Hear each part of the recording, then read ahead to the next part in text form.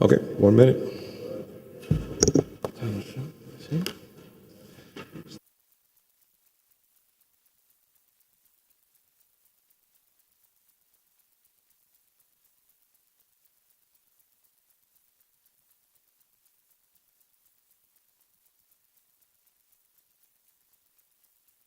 You ready?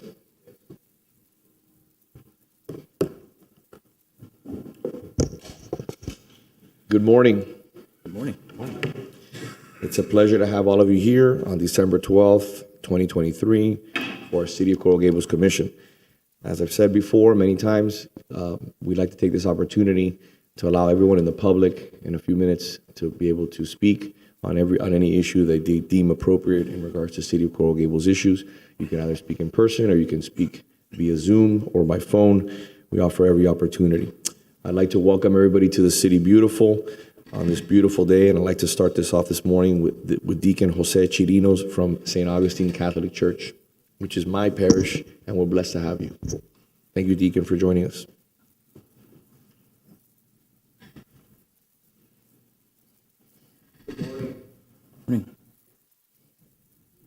We pray to you, O God of might, wisdom, and justice, grateful because through you authority is rightly administered, ordinances are enacted, and fair judgment is decreed. Let the light of your divine wisdom illuminate the members of the Coral Gables City Commission, and let it shine forth in all the proceedings and decisions so that they may tend to the preservation of peace, the promotion of happiness, and the blessing of equal liberty in the city. With your divine teachings, enlighten the mayor, commissioners, and city employees to guard our political welfare. By your powerful protection, enable them to discharge the duties of their respective positions with honesty, ability, and passion, inspiring them the desire to obey the law, especially the law of love, and guide them to work with a strong sense of service and justice. Heavenly Father, surround our city leaders with good advisors. We pray the grace of Proverbs 19:20 for them. Listen to advice and accept instruction, and in the end, you will be counted among the wise. Amen. Amen. Deacon, thank you so much for being with us today. We'd like to extend our well wishes to your parishioners and everyone at St. Augustine Church. Thank you, and God bless, and have a wonderful holiday season. Merry Christmas. Thank you so much. Commissioner Castro, would you please lead us in the Pledge of Allegiance? Absolutely. Pledge allegiance to the flag of the United States of America and to the republic for which it stands, one nation, under God, indivisible, with liberty and justice for all.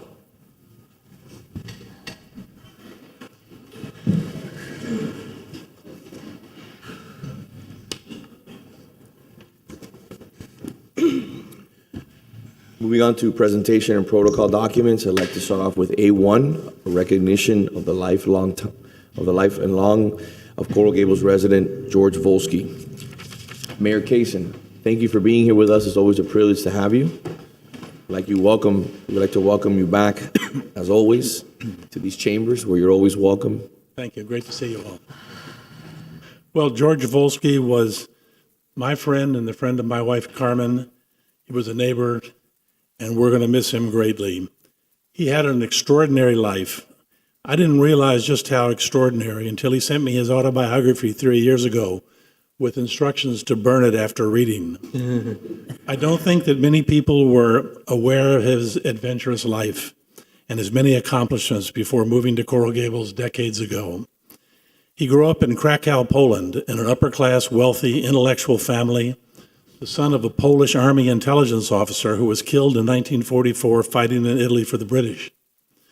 George was studying to become a physician when in August 1939, at age 18, he joined the Polish Army Reserve on the eve of the Russian invasion that divided the country with the Nazis.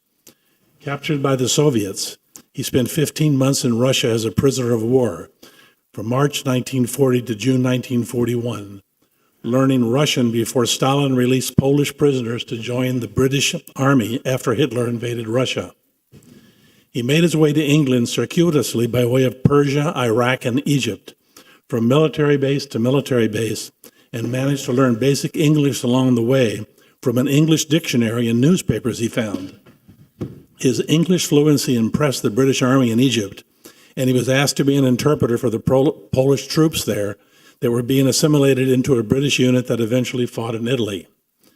After making his way 8,000 miles by ship around South Africa and the mid-Atlantic during the worst period of German submarine activity, in May 1942 he arrived in Liverpool with 1,000 Polish soldiers and was invited to join the Royal Air Force, the RAF, first as a quasi-interpreter go-between Polish and English Spitfire pilots in the Battle of Britain, and later as a member of a secret tactical mobile radar direction finding RAF unit that operated in France and Germany, guiding pilots to targets and safely back to base. He performed those duties starting just days after the Normandy invasion, and from August 1944 to the war's end, he changed locations 10 times, setting up operations throughout Northern Europe.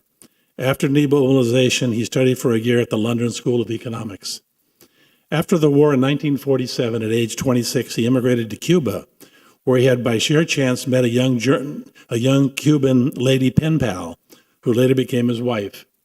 He lived in Cuba for 14 years and ran a successful family printing business until forced to leave by the communists, who briefly arrested him, keeping him at La Cabana prison for 2 weeks, before he managed to make his way to Miami in May 1961 with his wife Mercedes, son George, and in-laws. He was married for 69 years, and his wife Mercedes died in 2017 after a long illness, and George spent, I think, something like 12 years taking care of her. From July 1961 until the late 1990s, George was a print and radio journalist for the Washington Post, the New York Times, and the Voice of America.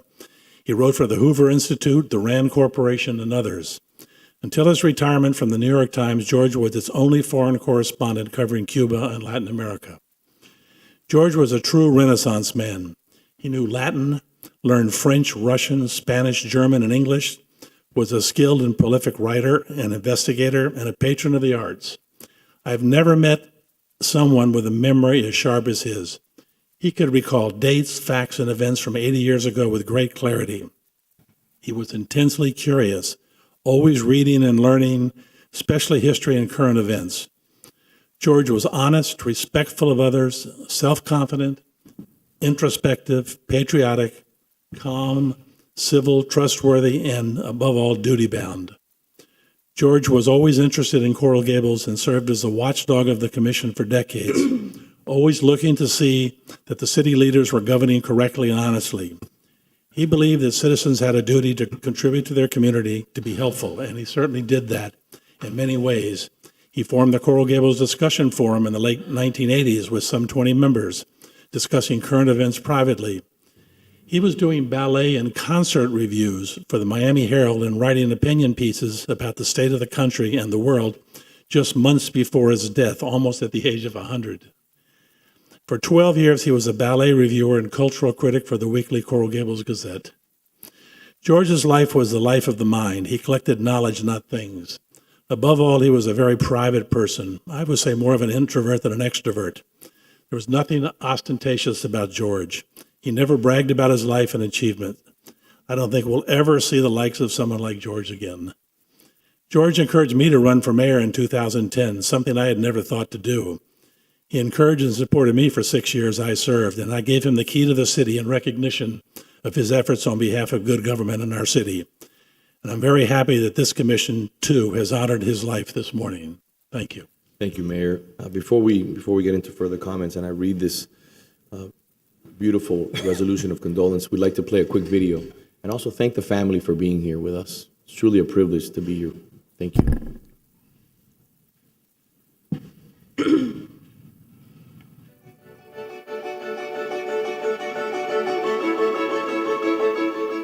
I came to Miami in 1947 in November. It was a very heated time. I was still an officer of the Royal Air Force. I hired a car. The driver was an ex-military man, American. So he drove me around. I remember it was $1 per hour. And then he said, there is something here called Coral Gables. Would you like to see it? I said, sure, how far is it? Well, it's quite far, but it's going to cost you $1 more, maybe an hour more. I said, okay, let's go. And then we came to 37th Avenue. And then we drove to opening of Miracle Mile. And then I saw for the first time a tramway. And I love tramways because I've been in tramways all over the world, in Cairo, in Bombay, in Europe and so on. Then we drove slowly through Miracle Mile. The city was attractive, was green. And then comes 1961. So I came here and I said, I'm going to live in Coral Gables. So this city has become my home. I've lived here much longer than anywhere during my long life. And Coral Gables slowly became to be known for good living. And for me, it was interesting there because practically all people in Coral Gables were from somewhere else, as I was.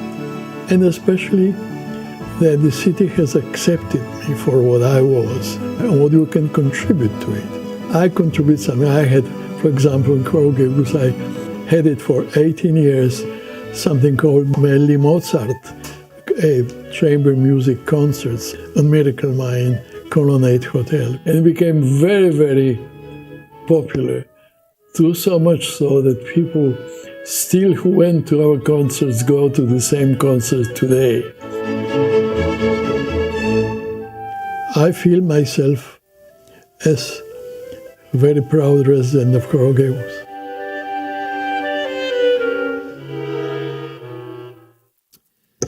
A true Renaissance man.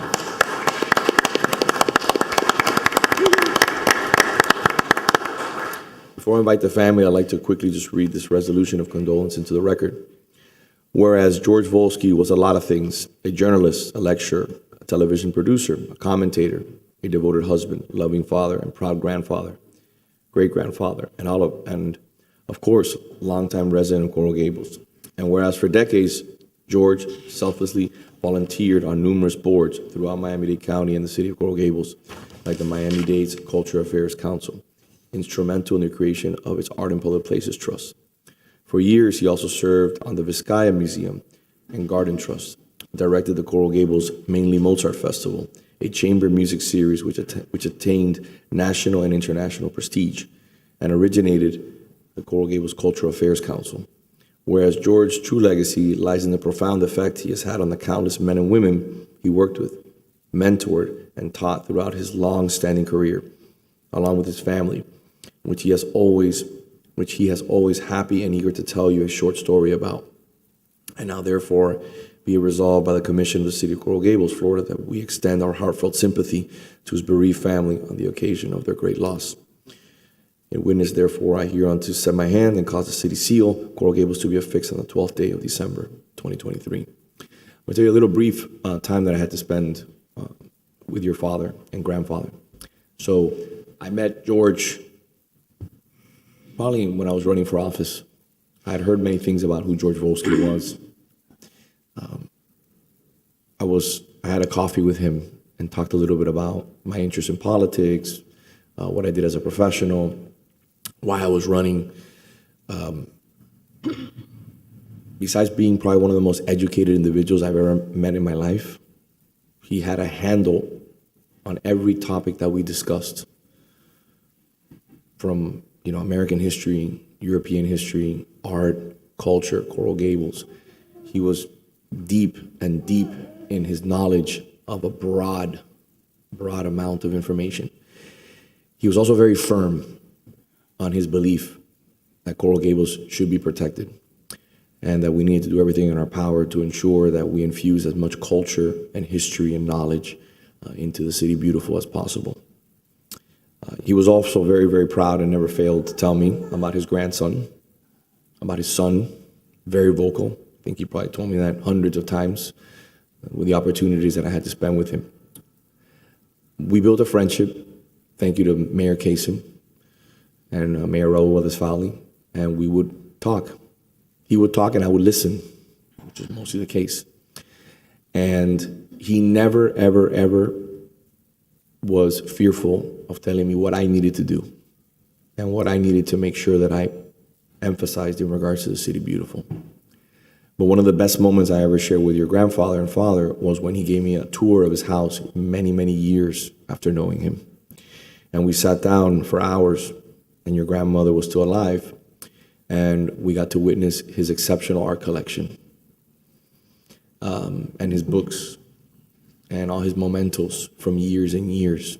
But he always harkened back to his family being the most important thing in his life.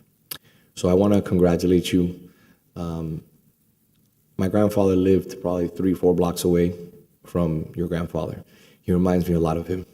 Exceptional individuals who were professional, who loved their family more than they loved themselves. So I wanted to put this on the agenda today to acknowledge an individual who gave so much, not only to the city of Coral Gables, but gave so much to his family. Thank you for that. Would you like to come up, please? Jim, thank you for those kind words on behalf of my father. Mr. Mayor, Mr. Vice Mayor, Commissioners, Mr. City Clerk, Mr. City Manager, on behalf of the Volsky family, I want to thank you for this recognition and remembrance of my father. As a Coral Gables resident for over 50 years, my father was dedicated to making the city a better place to live for all of its residents. To make that happen, he believed in good governance and having its elected officials act in a transparent and responsible way, always in the best interest of the city and its residents.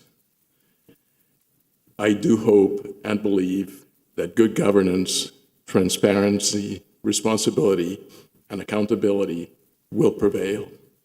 Thank you so much for this remembrance. Thank you. Thank you, sir. Doctor, I know you're busy. Well, I didn't plan anything. On behalf of, so I've heard so much said about my grandfather being a watchdog and somebody that made sure that people did their jobs appropriately and with respect and passion. But, you know, the way I remember him is my grandfather, the person that taught me how to drive.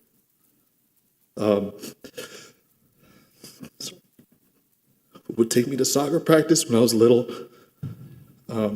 teach me about the arts, play classical music, and make me figure out whether or not I was listening to Mozart, Beethoven, Strauss, all of the famous composers. He brought with me, or he taught me the desire to ask questions, to constantly learn, to be the best version of myself. And I speak on behalf of my brothers that we say thank you. And his great-grandchildren, he has, how many is he on? Seven great-grandchildren. We will miss him deeply. And that's it. So thank you for this. Thank you very much. Any other members of the family or community would like to say anything? No, please. Well, thank you very much. Any members of the commission? What an exceptional individual. And at this point, you just have to cherish each memory that is left to let his soul live forever. So I'm going to just add to that. I've been told, and I know it's true, that when we lose a loved one, there's a piece of that loved one that's left in us forever and becomes a part of us. And I was blessed to be here on this commission when he came to speak. As we all have said, he's very, very sharp. I can only hope that I can remain as viable and as sharp as he is as I get into my extent of years that I can live. and he's definitely has set a good example for each and every one of us. One of the things that many people don't know is George was part of the driving force behind Gables Insider and the work that we did in Gables Insider. And the last conversation I had with George was keep up the good work and keep holding people accountable.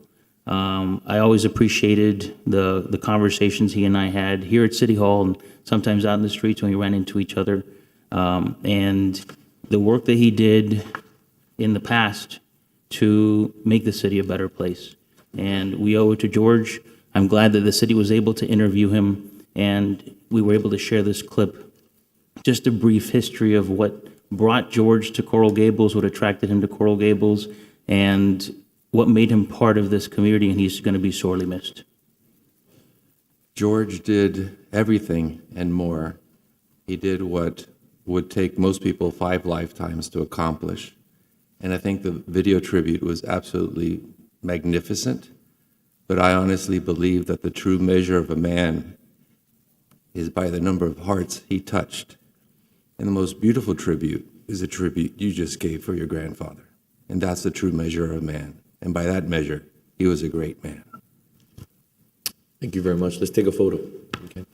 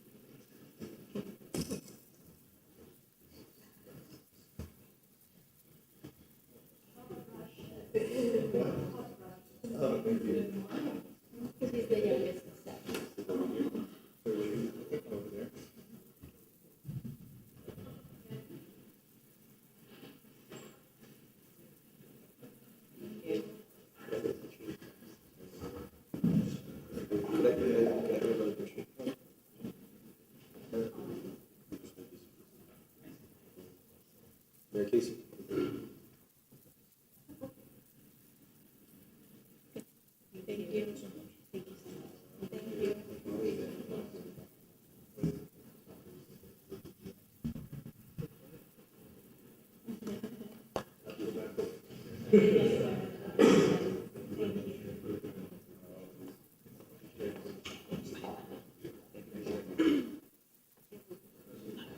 I'm sorry for your loss. Thank you.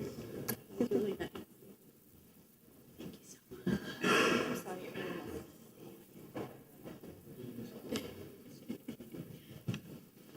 loss. I'm fine, thank you. The school thing. Yes,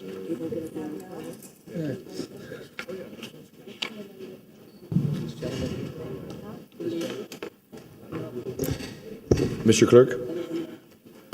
Do we Mr. have Mayor? anybody representing item A2? I'm not aware, Mr. Mayor. Okay.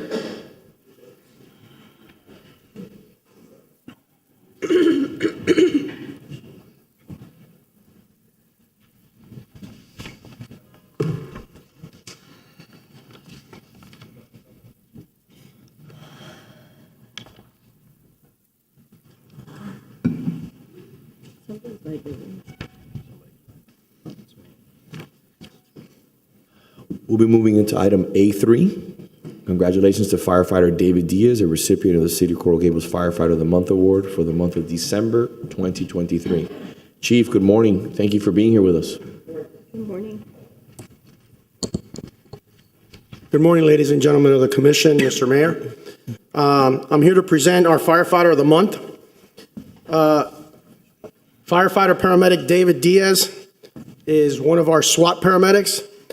He was a member of Rescue 2 when they responded to a victim choking at one of our local restaurants. A male in his 60s choked over dinner. His son attempted to do the Heimlich, which was unsuccessful. His son and a bystander started CPR on the gentleman until our crews arrived. David Diaz was assigned to manage the airway for this patient.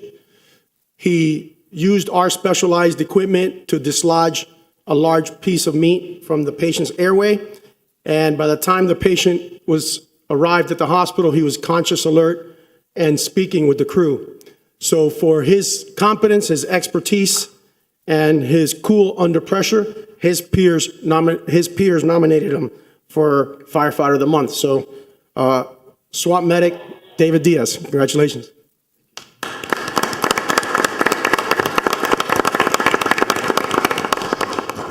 Thank you, Mr. Mayor and City Commission. I also want to say thank you to Chief De La Rosa and the command staff for supporting us and putting us through the training that is required for all these stressful situations. I also want to thank the crew that responded with me. I believe, it was just my role that day to be in charge of airway, but I believe anybody in that crew would have done the same thing, and they had the same expertise and training. And lastly, I also want to thank my family, my mom and my dad, and as well as my father-in-law for being here on this special day. Thank you. Thank you very much. Congratulations. I had the pleasure of meeting your parents in the back. Extremely proud of you. Extremely proud. So thank you, sir. I wanted to congratulate you and thank you for all your hard work on behalf of the city and your entire department. Thank you. Thank you, sir. Let's take a quick photo. I don't know when you're collecting.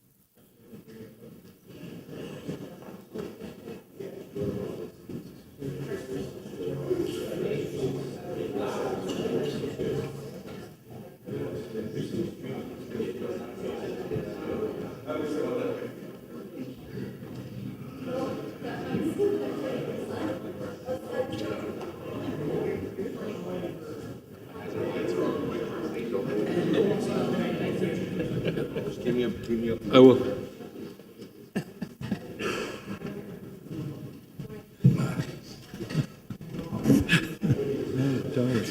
Moving on to B1, approval of minutes for the regular city commission meeting dated October 24th. Can I have a motion, please? I'll move it. I'll second. All in favor? Aye. Thank you. Moving on to public comment, Mr. Clerk. Good morning, Mr. Mayor. We have our first speaker today in public comment is Maria Cruz.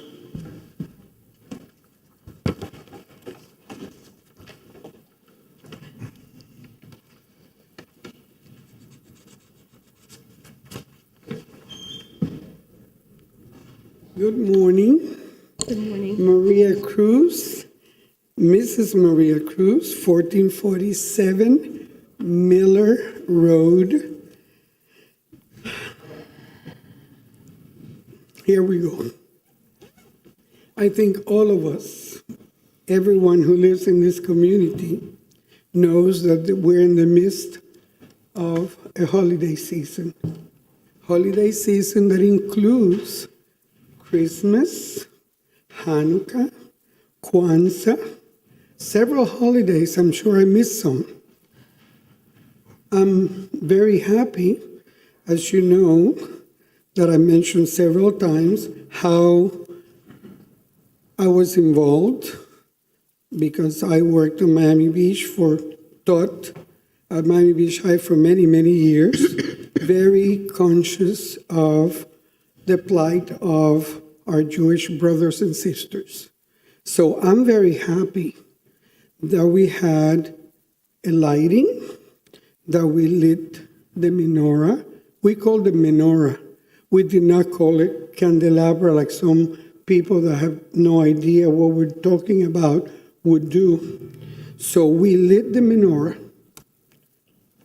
Very good.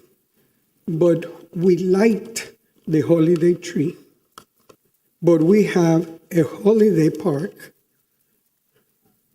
Why are we afraid to call it Christmas tree and Christmas park? Why do we need to tell people have a very happy season, have a very happy holiday, but we're afraid to say Merry Christmas? We say Happy Hanukkah, and I'm glad we do. But you know what? It is Merry Christmas. And soon, at the end of the year, it will be Happy Kwanzaa. We should not be afraid to hide what we trust, what we care for, what we believe in, and I'm ashamed that we still are doing that.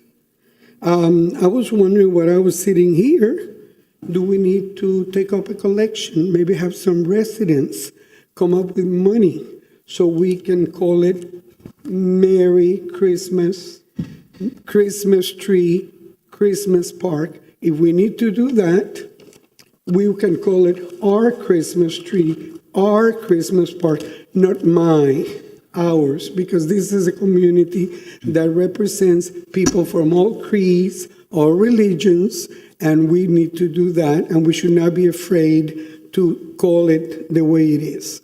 Thank you. Mrs. Cruz, just to let you know, yesterday I had a conversation with the city manager, and the discussion was for 2024 to definitely move in the direction of naming the tree Christmas tree. Mr. Clerk. Michael Maxwell.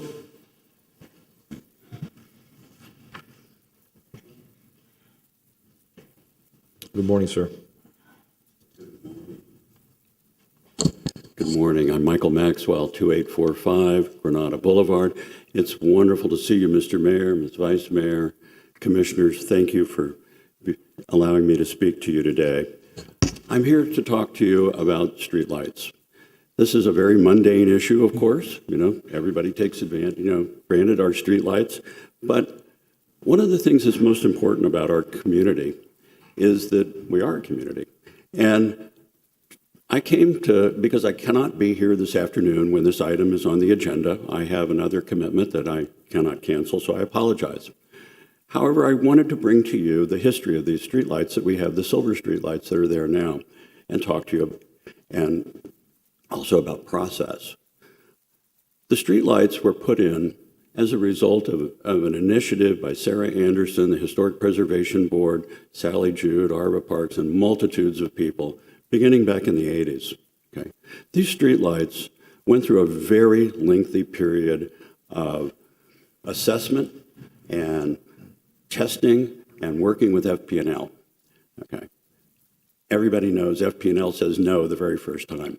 But having worked in real estate and government for many, many years, I can tell you that it's just like McDonald's. McDonald's, when they come to your community, will tell you no. And then when you tell them no, they'll come back and say, well, how about this? And then when you say, no, I want this, they'll give it to you. And the same in this case. And that's exactly what happened. The first streetlights went down Segovia, and they were metal. The historic streetlights, were really a multi-year process. Mayor Hartnett went in, then followed by Mayor Thompson, and then subsequent commissions, all to move these as the city standard streetlight. Why? Because these are the streetlights that most appear throughout the city, installed by Mr. Merrick. Now, the mayor has gone and done a wonderful job restoring some of the white-way lights. Okay. His efforts and the wonderful article in the Gables magazine this month is fantastic. I brought this to the attention of the city many years ago and also wrote an article in Jeanette's Journal in 2018 talking about these streetlights. And I'm really glad that my colleague Tucker Gibbs, called somebody and said, hey, we have these over here in Fort Lauderdale, because I always wondered how orphaned they could be. But In a city that sells itself, its pride and its heritage, it's really important that we maintain that heritage. It's not about what individuals like. It's about doing what is right and what it is that we say is right in our community. For example, the new streetlights have been put in all around the golf course, which is a historic district. The historic district has not ruled on this, has not looked at this, our Historic Preservation Board, has not looked at this or even considered it. We didn't know about it. To most of the residents of the community, and many hundred have talked to me about this, this is a huge surprise. And so while I understand processes, one of the things we have to do about the process today is stop it. Stop what we're doing and reconsider. Take a look at it, send this to the proper boards, and move it forward so that it's in keeping with the historic character of our city and what it is that we say we are as a group of people. We sell our history. That's what brings people here. What brought me, the trees, the fact that we all care, that this is probably the most caring community in all of Miami-Dade County. So I'm asking you today to work with the manager, stop FP&L from installing any more lights at this time. I'm not saying stop the entire process forever. I'm saying stop now. Don't get in any further because this is a commitment of money. Let's look and see to do what is correct, historically proper, and also to follow the process that we have. If we have a historic district, I can tell you that if your house is in there, as a member of the historic board, I'm going to be looking at your roof tile. I'm going to be looking at how you restore your house. And I'm going to tell you what you can and cannot do. The same goes for our streetscapes and our historic landscapes. These lights are the city standard street light. And you'll note in the materials that I sent to you, particularly regarding Ms. Anderson, she spent many, many years working to do this and took the lead on it. There's a plaque to her there at the Granada and Coral Way, circle. It's very important. I sent each one of you her obituary. We don't need to honor Ms. Anderson any further. What we need to do is work together to do what is right for our community, not what perhaps FP&L, said, well, this is what I've got in the catalog. We're a unique community. Let us honor that. Let us follow the process that we have.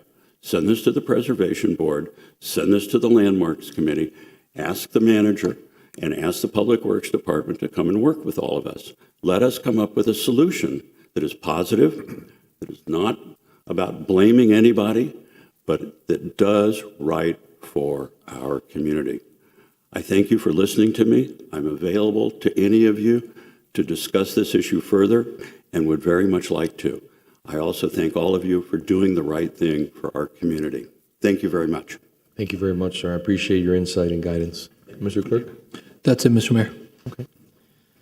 We'll be moving on to the next item before we have our time starting at 10 a.m.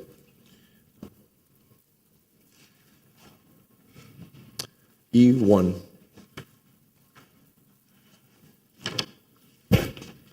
Mayor, E1 is an ordinance of the City Commission providing for text amendments to the City of Coral Gables official zoning code pursuant to zoning code Article 14 process, Section 14-212, zoning code text and map amendments to create carbon concrete requirements, a review procedure, and an appeal process that reduce greenhouse gas emissions, providing for repeated provision, severability clause, codification, and providing for an effective date. This is a public hearing item.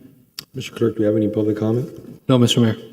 Has there been any changes since first reading? It is my understanding there are no changes since first reading. Madam Vice Mayor, as the sponsor? Yeah, there's been no changes, and I'm excited that we're able to, after many, many years of work on this project, be able to bring this to fruition. I know that the manager has designated carbon sequestered concrete for our Fire Station 4, and when I've explained this ordinance that we're going to be voting on here today, that many other municipalities, including the county, is very excited that we're leading the forefront on this issue. I've done the groundwork for them, and that they plan on modeling the same thing because we do have to take a positive step in a good direction. And I had great respect for our team, our engineers and our city manager's evaluation of this concrete as being satisfactory to address, not only construction, but tolerances in the future. And I think the way that we've worded this language, if it's technically feasible, will protect us in the future from any other challenges. So, Thank you. I'll move it if no one else has any other comment. Happy to second. Okay. Vice Mayor Anderson, Yes. Commissioner Castro, Yes. Commissioner Fernandez, Yes. Commissioner Menendez, Yes. Mayor Lago. Yes. Moving on to E2. Good morning. E2 is an ordinance of the City Commission providing for text amendments to the City of Coral Gables Official Zoning Code, Article 6, Landscape, by amending the utilization of artificial turf on open joints of pavement, and Article 10, Parking and Access, by providing review of materials and pavement joints, and providing for repealer provision, severability clause codification, and providing for an effective date. This is a public hearing item. Thank you, Madam City Attorney. As a sponsor of the item, the commission requested that this go before the Board of Architect to kind of get a review and a feeling and their opinion. How was the consensus? Right, so they prefer not to have fake materials in the front yard. They prefer to have it in the back or used very sparingly. They added in another material to be used between those joints. That would be slate chips. I guess it's a very costly material, but it's very nice. And they agreed that it should be reviewed by staff and not by the Board of Architects, just to add to their agenda. Okay. Do any of my colleagues have any other comments? Yeah, when you say this was it reviewed by the whole board? How many? Was it just a chair? Who was it? It was, the vote was taken by a voice. Was it individual votes? So everybody voted? Yes. How many? It was a voice vote, so I'd have to look at the minutes to see who was there. Okay, that's fine. Okay. Thank you. Yeah, I've been there for their voice votes before, and if any dissent, it's noted as well. And they're, unlike some of the items that I had in front of the Board of Architects on the Mediterranean design, they're pretty strong. I heard their comments at the time during that discussion on Mediterranean design that they do not like artificial turf in the front. So I had no doubt where this was going. So It was unanimous? Yeah, so I think they just did a voice vote, so it wasn't like individual votes. So no one said nay, so I'm assuming everyone was okay with it. Okay. Yeah. So I'll make a motion. I'll second. Mr. Mayor, before you do, I have a member of the public requesting to speak on the item. Sure, Maria ask Cruz. first.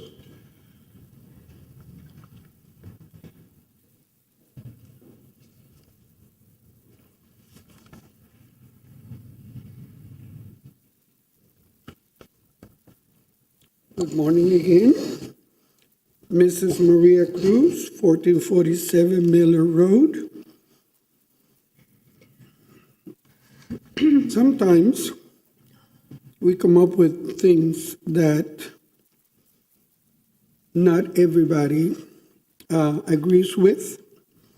We come up with things that the ruling class, if you want to call it that, think that that's the best. But the people that deal with it do not agree. So I'm here to tell you that since I sit at the Code Enforcement Board, we hear a lot about artificial turf. And I think this is a mistake.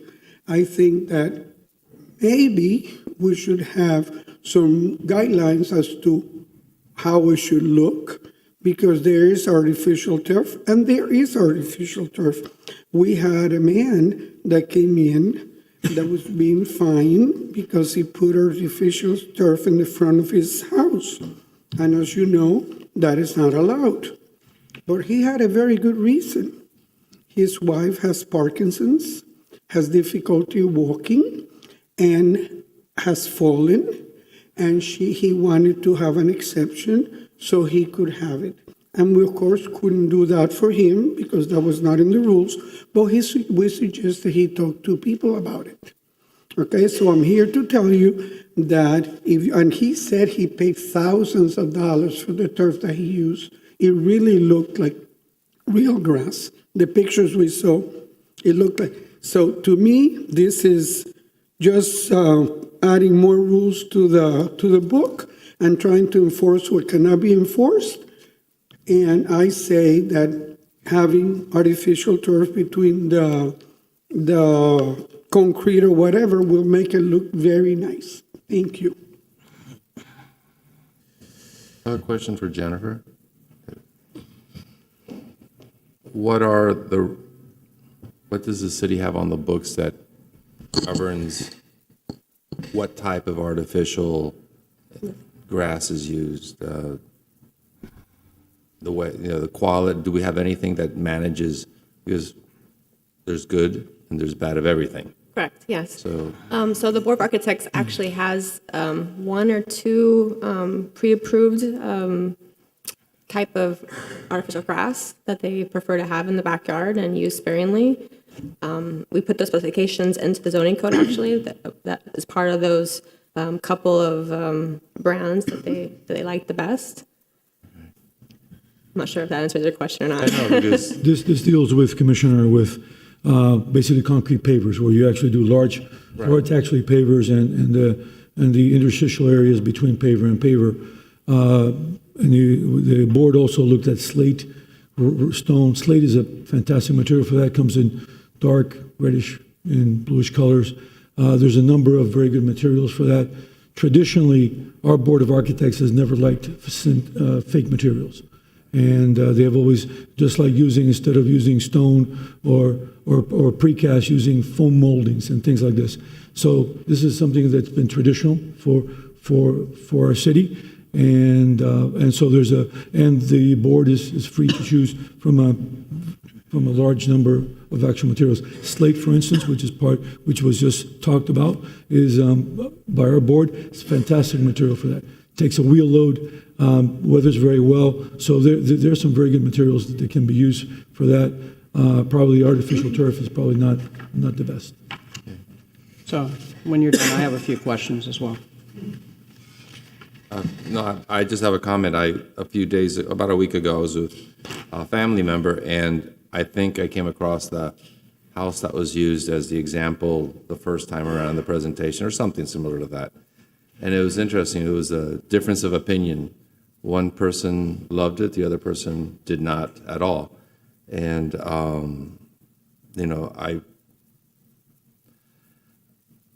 I think at the end of the day, there's a lot of subjectivity. Do you like a red wine or white wine? And, but I'm glad that we went through the process and had the Board of Architects chime in. I think that was needed. So, thank you for, doing what you've done on this issue. I need to follow up with a few questions here. I just want to clarify that what we're really talking about is concrete slabs between the joints, which is a very small space, which is hard to grow grass. Right. Right?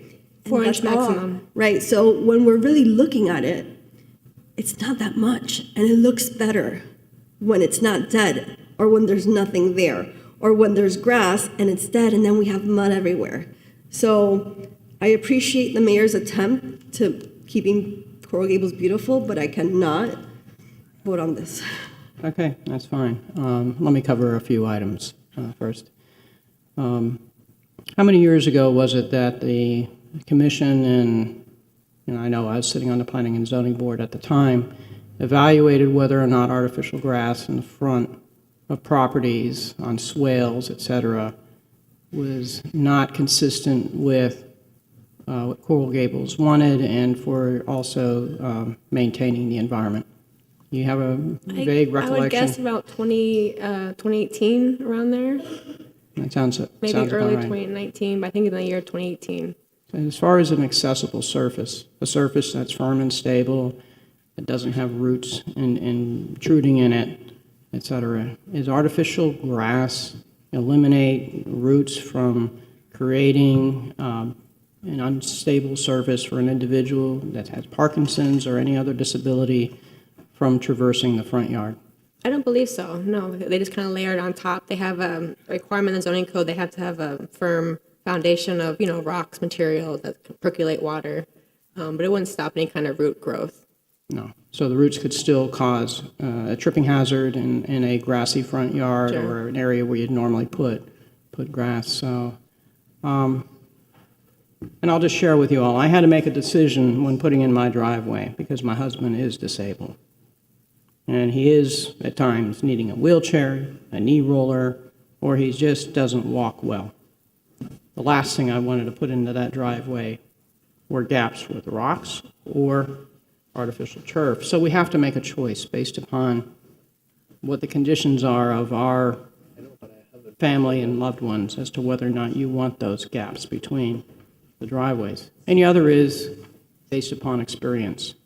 The amount of mud and dirt and tires eroding on driveway aprons, you know, when I had to pick up 6 3-gallon pots of dirt out of my driveway apron, and you pack that on top of artificial turf, it's never going to look good.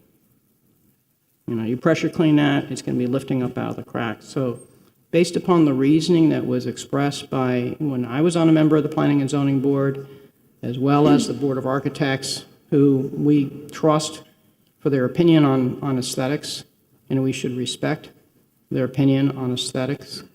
I am in favor of, you know, not having artificial turf between the gaps of driveways, because I've seen what happens in a relatively short period of time. It doesn't last. Okay? Just like putting carpet out there. It's not going to last. It's not meant for that use. You want to put it in your backyard, you want to put it around your pool, you want to put it somewhere in an area that doesn't get tire traffic, truck traffic, delivery truck traffic, then, you know, that's a different condition and it's not going to look bad. So We have a code enforcement department that is wonderful, and I know that if it's looking bad, we will do our best to make sure it looks good, right? Okay. You're entitled to your opinion. Thank you. My comment is simple. I still think that if the Board of Architects is mainly made up of non-residents, the Planning and Zoning Board is made up of residents, they voted against this.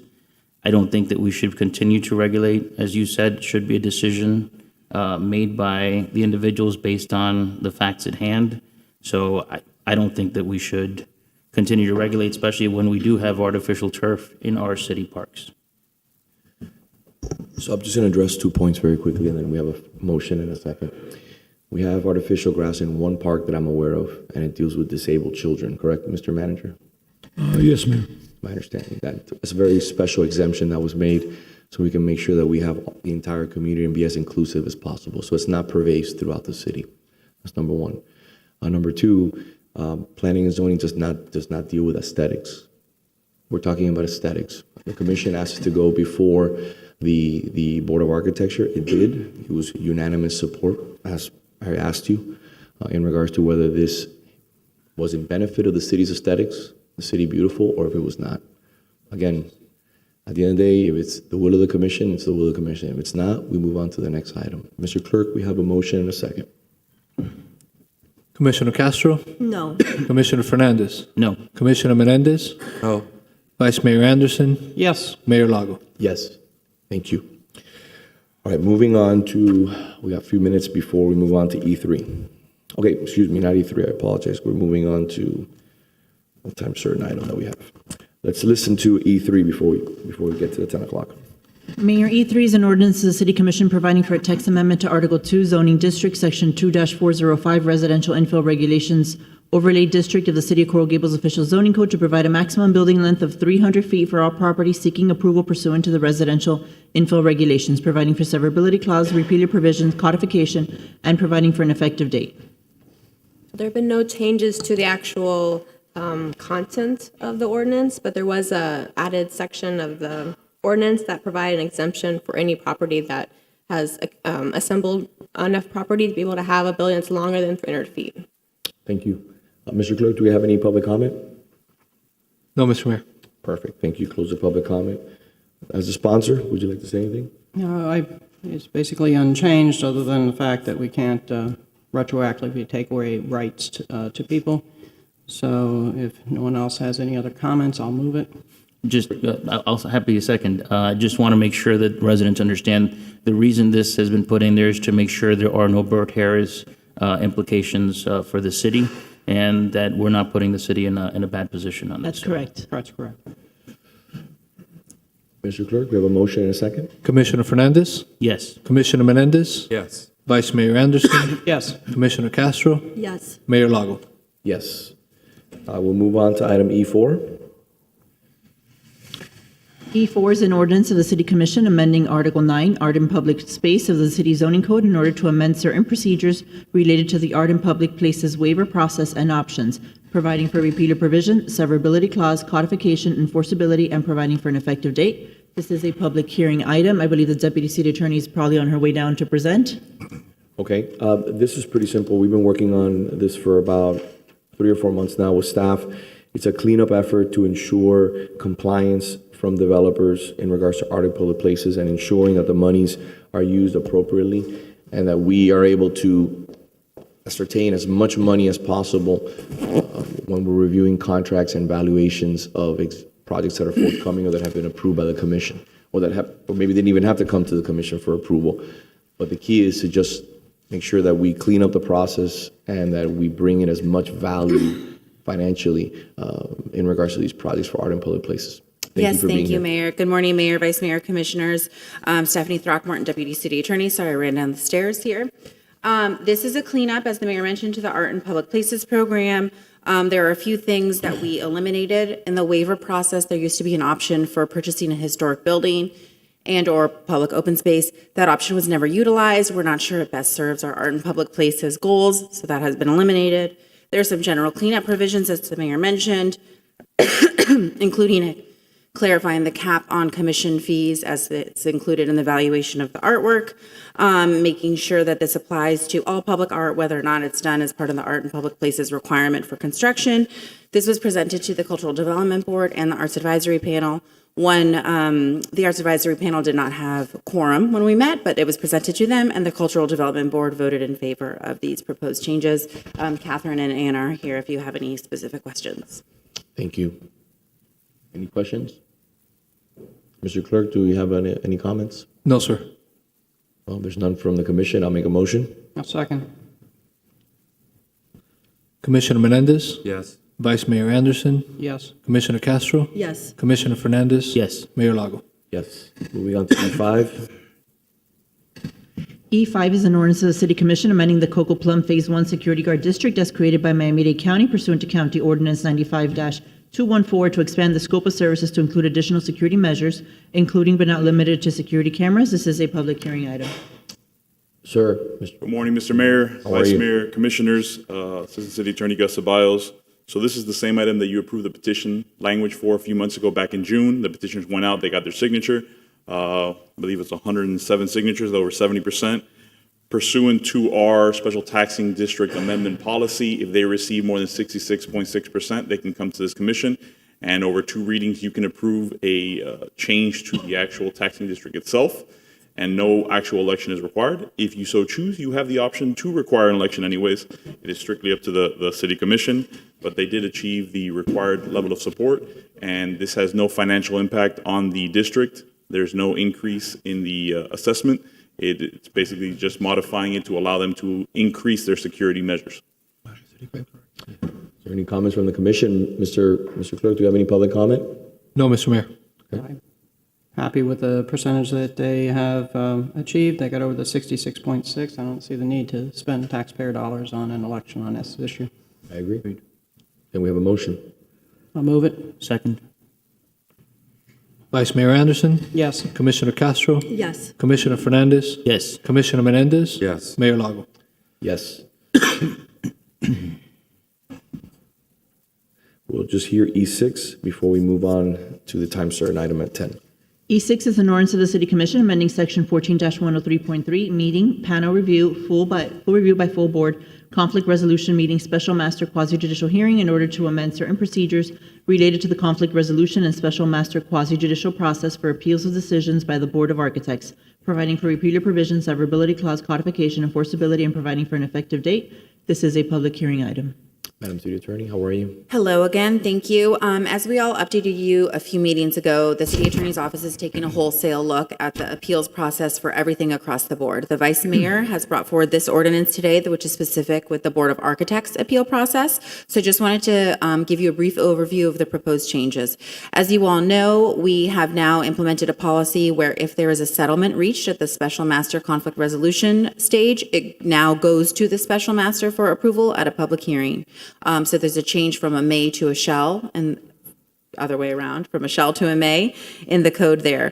Also, this specifies that for non-single-family residential projects, they will be heard by a panel of special masters rather than one special master. So that would be 3 special masters who are licensed architects in the state of Florida, as outlined in the city code. They are paid for their time, so we thank them, the 2 that we have right now, but we will need to get some more special masters in our wheel to make sure that we have sufficient panels. So those are the main changes.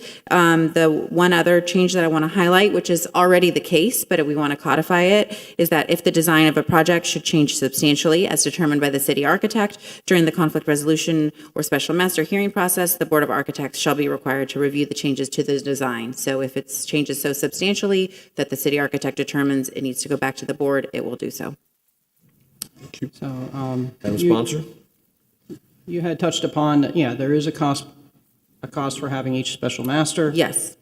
So, I mean, in our discussions, we discussed the necessity of having more than one special master for single family.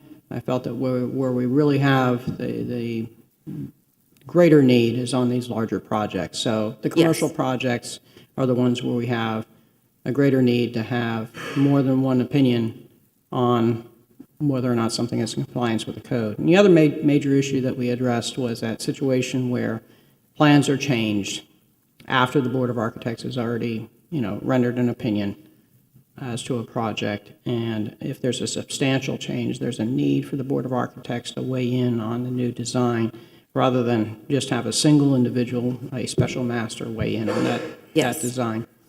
So those were two of the biggest items that I felt was necessary to achieve, as well as the mandatory, requirement that you must go in front of the special master, that there must be notice of this, to the interested parties involved. So I think this helps get us closer to the goal of having greater transparency and process, efficient process where we can have the public weigh in on projects. And I'll note that most of the appeals are those single-family residential homes, so we don't expect a major increase in cost or increase in number of appeals. It's just a once in a while we have a larger project that goes through. But as you all know, most of the Board of Architects appeals are smaller windows, roofs, shutters, et cetera. Right, and we don't want to put that kind of cost burden on the residential community. That's one the point thinking behind it. Vice Mayor, given that we may have a practical challenge to enlisting these additional architects to serve as special masters, we would ask for additional time for implementation of this ordinance. So perhaps between first and second reading, we can work on you on determining an appropriate effective date for this ordinance. Yeah, we're going to have that discussion because the goal here is to select individuals that are to be special masters and are not currently practicing architects. They're retired, and not going to feel compelled to lean one way or another on a friend's design, so to speak. So that, trying to eliminate that conflict. That's part of the reasoning we want 3 as well, to have that balance. So not just one, that potential for bias doesn't exist there, or it's balanced out. So I'm prepared to move it. Does anybody else have any other comments or questions? Yeah, thank you so much for bringing this up. I think we need to find a clear definition of what is substantial change, what actually qualifies for it's not very clear. Sure. I understand that hesitation. We discussed that with the sponsor. There's a lot of detail that goes into that city architect's determination, and to put that in the code would require listing out hundreds of factors that each that the city architect considers, the siding, the massing, the style, the aesthetics, it's not just one thing that would change. We looked at similar cities that have design review boards, and this is language that comes from their appeals process. And we also think it's what we've used in the past with the city architect's details to determine when something has changed. There are various factors that go through. Obviously, redoing, a small amount of massing is one thing, but completely changing that is another. But there's no like percentage threshold or anything that we could put in the code that would capture all of those details. So we're comfortable with this language. I believe this is what the city architect does anyways. But we're, happy to take any suggestions. I know this was a discussion we had with the vice mayor as well. I just foresee this being, the owner thinks this is not substantial change, but the city architect or the special master does. But I agree. If that's what you find is best in language, I agree with you. Another thing, we have 2 of them right now, but they don't work as a panel, correct? No, right now we have, we should rotate. We haven't had very many recently, so I don't know that we've had a chance for our new special master to sit yet, but that would be the plan, would be to rotate between the 2 of them. So it's rotate, not as a panel, not 2 of them. Now what she's proposing is 3 as a panel for commercial bigger jobs. For non-single family residential, yes, it would be a panel of 3. So that means 3 different signatures. It would be a vote. It Yeah. would be a vote. They would review it in one The 3 of hearing. them agrees. It would be a majority of them A agree. majority of the 3. Yeah. Okay. Right, just like the Court of Appeals, we have, an appellate district court, if you have 3 judges sitting on a panel, like we do in our local trial court level here when it goes on appeal, 2 out of 3 have to vote in favor or against a particular item. We're moving the code in a more transparent direction to avoid bias. This is an important first step, I think, and we can always come back and adjust as necessary. My original thought was to have 3 masters across the board, but that becomes quite a cost burden for residents, and I don't see that that's necessary if you're, changing your roof style or little things like that. Just on residential homes that usually don't matter. And also, what determines what is a commercial big job? Do we have square footage? Do we have? So it's non-single family residential properties is how it's defined in the code. In other words, only the single-family residential appeals of decisions of the Board of Architects relating to single-family homes, those are the ones that would be heard by a single special master. Everything else would go before the panel of 3. Okay. As So- proposed today. Yeah, as proposed. So exactly, that's the definition of the distinction: as single-family residential, one path, everything else another. So I'll give you a brief background. For instance, when you're changing zoning from apartments to townhomes, there's a significant loss in setbacks.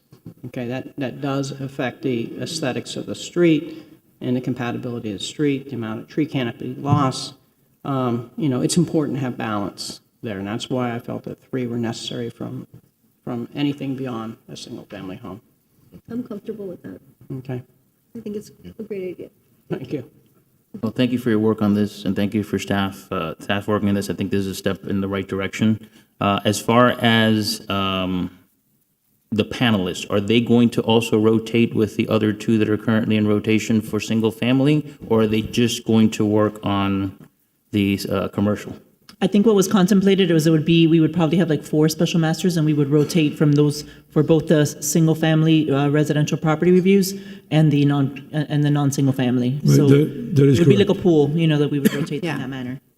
And I think what Commissioner Castro was mentioning is a concern that has come up before.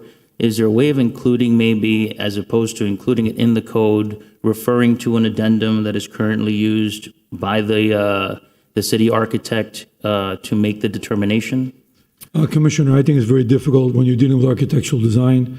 That's why we have a very good city architect. Our board of architects and our city architect don't deal with cookie cutter design. They're very good architects. They're very solid. I think we have an excellent city architect that can determine when something is beyond what the original work entitles, and it's very difficult to quantify that because we are dealing with design concepts. So that's why we are very fortunate that our city has a city architect that can make these kind of determinations. And I believe he's very qualified to do so. I'm happy with the direction we're taking, and that's maybe something we can revisit in the future, and maybe figure out a path that we can all be happy with on that. But I think this is a very important first step. Yeah, I mean, I can tell you, I consulted with a city architect on another thing, and I asked the question, is this a substantial change if they're increasing the setback or step back on a building? And usually that's looked at as a positive thing. So no, it wasn't. Right. You know, architecturally didn't, you know, so there was no need for that project to go back to the Board of Architects for something that, you know, residents want. So would you like to make a motion? Thought I did, but. I'll second. Mr. Clerk, we have a first and a second. Commissioner Castro, Yes. Commissioner Fernandez, Yes. Commissioner Menendez, Yes. Vice Mayor Anderson, Yes. Mayor Lago. Yes. Thank you. Moving on to, thank you very much. Moving on to the 10 a.m. time certain, agenda item 2-1. Good morning, Solange. Thank you for being here. Good morning, Mayor, Vice Mayor, members of the Commission. Item 2-1 is a resolution by the School Community Relations Committee. This resolution is requesting that the City Commission direct city staff to conduct a statistically representative survey of Coral Gables residents regarding education and public schools, and including education in the 2026 through 2029 Coral Gables Strategic Plan. The SCRC chairperson, Dr. Winnie Chang, is here to speak on the item. Okay. Doctor, how are you? Thank you for being here.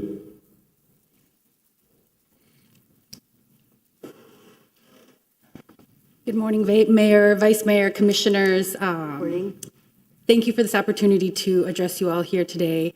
After the July Commission meeting, the SCRC, took your instruction very seriously about wanting to craft a strategic plan, working with the city to really elevate our education in our city beautiful. Through multiple meetings, data requests with the district, lots of voices from the citizens, some louder than others. We know that we all think that education is very important in our city, but I think there are some details of our educational landscape that maybe are still unclear. For example, we're not very sure the number of our residents that attend public schools versus making other educational choices. And so in wanting to craft the most efficacious and effective strategic plan for our city is why we have these two details of this resolution, which is one, wanting the city to put education as part of the strategic plan for the 2026-2029 iteration.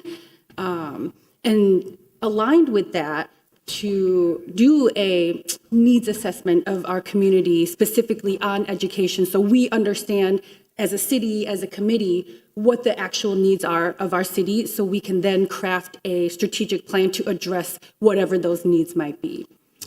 Perfect. Thank you. Mr. Manager, I had the pleasure of meeting with several members of the board. I think it was 2 weeks ago. We met at my office during office hours to discuss this legislation and this addition to the strategic plan. I think it's a great idea.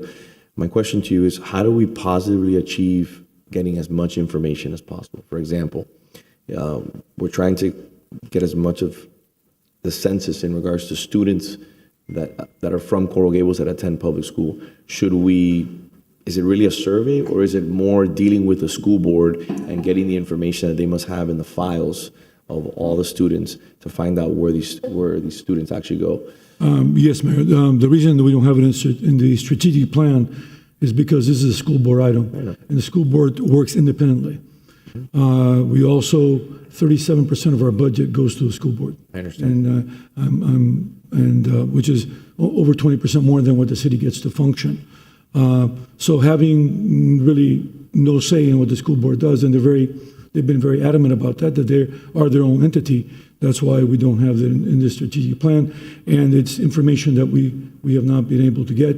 The last information that I received a number of years ago was that Coral Gables High was about 14% residents, but that's the last information we have. So what I think that we should do is, again, I think adding education to the strategic plan to me is a non-issue. I think it's something that we could do together. Again, I'm not willing to make a financial commitment right now.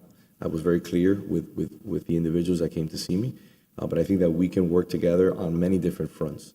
Like we already do with Maritera Rojas, the school board member who for years now has had her office hours here in City Hall. we have multiple different meetings with representatives from the school board. But I think we can continue to expand on that role without having to make a financial commitment. Because like you said, we do make a pretty significant financial commitment already as a city, 37% of our budget. But what I would like to see, just to get like concrete numbers, is I would like for our school board members to provide us with comprehensive information in regards to the schools here in Coral Gables, how many of those students are actually Coral Gables students.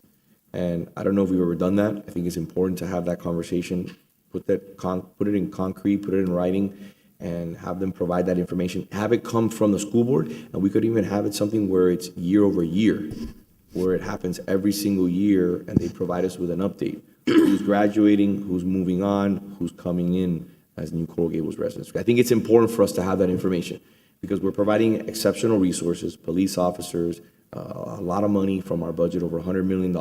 And I think it's important that we know how many of our residents are engaging in the public school system. And Mayor, I believe that we have a very good rapport with the school board. Great. Chairman Rojas, we have a very good rapport with her, and she says she's excellent. Superintendent, also excellent. So we have very good rapport with them. We will contact them and get further information, and so we can look at it from a strategic plan perspective, from kind of a cooperative perspective. So, Commissioner? Mayor, when you have. Just want to, I'm good with having education be part of our strategic plan. We always tout the quality of our schools and trying to draw people to live in our community. So I think it's just a common sense move. It's something George Merrick obviously helped establish several educational institutions. I asked for Fred Cusero, our Director of Community Recreation, if he could, to talk just briefly about the things the city has done with regards to education in the past.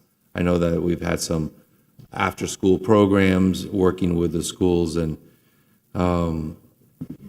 Fred, sorry to put you on the spot, but I remember you once talked about the city's efforts with regards to education in the past. Yeah, so one of the big things that we worked on with the school relations committee is right now we focus on the literacy part. We do have a literacy fest that we've worked in conjunction with the school board helping us. We do assist them with certain things. Village Park, we do a joint use with them. I work with their physical education teacher. I know they had a field day the other day, so we try to get things done for them there. So we've tried to do some things there. In terms of, educational programs, we don't try to do too many that would compete directly with the school. But what we do is, we do have an after-school program. We work with our schools. We do have a transport system where we're able to bus them in. They come to our after-school. So we do work with them in certain ways. We try not to step on their toes and do things that they're already doing. Was there a point in time where we did perhaps step on the toes that you recall? I think you mentioned it once. Well, put it this way. Go ahead. It was an overlap of some sort. We did have some overlap, but this is many, many years. This is back when I might have had I've been around a little long bit of hair. time, and I remember No, we did do a few things where we had some programming where people were coming in, and we had contractors that wanted to do certain things. And when we talked with the school, it was like, maybe we'll leave that to them. What we found is a lot of the instructional stuff. We do get some requests for educational things, learn to read, tutoring, that kind of thing. And so we've worked with people when we're able to get them, but back then there was some concern about homework and whether the tutor was following the school curriculum and things. But we actually, in our after school, we do have homework counselors that help with homework and things like that, but we're trying not to get into the educational space. Unless I get a contractor that has a good connection with the school board or something where they're offering the services that would help for test prep and stuff, but we really haven't gotten that. And that might be an area down the road to partner if there's a need, since, the city has some experience or history with that. That might be something to consider looking into. Yeah, absolutely. And if I might, just to add a little bit to this dialogue here is, the committee totally understands the financial commitment as citizens of the city and to the public school already. And I think more than just the data and numbers through the board, like through the school board, which I think is also really important, I think getting a snapshot, collecting information from our residents, not only just about where their students attend school, but perhaps what are things they're looking for in schools. And if we might be able to infuse that into our public schools and drive more of our students to feel like they can be served by our public school and put our tax dollars to better use, right? Because they're going to the school whether our students go there or they go to a charter or they go to a private school, right? And so, so I think more than just the numbers and the data, I think it's really getting some feedback from our residents about, well, what do you expect from your education, from your public education? And then we could better move and strategically plan in that direction, and maybe feel like we're using our funding to the public school better. Mayor, if I may. Yes.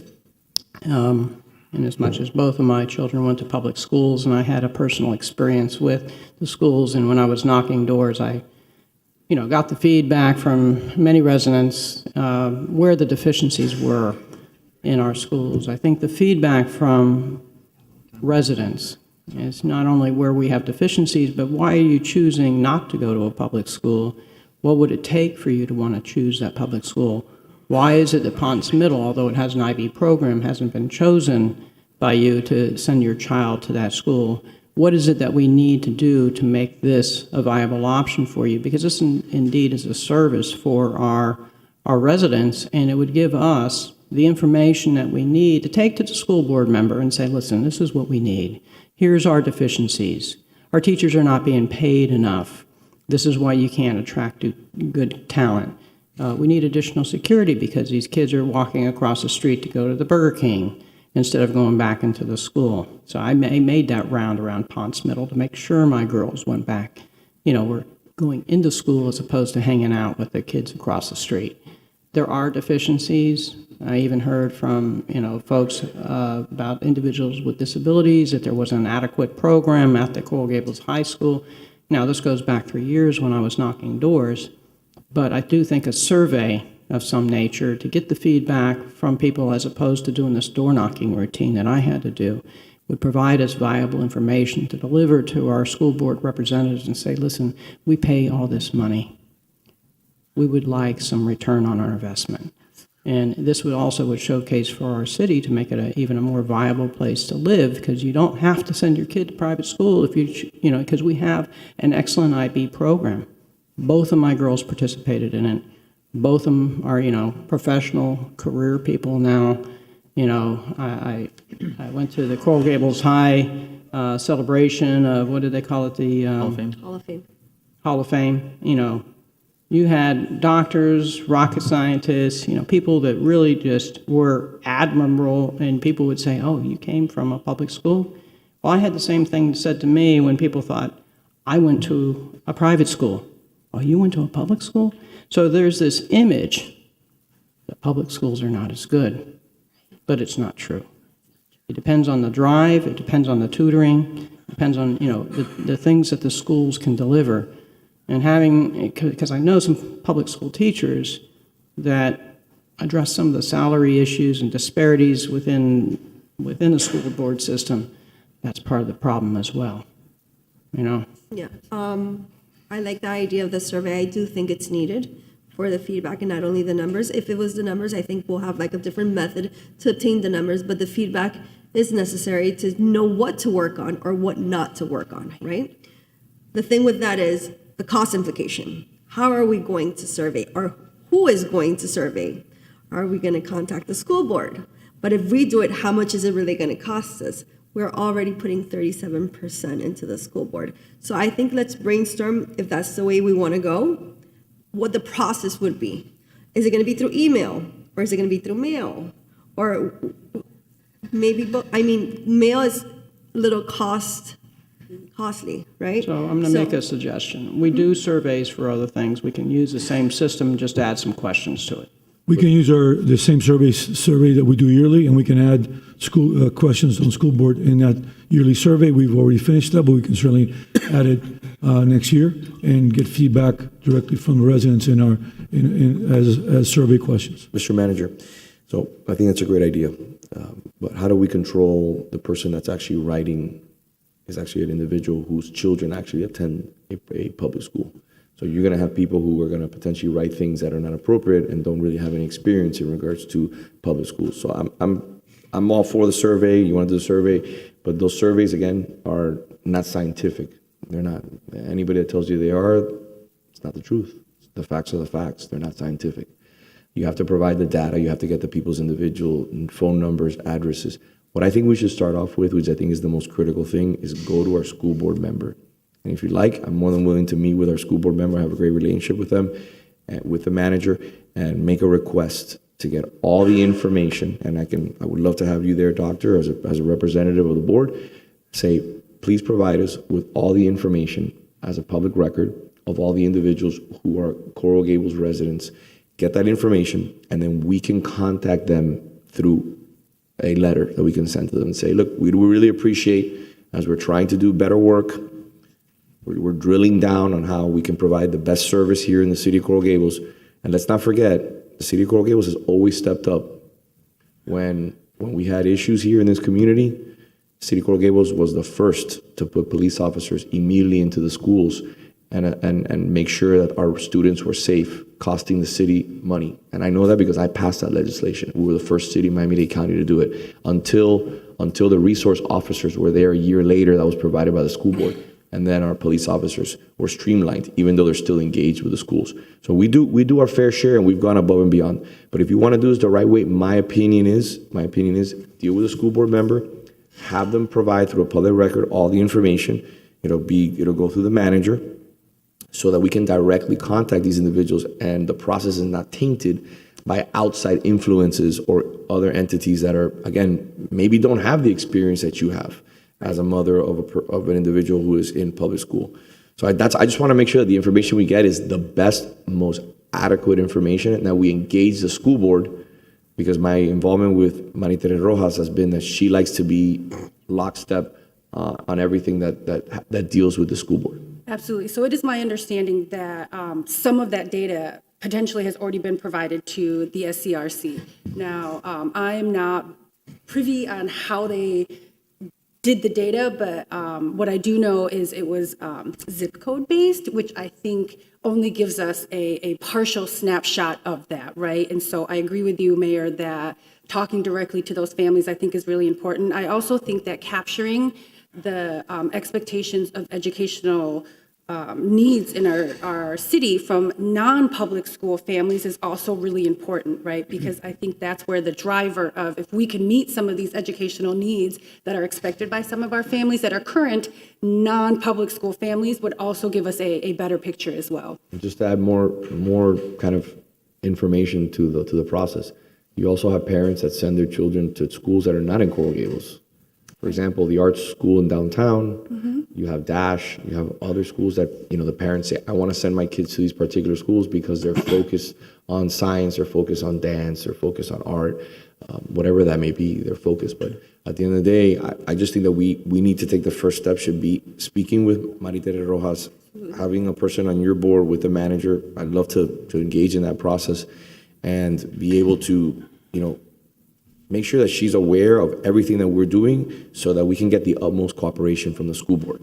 And I think that would be the most appropriate thing as our representative to do. I agree. I completely support We can bring it that. back to the commission in the next commission meeting in January to show the progress. We can bring Maritere Rojas here to show a little bit about what we've been doing. We can have a meeting in the next month to have a conversation about what would she, at least get her feedback on the most appropriate way to move forward, which is something that I think is just the appropriate thing to do and gives her consideration as our school board member. So I think there've been a lot of great comments up here. I think everybody has made very valid points. I agree with the vice mayor. I think it's important to also gauge what has kept some people from sending their children to some of our phenomenal schools. I think we're a community that's blessed with some of the best schools in all of South Florida. Coral Gables Senior High School is one of the best high schools in the country.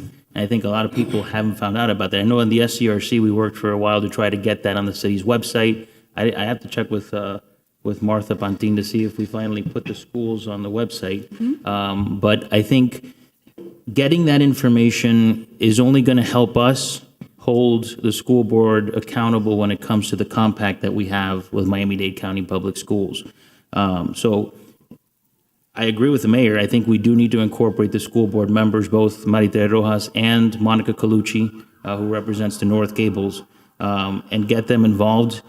One thing that I would recommend, maybe we can hold a sunshine meeting with the two of them to discuss this and find a path forward where it's not just the city involved, it's also a buy-in from the district in order to make sure that we have the biggest bang for our buck, so to say, and make sure we get the best data. And the mayor's right. These surveys are not exactly scientific most of the time.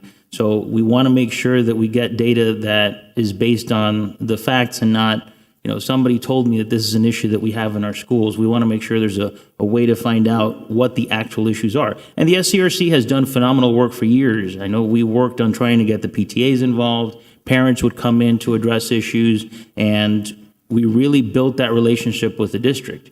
One of my first meetings on the SCRC, the city and the district weren't even in speaking terms. But thanks to the prior commissions and the work of the SCRC, we were able to build on that relationship where we work cohesively today on addressing some of these concerns. And I think it's important to find a path forward, working with the district to make sure that we address the concerns our residents have. Mr. Manager, will you do me a favor, please? Will you, over the next month, coordinate with the commission, the board, and obviously the school board members so we can have a meeting as required? Okay? Yes, ma'am. So, does the commission wish a sunshine meeting? It's fine. It's perfectly fine with me. It would have to be a joint sunshine meeting because for the two school board members, they have to sunshine it as well. Yes, ma'am. Yeah, I hate to ping pong people and telling them, oh, go do this, and come back for, listen. I hate that. But I don't know if you guys would be open to it. I know you were mentioning a sunshine meeting, but I was thinking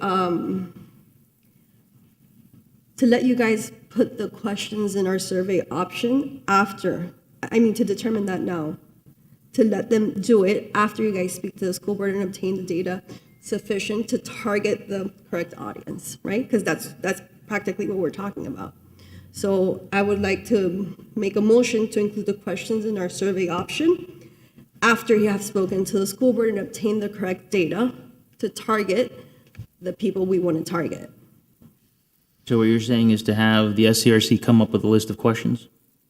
Well, that's what the survey was about, the questions, right?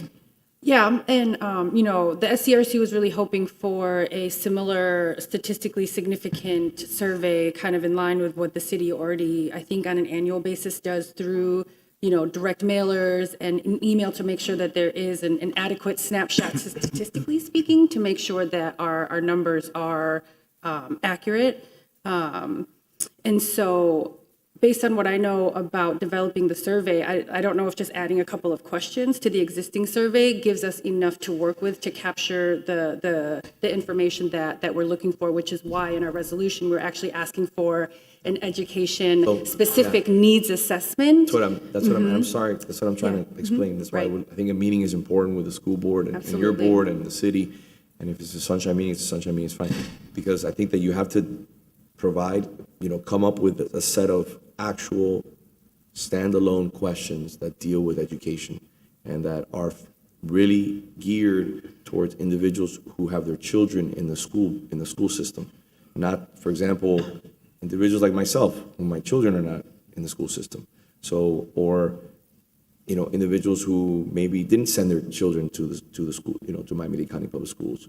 Or people who don't have children. They're going to be writing comments on a survey that deals with a whole host of issues in the city and may not have an actual experience or knowledge in regards to what's actually happening in the school system in those schools. So I'm of the belief that we have a meeting, we sit down, we have a conversation, everybody comes together, we have a conversation about, okay, do 5 questions, 10 questions, what are the questions going to be, what are we going to address, what are we looking to find out, what is the best form to get the most feedback and the best bang for our buck. And then put those questions together, and send it out to a group of individuals in the city that are directly affected by their interaction with the school board. So I think that's what, I mean, I think that's the best way to get information, instead of having 51,000 people potentially filling out a survey, that if you're telling me it's 14% of them are only school board, engaged with the school board, you're talking about maybe 7,000 or 8,000 people, but you're potentially giving another 42,000 people the opportunity to write something on a survey, and they don't have an actual experience or engagement with that. I'm not saying that their information is not warranted, but I want to hear from people like you who can tell me, hey Vince, look, lunch is not good, or we need more school security, or the crosswalks are inadequate, or we're seeing issues with electrical issues, or whatever it may be. We want more extracurricular activity. We want more after school programs for math or English or reading, to focus and drill down on certain needs for children. I think that's the most effective way to get a response. Mayor, and if I may say, our current survey is accurate, but it's accurate on a citywide basis for citywide issues. It doesn't deal with if the board is looking at something specific for schools, and it can have various questions, but it's limited in the number of questions that it can have, because it's generally it's statistically correct, but for general citywide issues. If we want something for the school board issues alone, then you are correct. We would have to have some type of survey that would be geared for school board issues only, and statistically geared towards that. Our current survey doesn't really deal with specific school board issues. It deals with general municipal issues. I just want it to be as effective as possible. You were going to say something, ma'am? Yeah, even just with my limited survey development background, if we did have a standalone survey, we would be able to start off with, do you have children? Yeah. Where do your children go to school, right? And then we'll know subsequently any feedback that they're giving, where that feedback is coming from, right? And I think that's how we capture the needs for public families and for non-public families. So the problem with surveys is it's random sampling. So you're never going to hear from some people. So I think let's start with a meeting, and let's drill down on what it is that we need to do. Yeah. It may not be a survey. Instead, it might be, a listening session. I know the mayor's done a listening session before. People can email in their suggestions, such as the person whose door I knocked and said, hey, listen, we really need this at the high school. We don't have this at the high school. I don't remember even who that person was. I know approximately where their street was, but I remember the issue, that we did not have adequate facilities at the high school 3 years ago for them to be able to send their child to the closest school possible. And why don't we have it? They had to, truck them all the way across the county. So these are the types of things, and I think perhaps, a listening tour, if you want to call it, and the meetings to drill it down would be the best way forward. So, if I may just, please, and tell me what your opinion is, I'd like to know. So what I think we should do moving forward is have the meeting in the next month or so, before the next commission meeting. We'll put the item back on the commission for a meeting in January. You think we can get it? Mayor, it's going to be very difficult having it I know. in December. Right. So I don't probably want will to try to have the meeting So sometime in January. we'll have it in the late January, probably maybe early February commission meeting. We'll have it sometime in January, so we can make sure everybody can attend and make sure we get the interested parties. One of the things that I want to say, and I'll say it on the record, I want to cover the city, because what ends up happening is, and this, my colleagues will tell you, we get these calls, hey, nobody reached out to me. Oh, I didn't get a survey. And it happens. What I would like to have is the school board send me on a zip drive. The manager can have it. We don't need to see the addresses. We don't need to have that sensitive information if nobody wants to give it. Actual list of people, who are these individuals? What is their address and what is their email? Whatever they have to have something when children enroll, contact for emergency or anything. And then we can reach out to those people, and then nobody can say that we didn't reach out to the most affected parties. And then we can have a big symposium. We can ask to lend us one of their large facilities, and we can invite everybody to come, and we can have a conversation about what are we trying to achieve? What is the goal of adding the education into a strategic plan, which I think everybody here on this commission is in favor of, but I don't want to be in a situation where we're randomly selecting who gets surveys, and then you have people who are filling it out that don't have any experience. I can't tell you about the public school system because I don't send my kids there. But I know it's critically important to the future of our city, and it's I know it's building tomorrow's leaders, but at the end of the day, we need to get the right people engaged. Absolutely. Mayor, Vice Mayor, the commissioners, I thank you all so much for your openness in including the education as a strategic initiative in the next strategic plan, as well as this brainstorm of how we might want to collect the information. Because to me, I don't, how we collect this information, I'm at the will of experts, right? However, I do think the outcome of what we find so we can strategically move on some of those initiatives, I think for me is the important thing. So as the chair of the SCRC, as a citizen in our community, as a family of public schools, I appreciate all of you and your continued support for our community education. I'm gonna ask the clerk to put this back on the agenda for the first meeting in February, and ask the manager to move forward, as we discussed, with interacting, engaging the school board, getting the information, start working with the SCRC to start, getting as much information so that we can have them we can have a meeting at some point in January to flush things out. And then the manager will send all the information request to the commission. The commission will engage with the manager and talk a little bit about what we want to see in that meeting, and the SCRC will also provide their input in regards to what they want to see in that meeting. Is that fine? You okay with that? Yes, Yeah, absolutely. the one thing I would ask is the SCRC in the next meeting or next couple of meetings prior to this, start brainstorming some potential questions that you think would be important, just so once we have that meeting, we're ready and we can kind of give the school board an idea of what information we're trying to gather. Great, we can do that. Thank you for being here. Thank you so much. Appreciate Thank you. Thank you so much. Moving on to item E7. Mr. Mayor? Yes. We have members of the public I who want to apologize. speak on the last I thought- item. I thought we had caught that. I'm sorry about that. First speaker, Maria Cruz.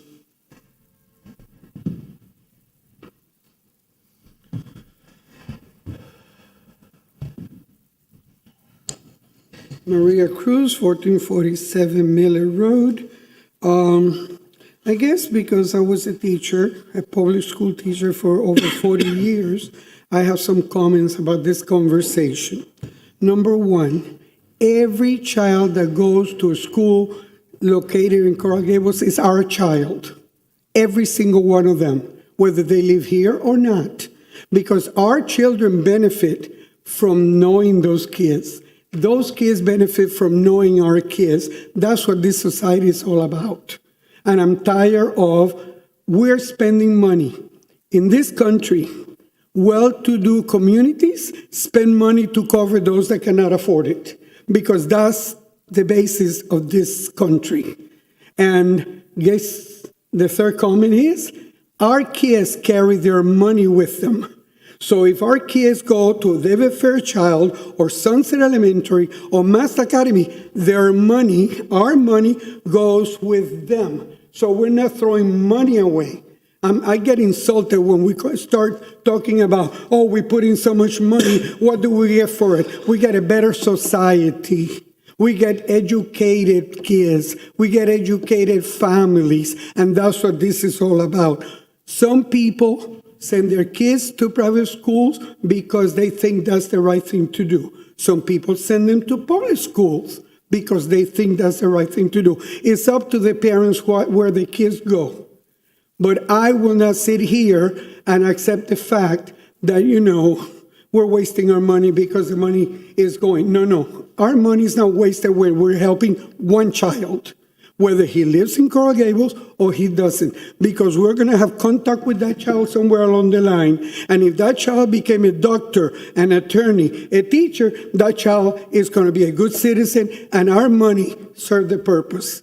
And let me tell you, one of the things that make this community so good for real estate agents is that we brag, and they know we have good public schools, because not everybody that moves to Coral Gables expects to send their kids to private schools. Okay? Some of us believe in public education. Some of us approve that public education is good. Some people went to private school and they're no good. Some people went to public schools and they're no good, and the reverse. Going to public school or public school does not make a person a good person, and we need to consider that. The next thing, we keep talking about working with the school system. Last time I spoke, I talked to you about how Miami Beach was able to do that. They still do it. They have what could be what you have, an education committee of the city of Miami Beach. And when the city comes up with ideas, they see it once a month. The city comes up with ideas, the parents come up with ideas, and they sign compacts, and they come up with wonderful things. The children that go to a Miami Beach school have access to ballet, music, anything you can think of, because what the schools cannot provide, the city steps forth and does it. And this business of only asking people that have kids in school is wrong, because the whole community needs to be involved, and the whole community needs to say what they want to see in the schools. Because you know what? Perfect example, once again, Miami Beach. We had more elderly people than we had kids. We were closing schools because we didn't have enough school children. And yet you could knock on any door and say, that school, we have a series of kids that don't have money. How much do you need? The adults, the grandparents, the uncles, the people that do not have kids also care about the kids and the education provided to those kids. And you need to involve the whole community, because if not, your community is going to come and say, okay, we're the taxpayers, we put the money in, why didn't you ask us? We want to have a say. Everybody that lives in the city should have a say on what the education is that's available in this city, what our kids and all the other kids can get. The more kids we cover, the more opportunities we give to every child, regardless of where they live, a better society will happen. And you all need to get off your high horse and just compare the money that we give, because you know what? Then let's just fix the streets that we travel on, and don't let anybody else come this way, because we pay for the road. No, wrong. Mr. City Clerk. Marlene Ebert. Good morning.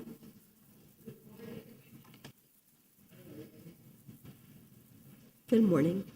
Good morning. Good morning, everybody. I haven't been here for a while. For the record, my name is Marlene Everett. I live at 6510 San Vicente Street. And I'm here to speak in support of this. I think you have demonstrated that you're on board. But I would like to see, I heard this presented at a commission meeting a couple months ago. And I made a point of going to the School Community Relations Board and offering my support. I'd like to just give you a little history. 35 years ago, my husband accepted a job at Southeast Bank in Miami, Florida. I had never left Pittsburgh, Pennsylvania. My husband, we were both born and raised there. This was a big move for us, coming with 3 children, ages 14, 11, and 8. And I knew immediately that I was going to hit all 3 schools. And I wanted the option of public school. I can't remember, there wasn't any internet. I don't remember how I did my research, but somehow I found out Coral Gables was never mentioned to me. It was Miami Shore, it was Coral Springs and Pinecrest. So I met with a realtor, came from Coral Springs, took me there for the day. We weren't on I-95 for 5 minutes when I knew my husband could not commute an hour and 15 minutes to Miami, to Coral Springs every day. I spent extensive time in Pinecrest. Big houses on big lots, but no sidewalks, and I didn't feel any sense of community. And so looked at 1 or 2 houses in Coral Gables. We bought on University Drive. My older daughter could walk to Coral Gables High School. The 2 younger children took a bus to Coral Gables Elementary. My point in saying that is, I don't think that the perception has changed very much. I think that anybody moving to Miami still hears that the combination you would want is Pinecrest, Palmetto, Palmetto. And I think you said that, Commissioner Menendez, exactly, that it's the realtors that really drive it. And I think we are missing the boat, not really helping our public schools. All three of my children graduated from Gables. I was PTA president in the mid-'90s when the School Community Relations Board got started. Commissioner Jim Barker appointed me to that board. Coral Gables High School was the only school that was part of that at the time. And it grew out of that the mayor at the time, the city manager, and the principal at Gables High School had a hard time being in the same room together without fireworks. So we were a buffer. We met in the basement of the police station, and I'm delighted to see how this board has blossomed since. So I'm here to just say thank you. I know that you're on board. I heard Maria Cruz speak at that same meeting a couple months ago, talking about what Miami Beach does for their students. I think that that's something that, really hit home. Anyway, I loved my time in the public schools, and I hope that I look forward to really adding this to the strategic plan and really investing in our kids. Thank you. Thank you. Still Lockhart.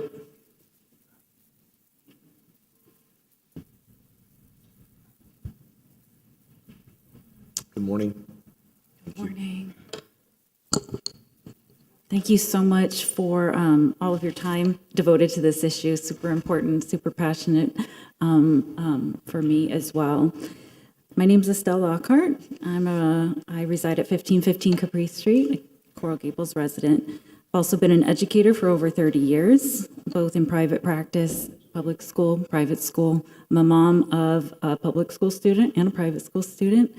And I'm also a business owner in the education landscape. I had a bunch of things planned, but the main thing I want to say is you have to have a plan. Right now, what I'm hearing a lot about is the county should have a plan. The county oversees over 300 schools. Coral Gables has 8 public schools. We're asking for a plan, a local plan. Right now, if there's an issue at my daughter's public school, we have to jump to the county level where they oversee 300 schools. We're asking for a local plan. What is the plan? Now, the strategic plan, obviously, that's what we want. But I just really encourage you to dream big. So I'm just going to interrupt you. I think we all want to add this to the strategic plan, but we need to build it. We need to. Yes, we need to build just it. And I agree with Maria Cruz in that this is a community. We all are living here. This is about grandparents. This is about businesses. This is about everybody. This should not just be a survey that goes to public school parents. Absolutely not. This is about people living in a community that values education, period. That means the youth center, the library, the city events. All of that is coordinated. Right now, there's gaps, redundancies. Right? If when you got elected, you said, I'm going to have a program for Coral Gables seniors who are doing there might be 5 other plans that already have that you just haven't heard it before, right? There's Coral Gables Community Foundation. There's the public schools. There's a lot of redundancies and inefficiencies. And for the record, I did do it. I know you did. I know you did. I'm just saying there's so much goodwill here, but it can't just be, I had a great idea, when there might be 10 other things that are already kind of doing that. They're just published in different ways. So I encourage this commission to dream big. This is not just about public schools. This is about living in a community that values education. And what is that plan and getting that plan done? Thank you. I just want to add, because I agree with everything you said, but the way I look at it, it's not our dream, it's your dream. Exactly. We can be the facilitators to make the dream come true. So that's why I agree with my colleagues, and I know you're in agreement. We need to know what your dreams are so that we can find a way to get there. Which is why the survey's important. Exactly. Thank you. Thank you. Joshua Goodman. Good morning. Good morning. Good morning, Mayor, Vice Mayor Anderson, City Commissioners. We kind of got around conversation changed a little bit. Estelle was supposed to present to you some great economic data about how investing in schools, investing in public education is a great return on investment. We have a presentation that was prepared. Oh, thank you. This was prepared by the Gables Education Initiative, which is just a grassroots group created by 8 PTAs. It's been formally endorsed by the boards of all of those PTAs from schools in the area. And I just wanted to quickly go through, with the mouse? Sorry. Right there. Thanks. These are the schools that have endorsed it. I just want to quickly go through it because I know our time is valuable. These are some of the basic data that we've already collected. I want to point out there's 7 public schools in the city boundaries and then 4 schools that are preferred by city residents. For example, Sunset technically falls outside of the boundaries, but is attended by 25% of its enrollment are residents.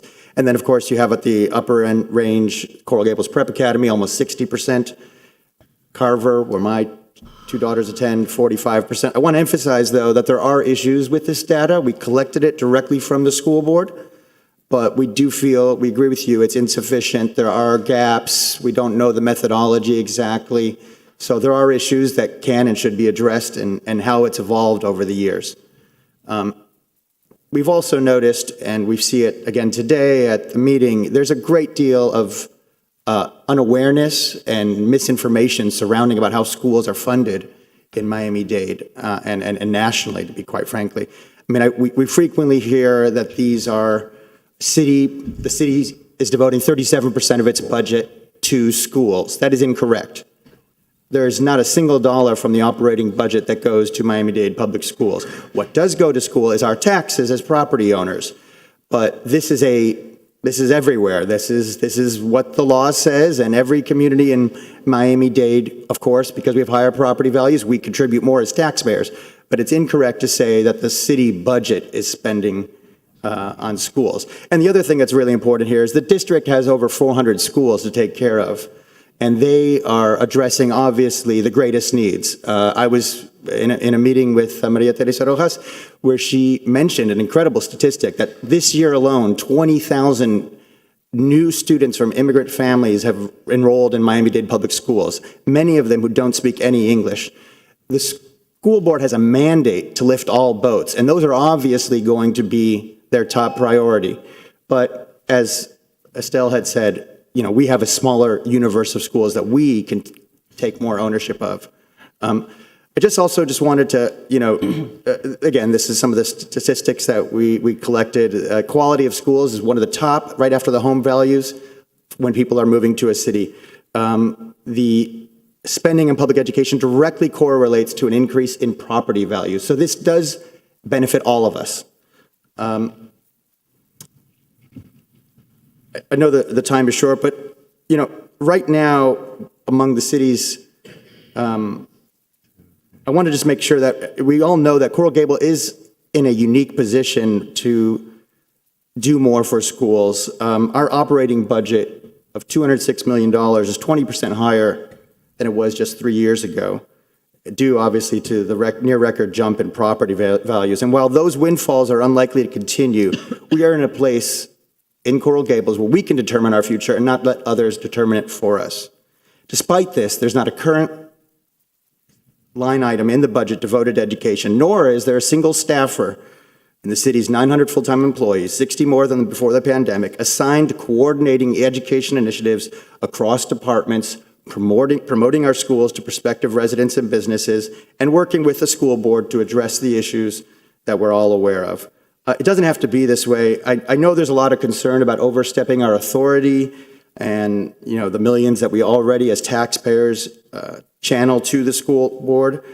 But I would point out that in other communities similarly affluent like Coral Gables, they're already doing this. The gold standard is Miami Beach, which spends $2 million a year from its general fund on everything from training for IB teachers, mental health professionals in every school, funding free music education, and implementing a No Place for Hate program with the Anti-Defamation League. As part of the Gable Education Initiative's research, we interviewed Dr. Leslie Rosenfeld, a parent, a former school administrator, and for 20 years, the chief education officer of Miami Beach. It would be great to have that sort of position here in Coral Gables. You guys have all expressed an amazing amount of willingness to engage with the school board, but you're all very busy. And, you know, these relationships matter a lot to us and to the school board, but I think it's time that we go the next step and have someone whose full-time job it is to actually be that liaison. The reality, though, is that the Miami-Dade Public Schools is overburdened. Nationally, Miami-Dade Public Schools ranks 51st among the 100 largest school districts in terms of per pupil spending, which is usually a good barometer for educational outcomes. Chicago Public Schools, that's a district very similar in size to Miami-Dade Public Schools. They spend $18,000 per pupil annually. Palo Alto, California spends, and the town I grew up in outside of Cleveland, spend $25,000 per pupil annually. Anyone have an idea how much it is in Miami-Dade? Well, you have it up in front of us. There it is. I gave it away. Around 11,000. And, you know, teacher pay also similarly lags. And if you drill down to those numbers, again, they're focused on the urgent needs, not the better off schools, which, you know, all of our schools are A or B rated. So we are in a better position in the smaller pond that is Miami-Dade. Luckily, the challenges we face in Coral Gables aren't as daunting. We can and frequently do go above and beyond. Many of our schools are top ranked in the county, but that doesn't mean there aren't serious gaps that we need to address and enrichment programming beyond the basic curriculum that we should support. The point is, Coral Gables aspires to be a world-class city, and we are in a position, a unique position, to provide world-class education. All it takes is the will to start. Thank you. I have a quick question. Sorry. Sure. Hypothetical, maybe reality one day. If there wasn't a line item for education, where would those dollars be best used? So I heard a lot of conversation, which was interesting, about, you know, the survey. And, you know, I'm on the SCRC. I'm an all-board appointee, thanks to you all. We are all very passionate about education, but we are not experts, or at least I'm not an expert in education. And I think, you know, the idea of doing a survey, you know, attached to the satisfaction survey would not be sufficient. We really need to bring in a consultant. There are a number of educational consulting firms around the country who know this area very well, and they can be the ones to design a survey and orient us in how the money should be spent, if we need to spend money. But again, it's also just about elevating it to a strategic priority. I think once we make that step, a lot of other actions can follow. So I don't want to give an answer, and I don't want to prescribe solutions. I don't know what the answers are. I wish I knew. But I like the idea of all of us coming together and seeking out the answers together. This is the path forward, without a doubt. Right. So thank you. I appreciate it. And I agree with you. It needs to be an educational expert. It can't be done by us or you or in a, you know, the resident satisfaction survey. I really strongly believe that would not be giving it the attention it deserves. Thank you, Mr. Goodman. Appreciate it. Alejandra Milian. Good morning. Good morning, Mayor Lago, Vice Mayor Anderson, City Commissioners. My name is Alejandra Milian, property owner at 1261 Aguila Avenue. I am both a Coral Gables owner and Sunset Elementary's PTA president. Thank you for the opportunity to speak to you today in support of this important resolution from the School Community Relations Committee, a first step transforming our city beautiful into city brilliant. I would like to add to what my fellow PTA colleagues' statements were shared, that this is not about prescribing solutions, it's about creating a process by which the residents and families can provide their own suggestions about what they want for our city and our schools. We need a survey. Currently, we don't know what the parents want.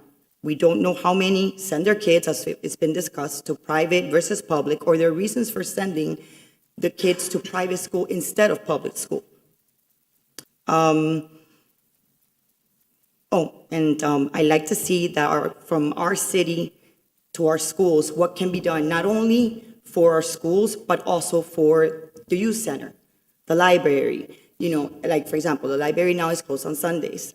Parents have expressed to me that they would like to go to the library on Sundays, but they can't because the library is closed, and that's the only time that they have available to go. Just to give you an example, this is not just about our schools, but it's also about our community as well.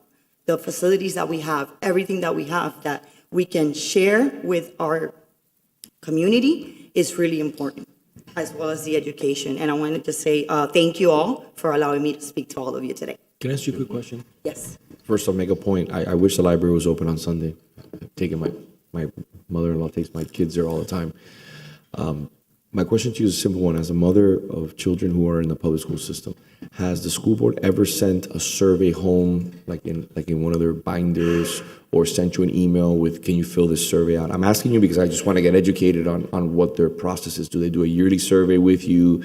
Do they ask you for your input in any form? They do. They send out a yearly survey towards the end of the school year. My son is at Auburndale Elementary, and they're a Title I school. And there they sent a paper for you to fill out, bubble in the questions as to how the school is doing and what can be improved. The same thing with Sunset. Sunset, they send a link out where you can fill it out online. Because of the two schools, they have different socioeconomic balances. Auburndale uses paper, Sunset uses electronic. And the reason why I think it's important, because I think we should get that information and see, and now we get that obviously through the school board member, because that would help us potentially craft some of the information that we're going to be asking the residents in one form or another. Sorry. Go ahead. I got some emails regarding the library, but it's a Miami-Dade, and I don't think we have much. Oh, so it's, okay. It's Dade County. We own the land, we own and we own the building, but we don't actually control the facility. But there are multiple different cities in Miami-Dade County that run their own library system, but we don't. Okay, is that something that can be changed? We can have a conversation with the library system and find out if they're willing to be open on a Sunday. We worked on for a few years, for the first time in over, I can't remember how many decades, to actually have the library renovated, which is a project that was finished last year. Something that took a lot of effort, a lot of work, and it looks amazing. It's to be commended. It took a lot of work. The manager did a great job with that. So that's something that we can have a conversation with the library system to see if they have an opportunity to open on a Sunday. I think it's a good asset to be open on a Sunday. Let's see if they have the resources. Yes. That could be one of the reasons. A lot of parents also schedule tutoring sessions in the library. They take their kids there. They take the siblings to one end, and then the other one goes to tutoring. So the library does have many, many uses. And also our public schools, they need a lot of love. Thank you very much. Thank I you. appreciate you being here. Thank you for your insight. Thank you. Cecilia Slesnik. Good morning. Hi, good morning, Mayor, Vice Mayor, Commission. So first of all, Cecilia Slesnik, 721 of our Coral Gables resident for many decades. So I am a product of the Miami-Dade County Public School System, as is my husband and his father before him. But I'm not only a product of the Miami-Dade County Public School District, I'm a product of the Coral Gables schools. Coral Gables Elementary, Carver Elementary, Carver Middle, Gables High. And my children are also going to be products of the Miami-Dade County Public School District, currently enrolled at Coral Gables Prep and at South Miami Middle, with the fullest intentions of Gables High. Come on, magnets. So I'm also a longstanding member of the School and Community Relations Committee, and we have been having this conversation for a long time. But I think one thing that it's important for everyone to know is how the conversation even got started, which is because the city did allocate funds to a program in the education landscape, which unfortunately hasn't been used, and that can be a conversation for another time. But that triggered a conversation of, well, if this money has been allocated and it's not being used, is there another way that the schools can benefit and the students can benefit from it? So that's where the conversation got started. Schools, as you all know, are listed under the economic tab of the city website. And as Joshua pointed out, this is a massive economic driver, right? As a realtor, people ask me about the schools, and I boast about our public schools because I firmly believe that education is up to the individual family, but we have the best public schools at our fingertips as Coral Gables residents with incredible programs.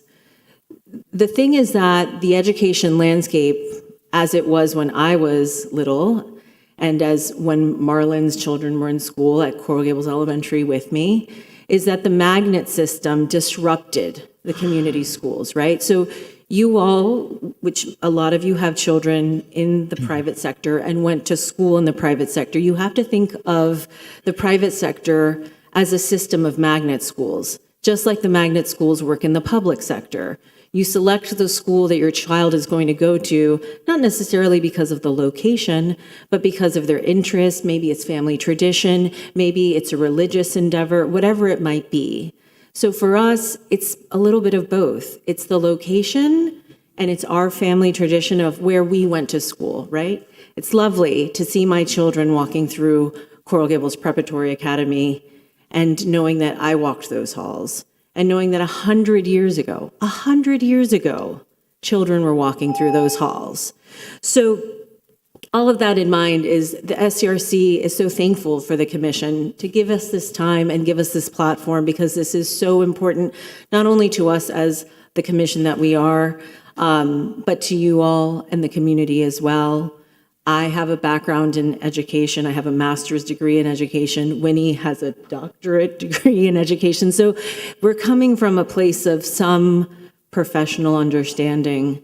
I wasn't always a realtor. I spent many, many years in education. And we do love what Miami Beach is doing, but we also understand that Miami Beach is literally an island. So it's a little easier for them to control, right? But we do think that there is a way for Coral Gables as a city to be able to enhance and enrich what may not be out there. Coral Gables Senior High no longer has a marching band. It used to be the band of distinction that won over and over and over again. So maybe there's a way to, not to put Fred on the spot, but maybe there's a way to have music programs for high school students in the city because they currently aren't there. My husband is currently the substitute teacher of music at Coral Gables Prep because there was no music teacher. And it's lovely to hear all the parents giving positive feedback about that. But we know that the students are getting music once a week. They're getting art once a week. And that doesn't start until second grade. So maybe there are ways that can be enhanced through. So we do need a plan. But as Estelle said, it's about a local plan because every municipality through property taxes pays into the district. What we're looking at is a curated plan for our city that's going to benefit the whole from birth through, it's the alpha to the omega. It's about adult learning just as much as it is about children learning, teenagers, collegiate students, whatever it might be. We're looking at the whole cultural landscape of education and how it can play and continue to be an economic driver for the city.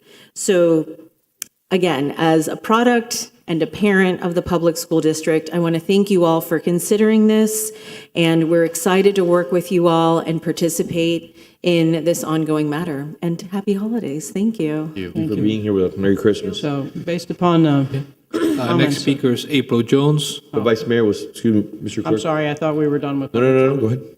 I mean, I think there's pretty, each one of us expressed support to having it added to the strategic plan. Building out the strategic plan is something we can work on next year as for the details, just like with the cultural arts that we voted in favor of. So I'd just like to make a motion so that people understand that we are supportive of adding this to the strategic plan, but we need to do some work on the details. Do you mind, Madam Vice Mayor? I think we have one more person to listen to, Sure. and then we'll take up your motion, which I will second, Mr. Clerk. So next speaker is April Jones. Hi, good morning, everyone. Thank you for allowing me the opportunity to speak via Zoom today. My name is April Jones. I reside at 50 Minorca Avenue. I'm speaking as a member of the Coral Gables Preparatory Academy PTSA and a member of the Gables Education Initiative. Thank you, Mayor Lago, Vice Mayor Anderson, and commissioners for the opportunity to speak on this agenda item and the resolution that was submitted by the School Community Relations Committee. Others have shared the economic impact and the opportunities associated with this resolution, as well as benchmarks for what the city brilliant can be. I'd like to spend a few moments sharing how a group of parents from various schools in our city came together to envision a city brilliant for our kids. 2 election cycles ago, this journey began as schools came together to host a candidates forum, which many of you participated in. This forum served 2 purposes. First, it allowed voters the opportunity to hear from candidates. And second, it provided a real-world learning opportunity in civics for our students. This group came together again in early 2023 to host the second candidates forum. Throughout the forum planning, we realized we had common concerns in regards to education and saw a vision of what the educational landscape could be in Coral Gables. From this vision, the Gables Education Initiative was formed. It's a nonpartisan grassroots effort with representation from schools serving our Coral Gables residents. The Gables Education Initiative has the formal endorsement and support of 8 PTA groups representing hundreds of Gables families. We appreciate the support of and partnership with the School Community Relations Committee that has allowed the Gables Education Initiative to see the first phase of its vision become a reality at today's commission meeting through this resolution.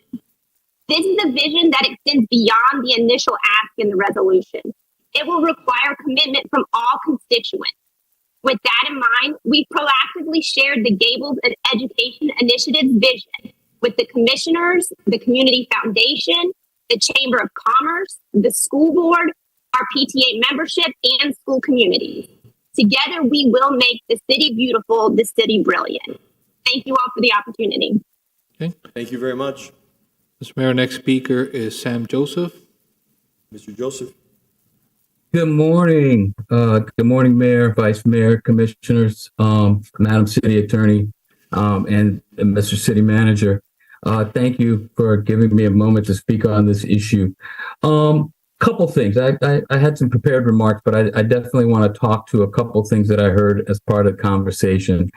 First of all, I want to thank and highlight the School Community Relations Committee and it's and the work that they've been doing, especially since their reauthorization. I thank you, Marlon, for helping to give us the institutional history of where this all started, when the City Beautiful decided to start looking specifically at education and its educational landscape. And in that over 30 years, it's been quite a journey. And I want folks to remember that this committee at one point was going to be sunsetted because they could not meet quorum as far back as 2014 or 2015. In fact, when the city was going through the issue of trying to get rid of controlled choice with the school district, it was not the School Community Relations Committee that led that effort. That was a grassroots, community-led effort that was backed by the city commission and the city staff. The SCRC was nowhere around in those conversations.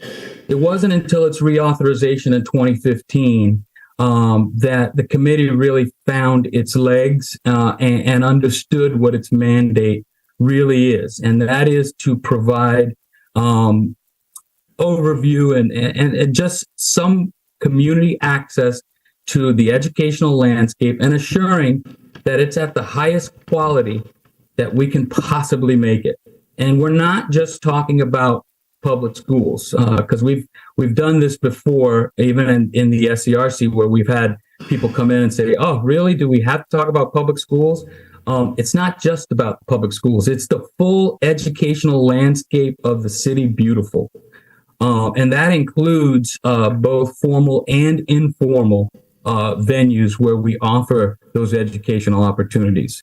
First of all, I'm glad it's been mentioned. The city does not spend on education. The 37% that comes from our ad valorem taxes is just that. It's our taxes that you collect, but we shouldn't even talk about it being city money or the city spending on anything, because by law, you're not allowed to anyway. Your only job is to turn it over to the educational institutions that do that work.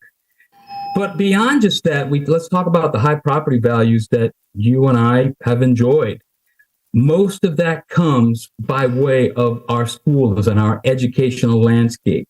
That is among the best, not just in the county, not just in the state, but also nationally, and with our IB programs internationally. So it's important to us as residents that we see that we get a good return on investment on that money that we're putting out for those education, that landscape, and to have a say around that.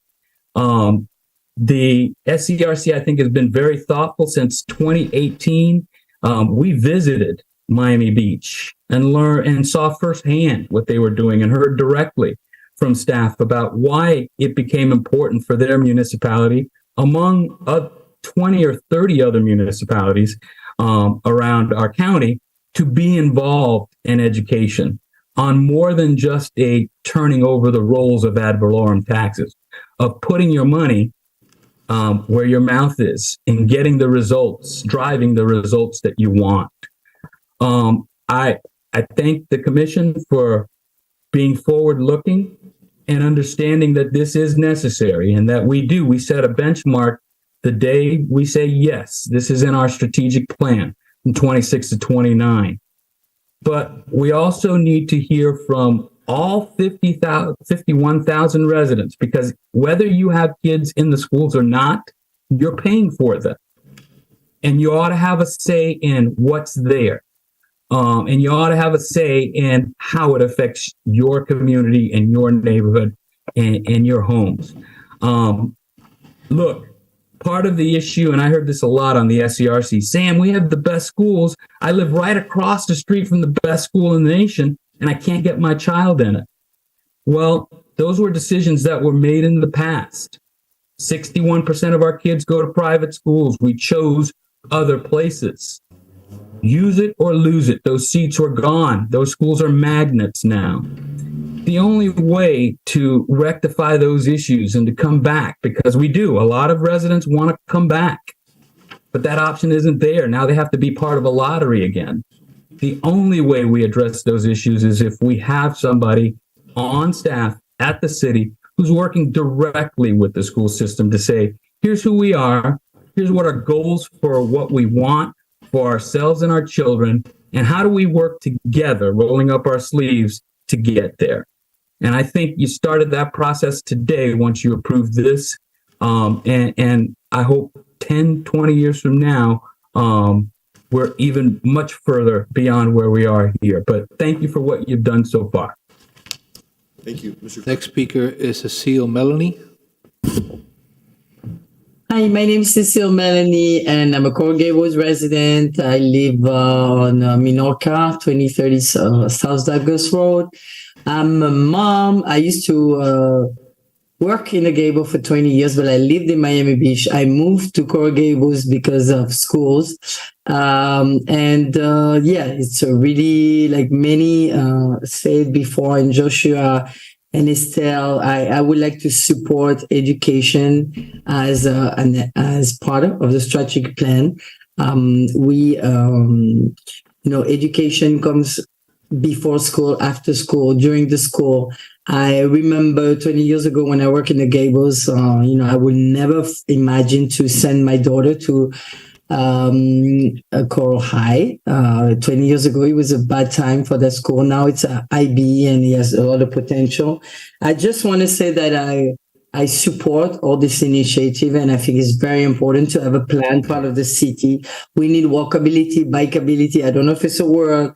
After school, also a lot of for children in general that live in the Gables, and there are many and many. But just want to thank everybody for putting so much time, all the presenter. And we need to keep on going the dialogue with everything, the development around the school, the traffic and everything. Thank you very much. Thank you very much. That's it, Mr. Mayor. All right, perfect. Are there any other further comments? We have a motion and a second. I'll move it. Can we just clarify the motion, Oh, please? sorry. Oh, did we second? The motion is to add the school to our strategic plan as requested by the SCRC. The details of the plan we'll have to work out through meetings, sunshine meetings, hearing input from the community. I read the resolution again, and I think it's, like you said, we can work on the details. It's a good platform. It gives us the ability, the way that it's written, it gives us the ability to make the adjustments that are needed. So I agree with you. Right. Yeah, it's already have a first and a second. We just need to vote. Yeah. Commissioner Fernandez? Yes. Commissioner Menendez? Yes. Vice Mayor Anderson? Yes. Commissioner Castro? Yes. Mayor Lago? Yes, we will take a 10-minute break. Recording stopped.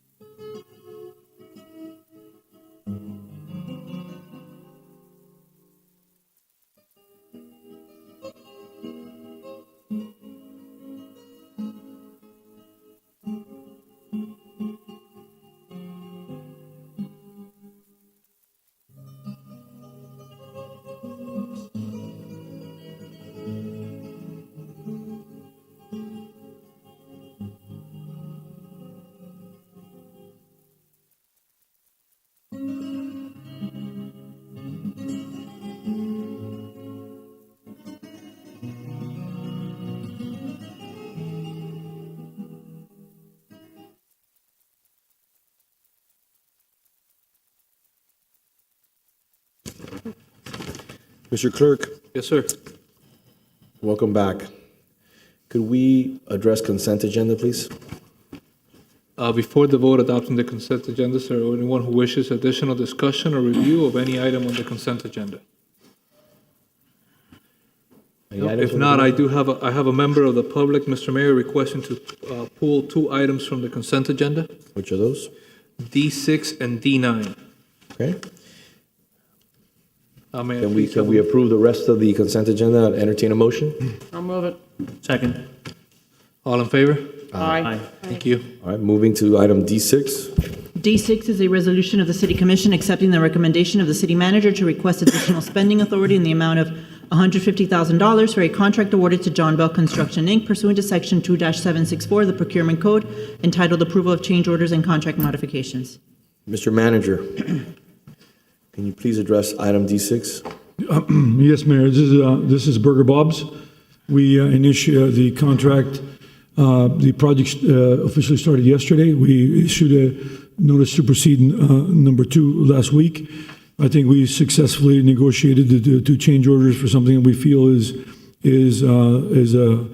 appropriate. The contract was awarded for $1.257 million, which includes some additional work on the kitchen, some work on the roof, some structural issues on the roof, and we are left with a $43,000 contingency. We would like to increase the contingency since we're working on an existing structure by another $150,000. That is a contingency that is not part of the contract amount. Okay. Mr. Clerk? Maria Cruz?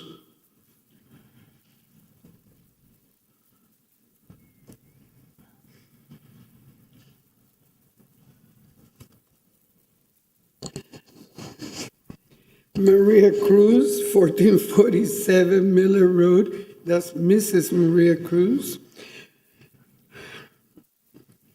You know, every time we talk about money, I get confused.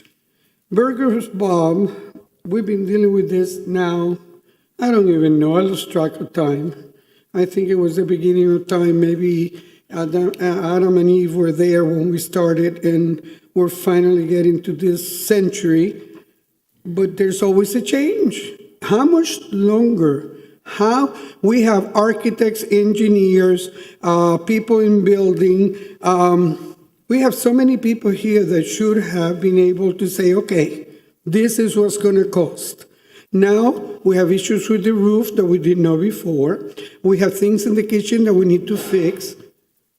My goodness, what has happened? We don't have people in this city, employees that could have figured exactly what needed to be done. So, I mean, I can imagine anybody trying at this point. Now, this is, I know, when it's not money that we're going to pay now, but we're saying we have $150,000 more in case you need it. So, you know what? Let's see if we can find something else, or we can give you $150,000 more. Enough is enough. What are we building? We're building a cathedral. We're building another Billmore. How much more money are we going to have to spend for something that all we needed was to bring it up to speed, maybe clean it up, maybe some things that were, too old, recover the stools and the chairs. I mean, and now pretty soon, let me tell you, that's going to be an asset that we could sell for $1 million pretty soon. Because at the rate we're going, this is endless, endless. We keep putting money into there. When I was standing here, when the first amount came up, I remember the mayor saying, I don't know whether he was mayor or vice mayor at that point, because it's been a long time, I can get that done for much less. And instead of much less, every time we talk about it, it's much more. So I don't know, guys. I think we need to get better qualified people to look at it and decide what needs to be done. Mr. Manager, quick question. In regards to the roof, the structural issue with the roof, we became aware of that as a result of the demolition process. It's an existing structure, and so when you have an existing structure, once you start demoing, and we're further demoing now, and when you work with existing buildings, you never know what what you're going to find. So we do have that incorporated into the cost, and so we do have a $43,000 contingency now. This is a contingency. This is not a part of the contract. So obviously, the reasoning behind that is as you continue to demo and you further demolish in preparation to start building back with a new design, you start exposing walls that you could not see because you don't have access to. So you start seeing electrical, plumbing, mechanical issues, structural issues, truss issues that you can't witness just by visually inspecting the building because the walls are up.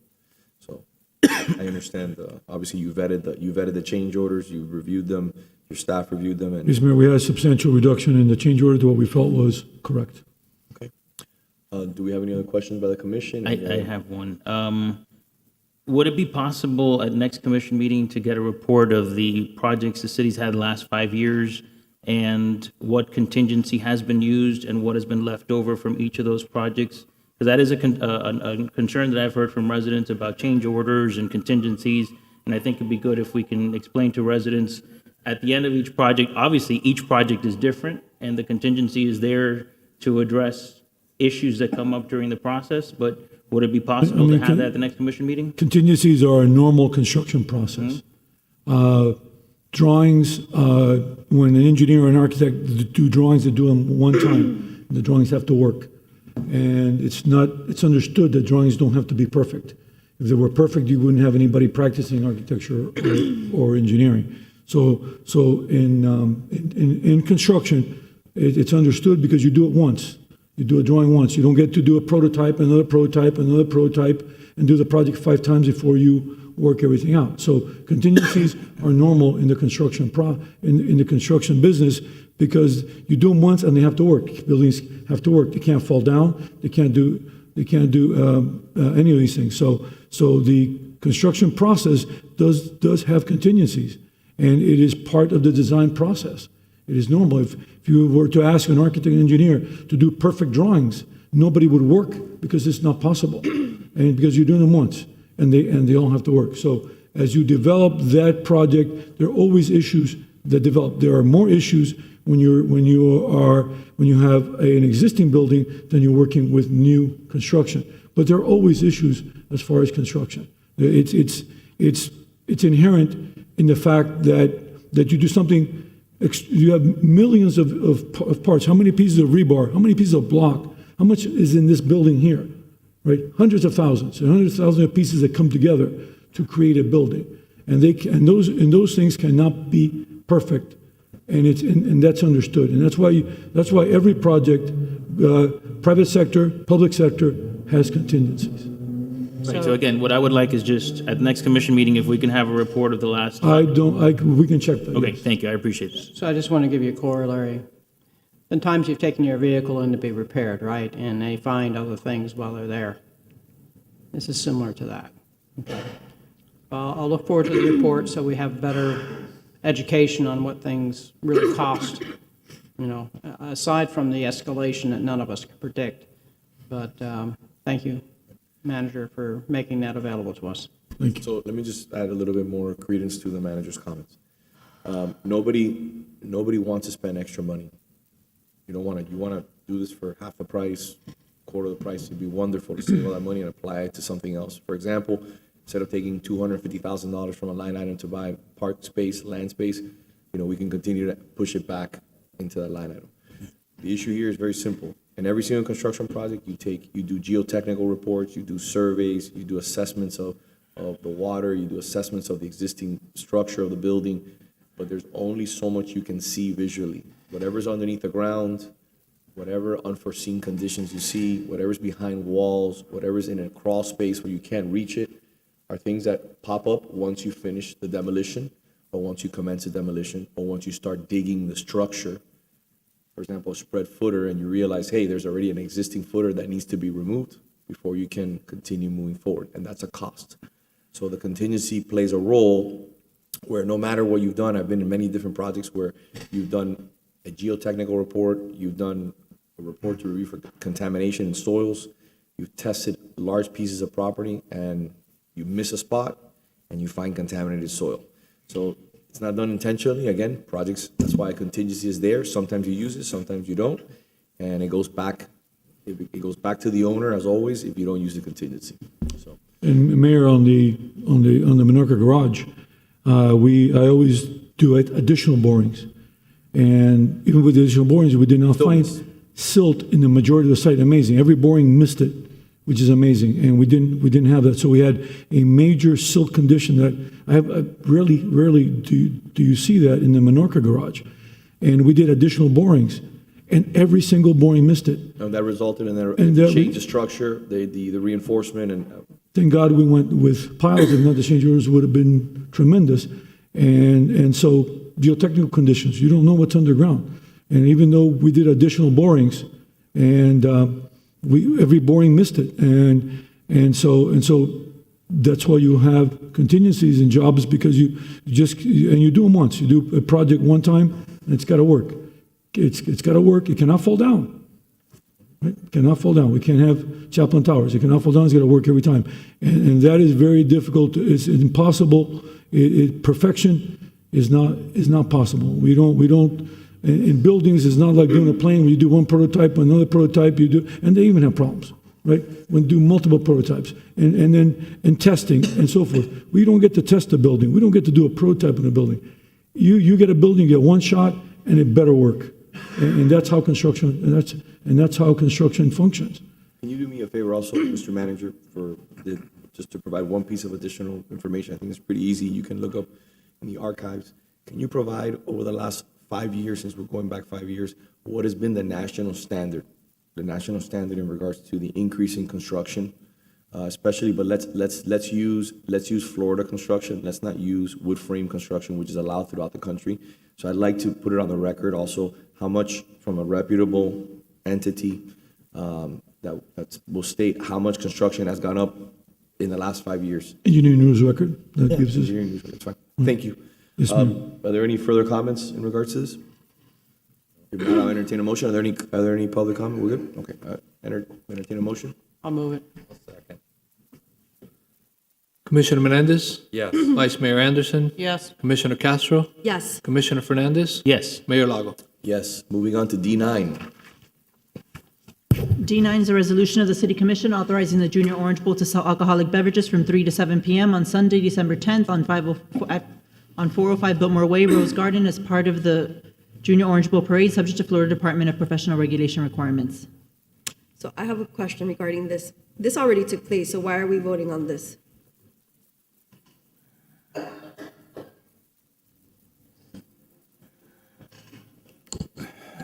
So when we get the event requests from events, if there's an event that sells alcohol, depending on the way that it is, they sometimes have to go get an ATB permit. So with the Junior Orange Bowl in the past, they've always had a caterer that provided the alcohol. So I think there was a mix-up. They didn't present that to us. We had to do it at the last second where we get the zoning administrator approval, but we still wanted to put it on the record. That's why we still brought it in today, because we know that the event passed, but we wanted to get that done. And there's also a question of ticket prices. In the past, if the alcohol is free because you're not getting it, you're not selling it, but the ATB has made an interpretation that if you're paying for tickets and you get free alcohol, you're still selling alcohol. So who authorized this? The zoning administrator, we did it administratively. I authorize it administratively. Okay, so I don't think we're going to vote this down, obviously, but what would happen? I just want to know legally, what would happen if we decided to say no? So the requirement for the commission approval to get the zoning administrator for the licensing, it's not an ATB thing. It's a city thing.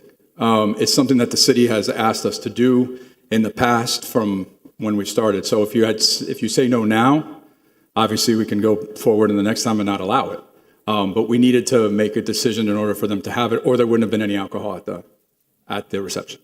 I mean, it's okay. It happened already. But I think in the future, maybe talk to us, even though there's not a commission meeting, to make sure we're all on board. I'll be on board, but I would love to be informed. If I may, I mean, I just don't see it as a big deal. It's not a big deal. I don't see it as a big deal. I think that this is a wonderful establishment. I didn't go to the VIP tent, but I mean, it's a nice establishment. I think they do very good things in this community. So I mean, it was an oversight or somebody, or it's, Well, things happen, they things happen. It was not intentional. Yeah. It was They not do have new intentional by staff, nature, and it was for charity. It was for charity, so. They have a new executive director. They have a whole new board. So they came to us in a pickle, telling us, well, this is how we're doing it. So we try to help to get it done. I guess the question that I have is, why does this come to commission? And is it something that we are legally required to vote on as the commission?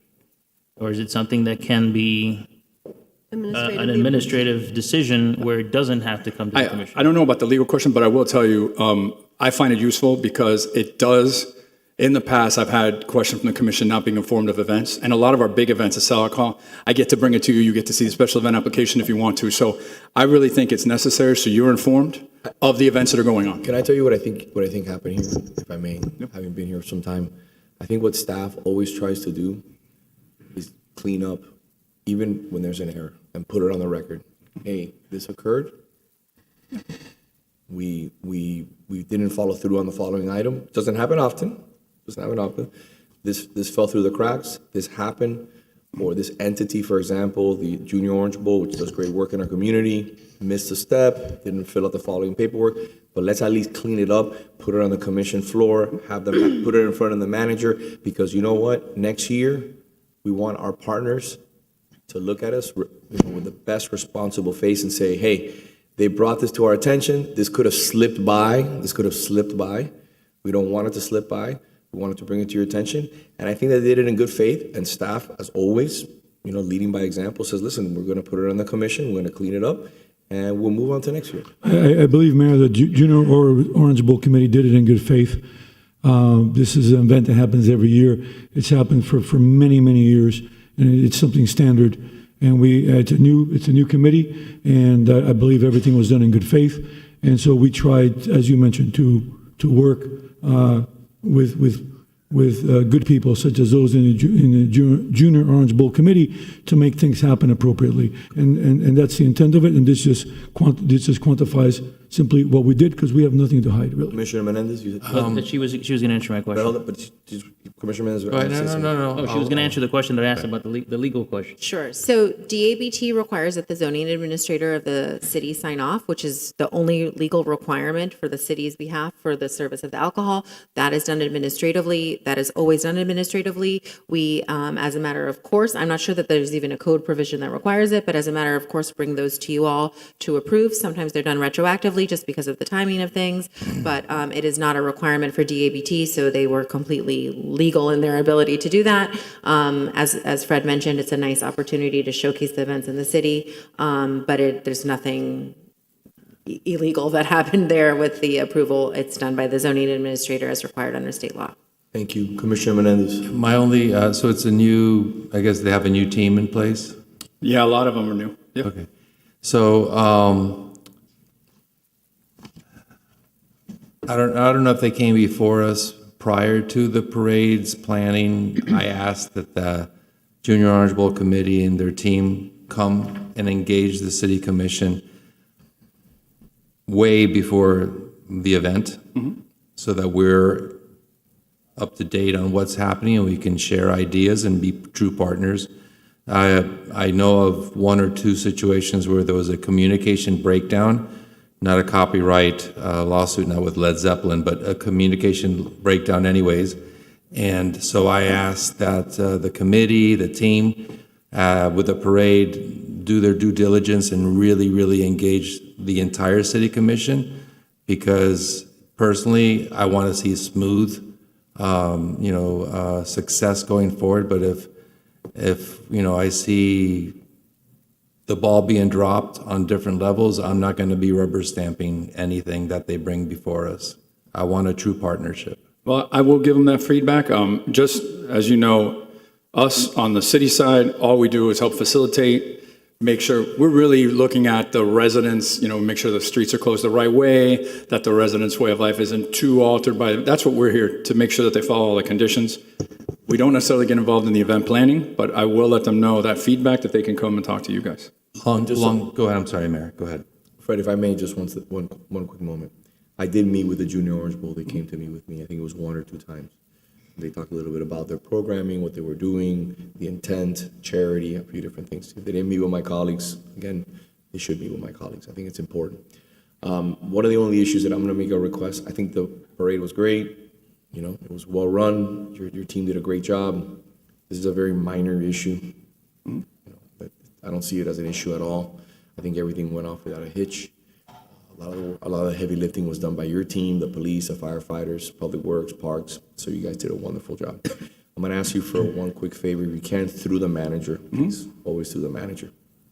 And that is that next year when we do the parade, let's send a letter and have the Junior Orange Bowl pay for it. Let's send a very simple letter. It can be a cut and paste letter to all the residents on Biltmore Way and just say, just so you know, the streets will be closed on the following times. You know, if you'd like to come, you're more than welcome. I think it will be actually beneficial for the Orange Bowl because it'll get the word out even more of what's happening. So people will come down from the buildings and enjoy it. And maybe you can even do it to, you know, within 500 feet into the homes, into the neighborhoods. Let them take care of it as we normally do with the process of reaching out to individuals. Because I did get 2 emails from residents that I copied the manager, and I don't know if I copied you on. I know I copied Anami on it. About the issue of that they were notified and they felt that they were kind of trapped in their homes. One was, Yeah, I'd love to see those to see where, because they do notice. They have a letter and we go through the entire parade route. Maybe they didn't go all the way down, so we need to maybe improve that to go even further west down Biltmore Way. Maybe they didn't hit the entire thing. Because we do make them do that at their expense. They write it and they actually do and hand deliver stuff. so I'll have the manager send that information over to you. It was sent over and I forwarded it to him, and I actually responded to the resident, Ms. Corrigan, who lives on Biltmore Way, and I'll get you the information so that we can address it. It's just a little bit of insight for them for next year, so we can tell them, listen, we're having this large event. Let's try to just get them engaged so they're aware of when the street They're in closes. support of that, and they've done it. We'll give them extended parameters to make sure that they hit the homeowners that Making it even were better. unhappy. To make it even better. Yeah. But I thought it was a great job that you did. Congratulations. Thanks. 2 last comments, not to prolong, but the cleanup was phenomenal. I went home, turned around, grabbed a little something to eat, came back, and it's like, wow, you guys, you did it. Now, I've lived here for 8 years now, and I'm used to the Orange Bowl parade, so yes, the letter would be helpful. Maybe we can put out the electronic sign. Because if you live in one of those buildings, I understand, you feel like you're trapped. I can duck around and go and traverse. We can put out signs earlier in the week. We can start it like on Monday to know parade's coming, this closed during these times. We can do that. Yeah, because then they can park their car elsewhere if they want to be getting out and about somewhere. Absolutely. May I get a motion? Move it. Second. Okay, before we vote, Maria Cruz wanted to speak on the item.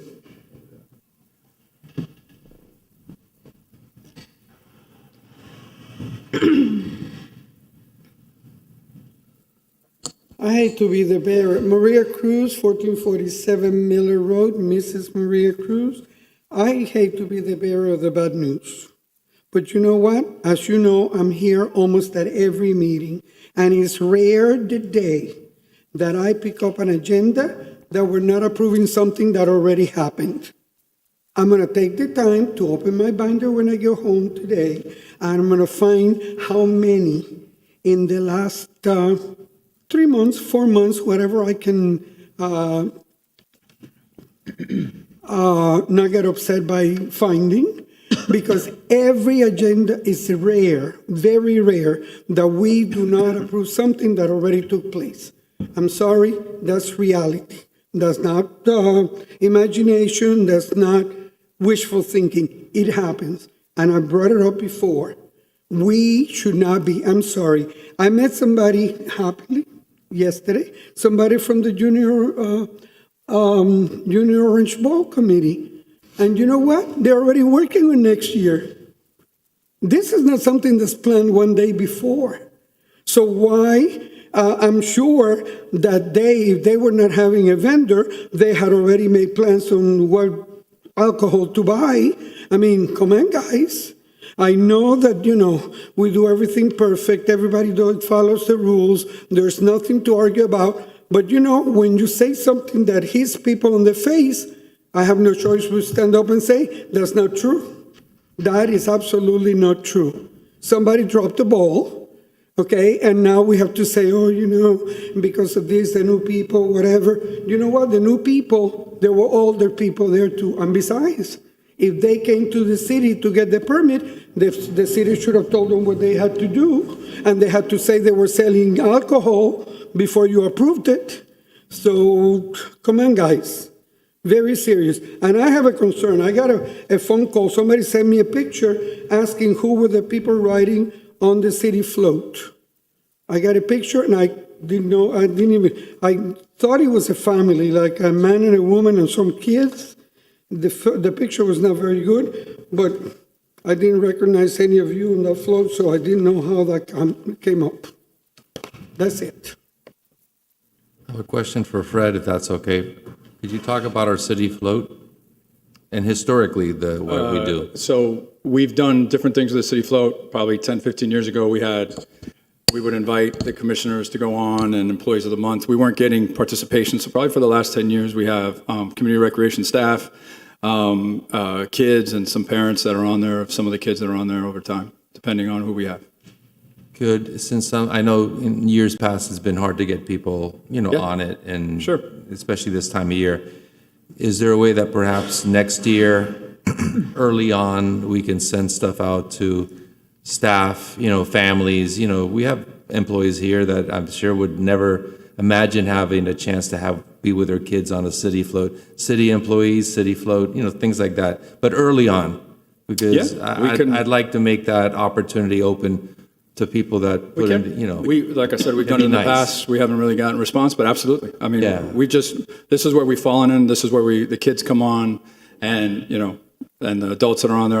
I'm on there. A couple of other staff is on there. I think it should be, Mr. Commissioner, in my opinion. I don't think it should be any elected officials. I don't think, outside of presenting whoever's the honoree and stepping off, and the commissioners are dealing with staff and residents and enjoying the parade, I think it should be focused on employees. It should be, and their families. They should be the ones that should be on the floats. They should be the ones that are celebrated, because they're the ones that give up their time to make the city what it is today. And the family members, especially, police, fire, public works, parks, any department, IT, whoever the IT, finance.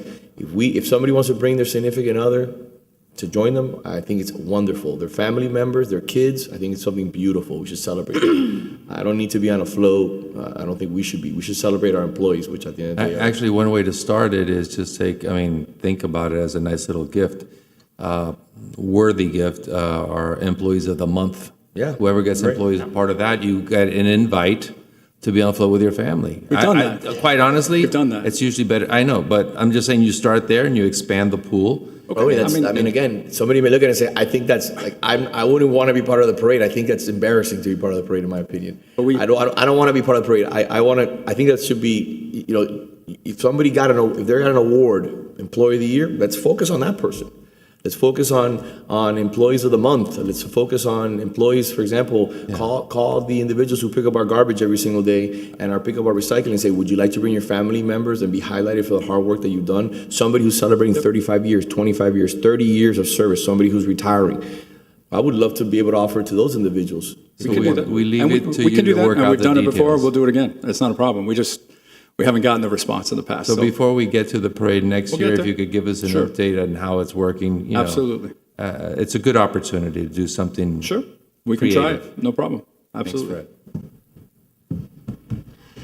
Vice Mayor Anderson, Yes. Commissioner Castro, Yes. Commissioner Fernandez, Yes. Commissioner Menendez, Yes. Mayor Lago.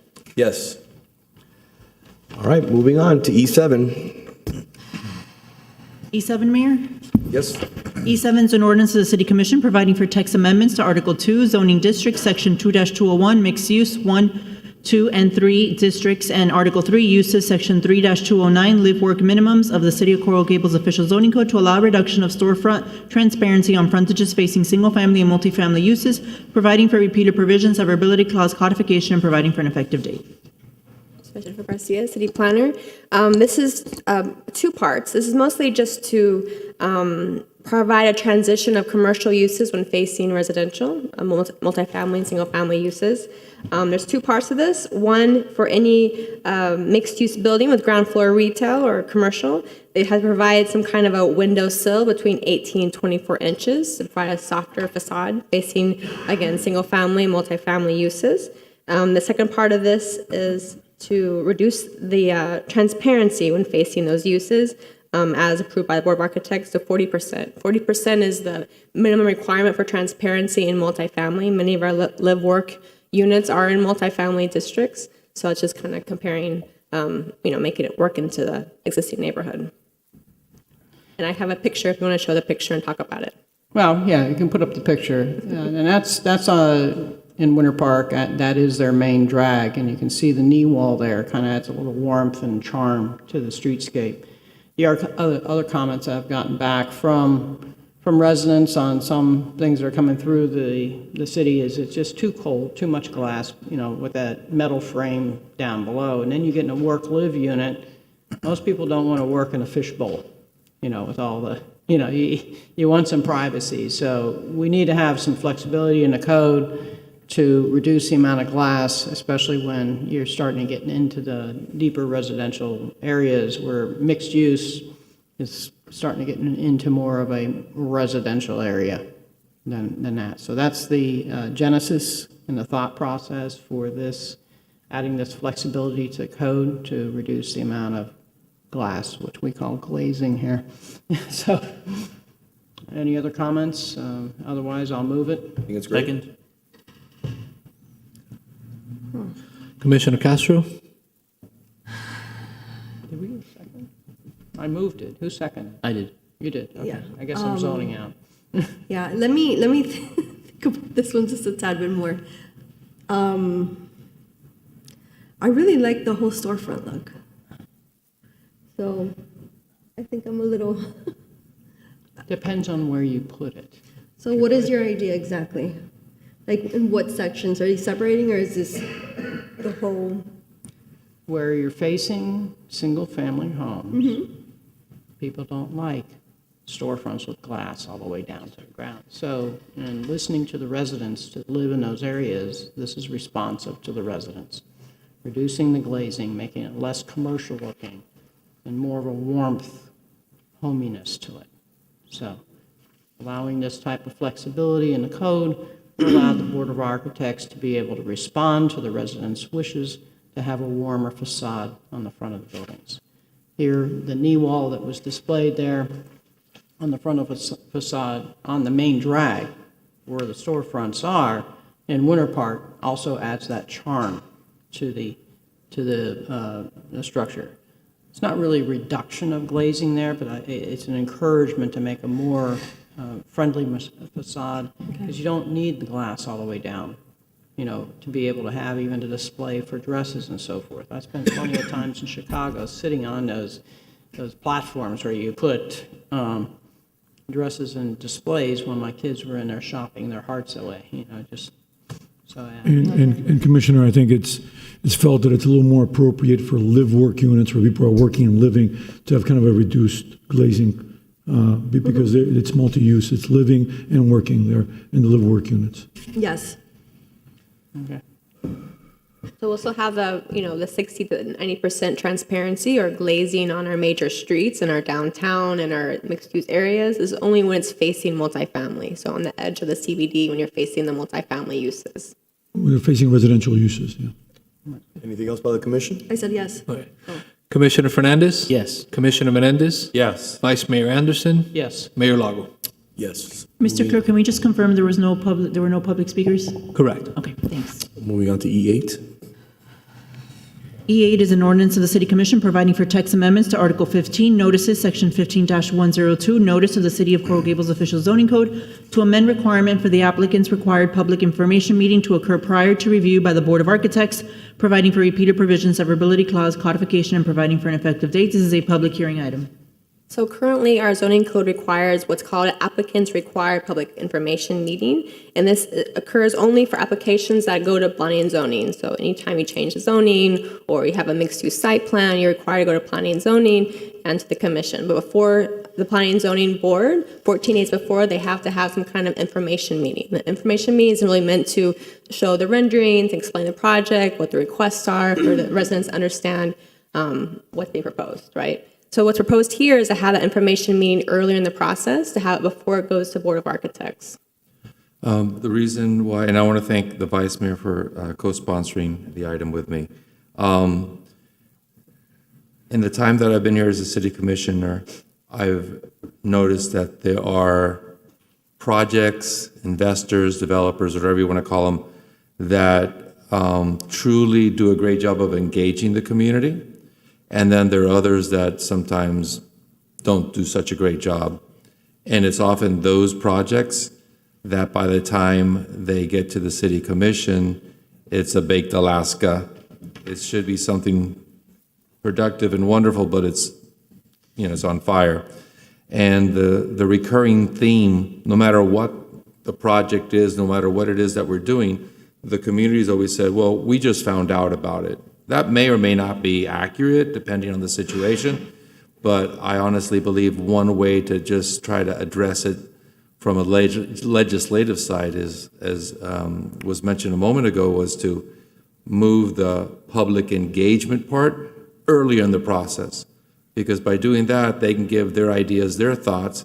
And sometimes we've had projects that it's so far down the tracks that then the thing is, well, that they already spent $3 million here, and now you're going to have them go back.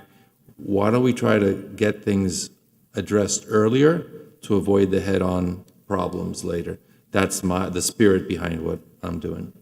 So I'm going to add to that, and I had brought this up when we had the short presentation or the short story on what the Met design changes are, that the desire of the Board of Architects was to have residents engaged at an earlier point in time. So I've heard some grumblings from staff about that, but we can achieve this, and this is, I circulated to you all, by using this methodology here, because I was going to bring it back anyway to try to press to get at the conceptual review stage individuals involved, because the board wants to hear comments earlier before it becomes a baked Alaska. Exactly. So by using this notice, we will save a lot of paper, a lot of postage, to be able to achieve the same result by having on the notice a QR code and a URL where people can sign up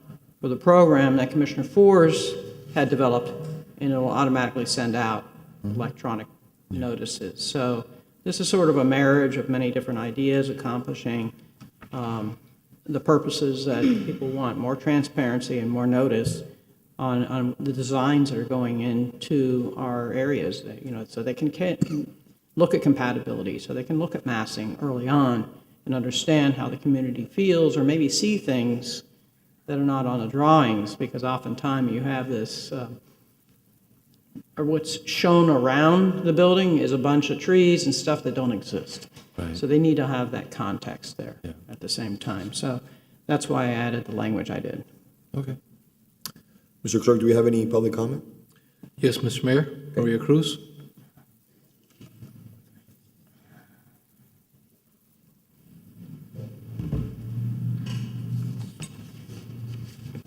Mrs. Maria Cruz, 1447 Miller Road. I think this is a good thing, but I would like to see something else. Additional, not instead.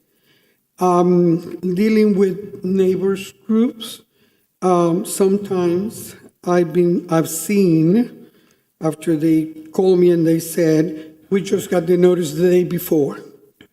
The notice is sent by the developer, correct? How do we make sure that it's sent out in a timely manner? Because that happens often. I maintain that you'll know how many residences, how many people should get the notice, and I say the developers pay the city and the city sends out the notice. And that way we know that in fact it was sent, or if it's posted, go back to the old way that the city employee posted it. Because we've seen posting by developers that they were posted in such a way that nobody could read it, but it was posted.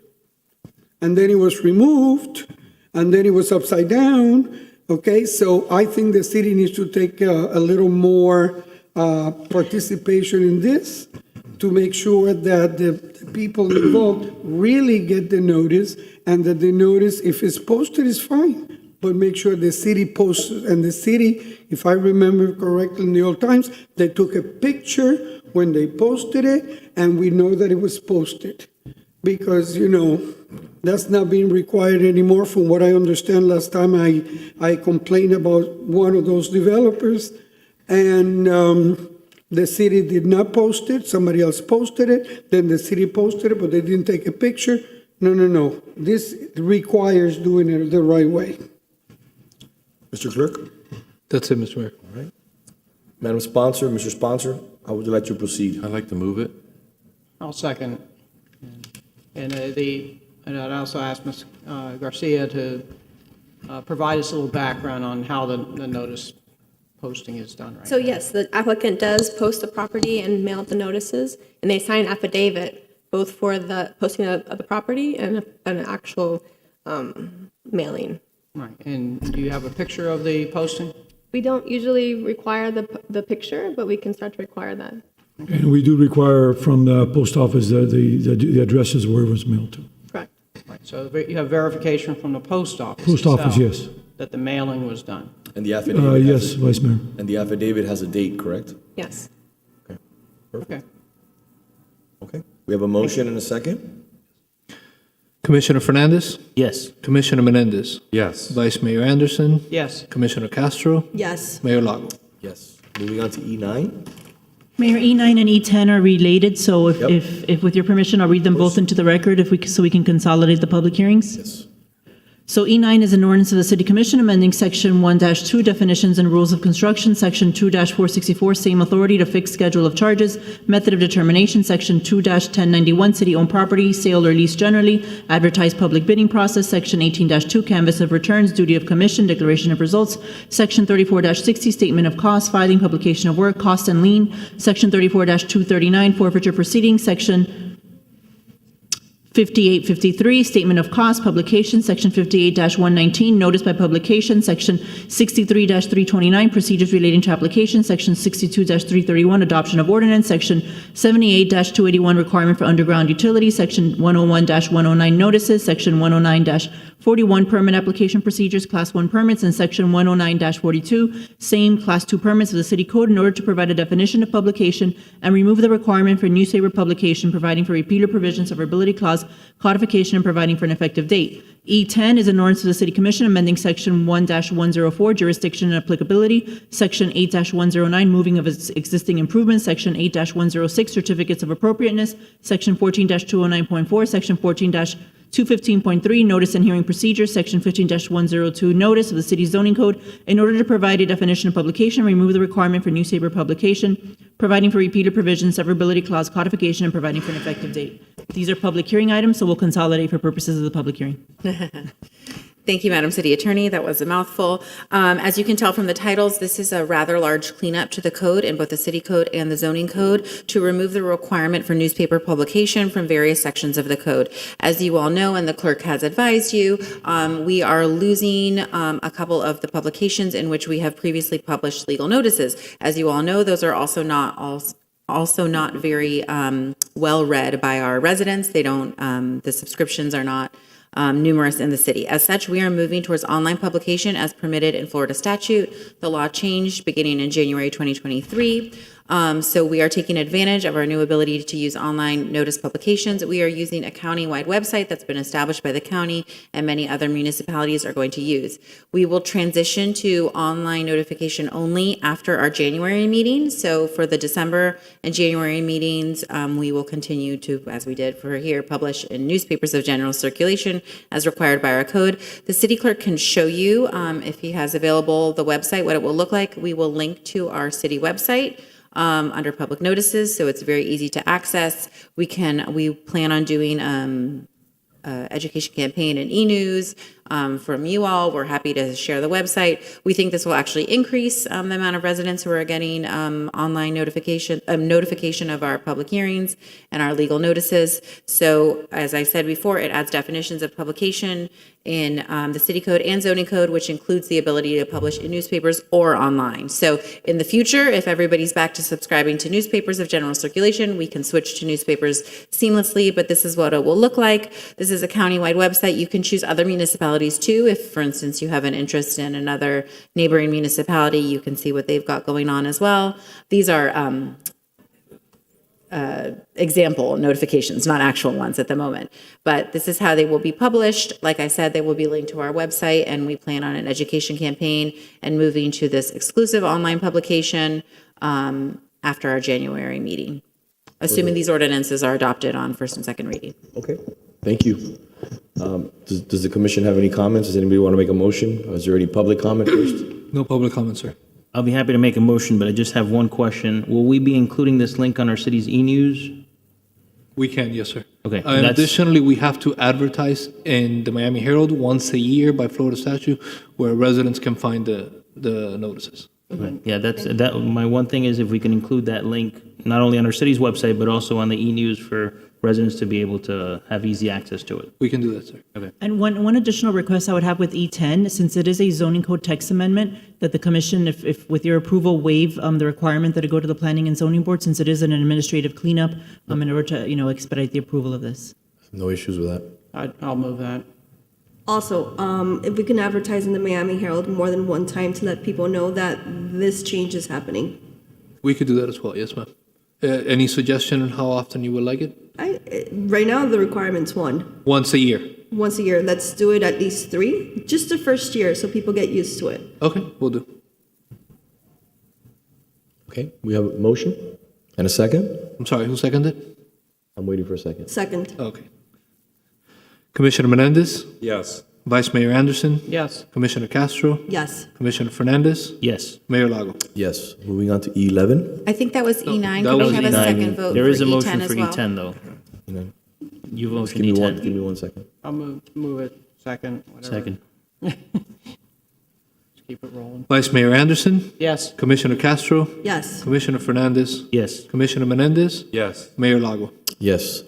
Moving Thank on you. to thank you. Moving on to E11. E11 is a resolution of the City Commission directing a joint meeting of the Economic Development Board and the Cultural Development Board to discuss the city's strategic plan to promote the city of Coral Gables as a cultural destination for South Florida residents and tourists. Madam Vice Mayor. Well, I wanted to have this meeting happen not in planning for the strategic plan, but start planning right now, just like we are for school issues. I took a look at our economic development site. I noticed that not all our cultural sites are even noted on there. So that would be a great starting point if we want to loop in activities that University of Miami has to really show robustly what our city can showcase and do, and then take the next step in showcasing it further with, like I mentioned, visit Coral Gables type of, I'm going to call it advertising. Yeah. But I'm going to leave that to the experts, and that's why I want to start these meetings in the first quarter of 2024. So that is what this is for. You all have any other comments? I think it's a great idea. I'll move it. Second. We have any public comment? No, Mr. Mayor. Thank you. Commissioner Castro? Yes. Commissioner Fernandez? Yes. Commissioner Menendez? Yes. Vice Mayor Anderson? Yes. Mayor Lago? Yes. Moving on to F1, City Commission items. I have F1 as an update of the Granada Diner, also known as Burger Bob's, and the Park Cafe. I'd like staff to, give us an update.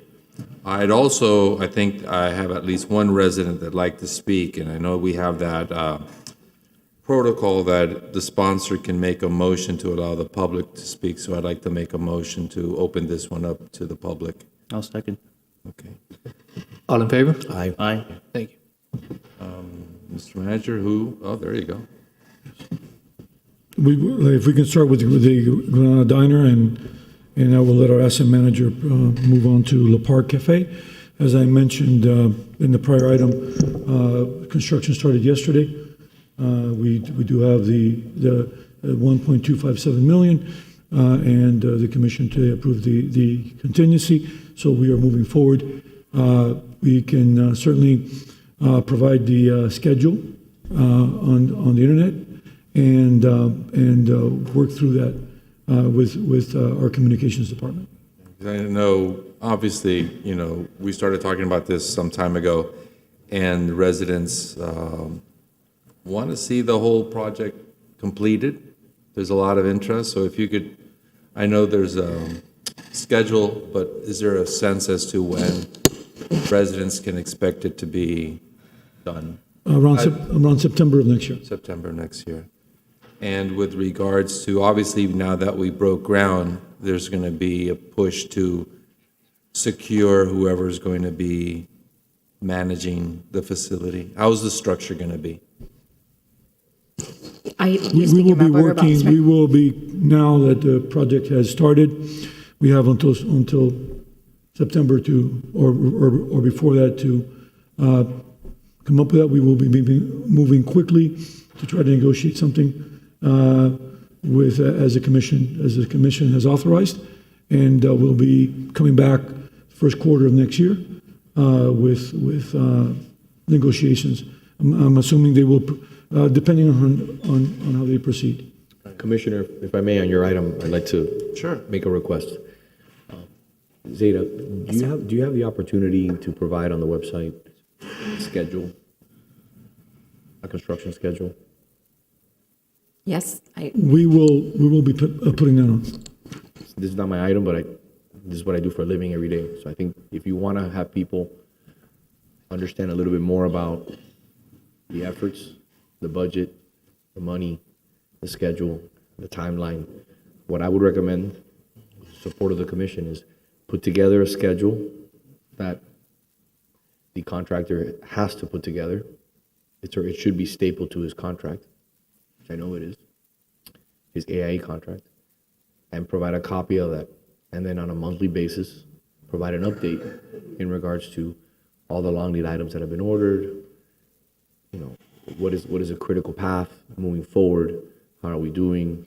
So people understand, if we finish in October, we finish, God willing, in August, why was it delayed? Why was, no one's gonna complain if it was done earlier, but why was it delayed a month? What was the reasoning behind that? I wanna make sure that everybody understands the schedule. It's put up so that everybody can review it, and it becomes memorialized. And we provide an update for the community to understand really what's going on in regards to the project. And once it's put on the website, could communications or someone send the link to all of us so that we can sort of amplify that message? Because I know a lot of people, we have our social media platforms, and I think that helps spread the message. How about we do one better?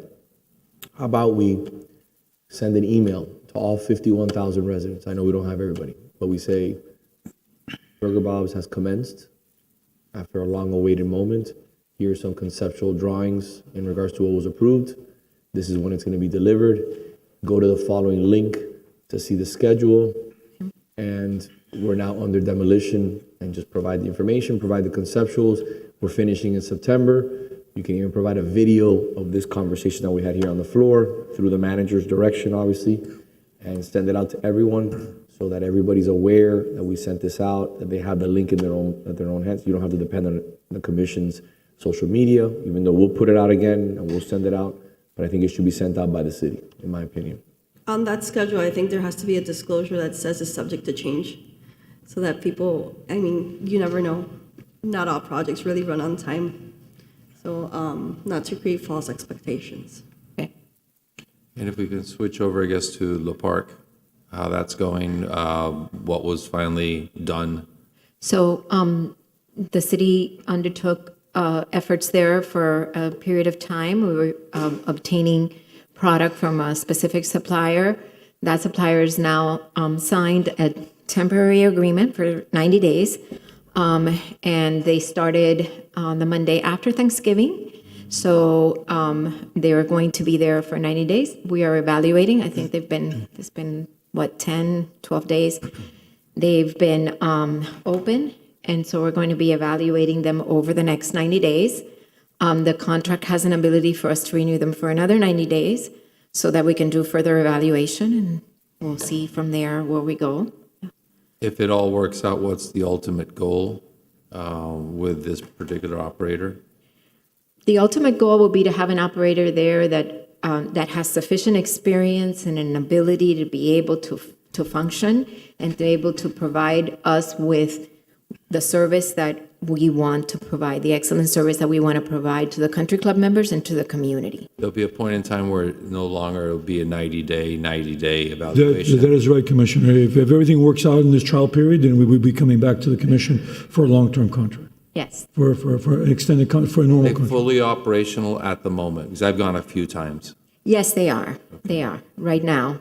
I saw every business is looking for employees. I think I noticed that they were looking to hire. Yes, and that is something. Like I said, we temporarily staffed them with some overflow employees that Parks had, and so on and so forth. And they have brought some employees on board, and obviously they're looking for more to be able to solidify the operations. It was a very quick transition, so they're in the middle, planning and putting everything together. But as far as we can tell, everything's working out so far, so good. Any of my colleagues have any? What's the new schedule?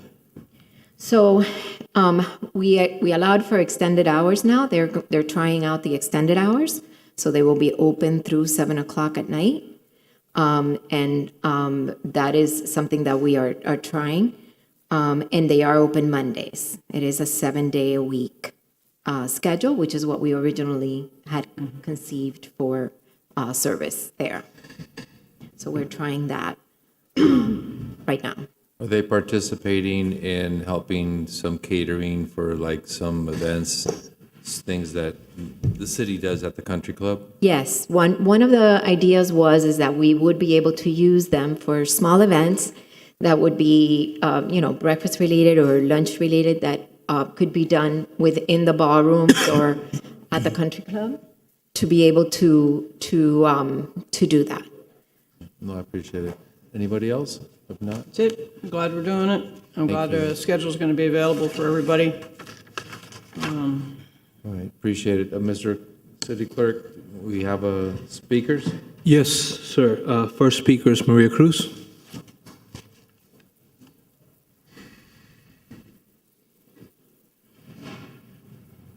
It takes 3 to 10. Maria Cruz, 1447 Miller Road. I just have two questions. The demolition just finished. Is that what I heard?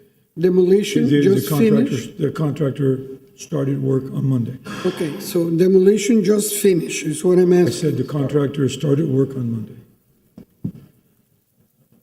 They're working on the demolition. They just started work yesterday. They just started demolition now? They started construction operations yesterday. I'm asking demolition, sir. That's the first. I'm not a construction person. I'm not an engineer. I'm not an architect. I want to know, because people are asking. This process has taken months, if not years. People wanted to know, and I'm going to go look at minutes also, because I believe we have been told that the demolition was done. And this is why I'm asking, because people are asking. So the demolition is now in process? Partial demolition has been done. They are mobilizing and they're continuing with their phase of the work, because remember we had, that building is two parts. It's the pro shop. I'm asking Burger Bob's. Burger Bob's. They started yesterday, they mobilized, and they're working through the construction process. So, Ms. Cruz, I toured the back of the facility, so in order to be able to get a 4-inch pipe where it needs to go. There's additional demolition that would have to be done.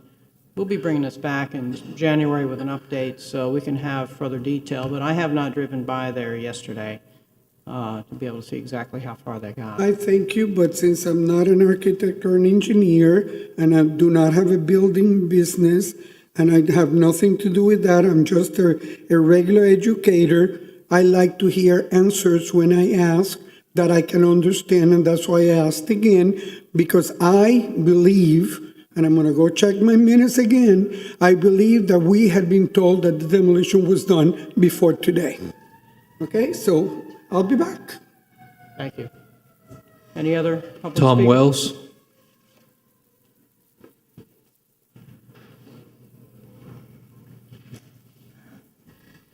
Hi, yes, my name is Tom Wells. I am a 30-year resident of Coral Gables, the North Gables, and my business is in North Gables. I'm asking the commission to do two things. One is expedite the reopening of Burger Bob's and publish the construction schedule. Per section 9.13 of the construction contract, the construction schedule should have been prepared at the notice to proceed number 2. It wasn't attached to the agreement initially. It will also be updated monthly. So on that website, if you can not only put the construction schedule, which will address Mrs. Cruz's request, but also the monthly updates so the residents can see what's going on and this can be a transparent process. That would be very helpful. Mr. Wells, if I may, if you play back, and I'd love for the clerk to give you a copy. I know that you wanted maybe a copy of the transcript. I asked Zeta on a monthly basis to provide an update on the website in regards to the schedule. May I continue? Yeah, and then I also would like for the manager, just really quick, because you're going to give a few points and I want them to be addressed. Can you address the question that the gentleman made about the NTP and the second phase? We provided a notice to proceed one to try to negotiate quickly because equipment is very difficult to obtain now.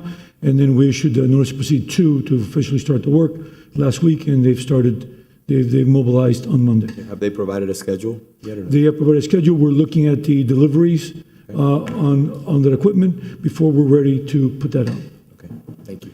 And the reason why I want that process to be transparent, because John Bell Construction executed that contract on September 1st. We're at December 11th now. So this process has taken 3 months just to initiate renovations. In addition, I would like to request the commission to have a town hall meeting to understand the terms, operation, menu items, and pricing for Burger Bob's. La Park had an agreement that the city proposed that is attached to a prior resolution of the city. And what they had was, they had an agreement that allowed the city to terminate them on convenience in 6 months' notice. That means it's a 6-month agreement. And so for Rita Tennyson or any operator of the restaurant, in order to build a business, in order to hire employees, they need to be open more than 6 months. But if I may say something, let's be clear. You represent that person. So, Mayor, I got a problem here, and we have a person that's representing the person that we may be negotiating with, dictating terms to what we do. I think this is a problem. I think you have to understand also, as an attorney, that we made a statement that was very clear in support as a commission of having this fine person run the establishment. But you're also representing her as her attorney. So I understand, but I don't want to negotiate. I think that's up to the manager and the city attorney to negotiate the terms of the contract once we get to that point. I think right now what we should really need to focus in on is getting the construction started. It's taken a long time, and make sure that we finish on time and deliver something which is world-class for the residents in the neighborhood. I don't want to interrupt any of you guys, and so if you can let me proceed, that'd be great. And so to continue, it would be, so my wife represents Rita Tennyson. I don't have anything to do with that agreement. And our law firm doesn't, she does. Just to correct the point that you interrupt me on. But it would be important, I'm not asking for my thoughts on it. I'm asking for the residents to provide the city manager their thoughts on what the economic term should be. For example, there's been a discussion if there should be Grubhub or Uber Eats there. That's a residential area that's very, very busy. And I don't know if we really want to do that to increase revenue for the city for all the local residents. So you would probably want the local residents' input before you make that decision. In addition, for the concession agreement with La Park, the city took all the revenue, 100% of the revenue from the operator, and returned a portion of it 7 business days following the next month. It's difficult to pay for operating expenses, employees, perishable goods, if you don't have any of the revenue and you're waiting for the city to return it. So again, if you would like this to be an amenity like you talked about at the March 2022 meeting, it would be important to remember that, and as Vice Mayor Anderson also talked about it's not important to make every opportunity a golden egg for the city. This is an amenity to the city, and as a resident of the city, I would like this to be provided by the city for the residents. Thank you.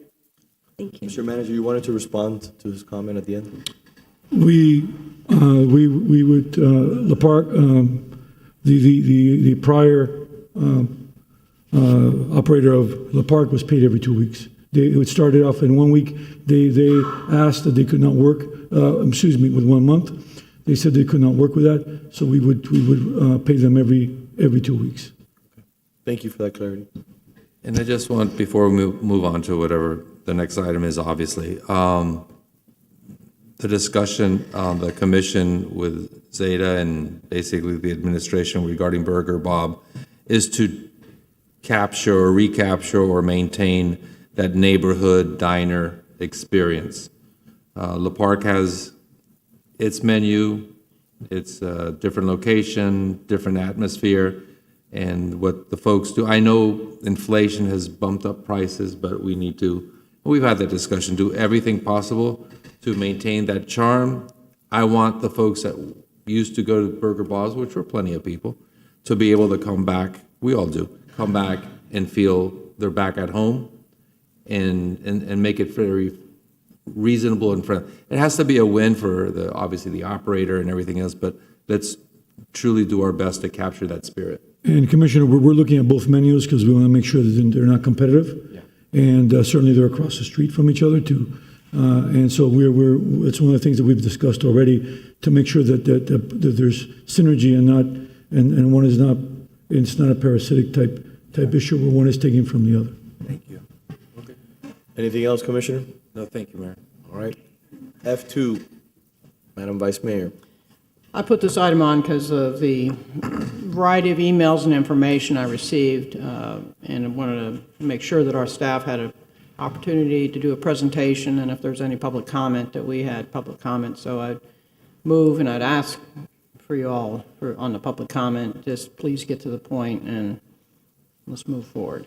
Okay. As to, the intentions. I know we have 3 minutes, but some of these have been really running long. Okay. And I know that Commissioner Fernandez has a need to be out of here by 3 o'clock. So the first thing we have a 1 o'clock time certain. I know that I completely missed it. I know you want to talk. You want to take F2? Geraldo. Yeah, Want let's to go take ahead. F2? I already called it, or do you want to move back to the time certain agenda? Let's move back to the time certain. Okay, perfect. Sorry about Still that. have 3 minutes My bad. before 1. All right. Madam City Attorney, agenda item I1. Thank you very much. Thank you. Item I1 is a hearing regarding the decision of the Retirement Board to grant a cost of living increase to class members in the case Murray versus City of Coral Gables, case number 13-20731, CA13, and the alternative dispute resolution mechanism that is set forth in the class action settlement agreement and that was ultimately codified in city ordinances 2018-11, 2018-25, and 2018-35. In accordance with the terms of the settlement agreement and the ordinances I just mentioned, on November 9, 2023, the Retirement Board voted to determine a COLA of 8% for class members, the GAP members, and the opt-outs.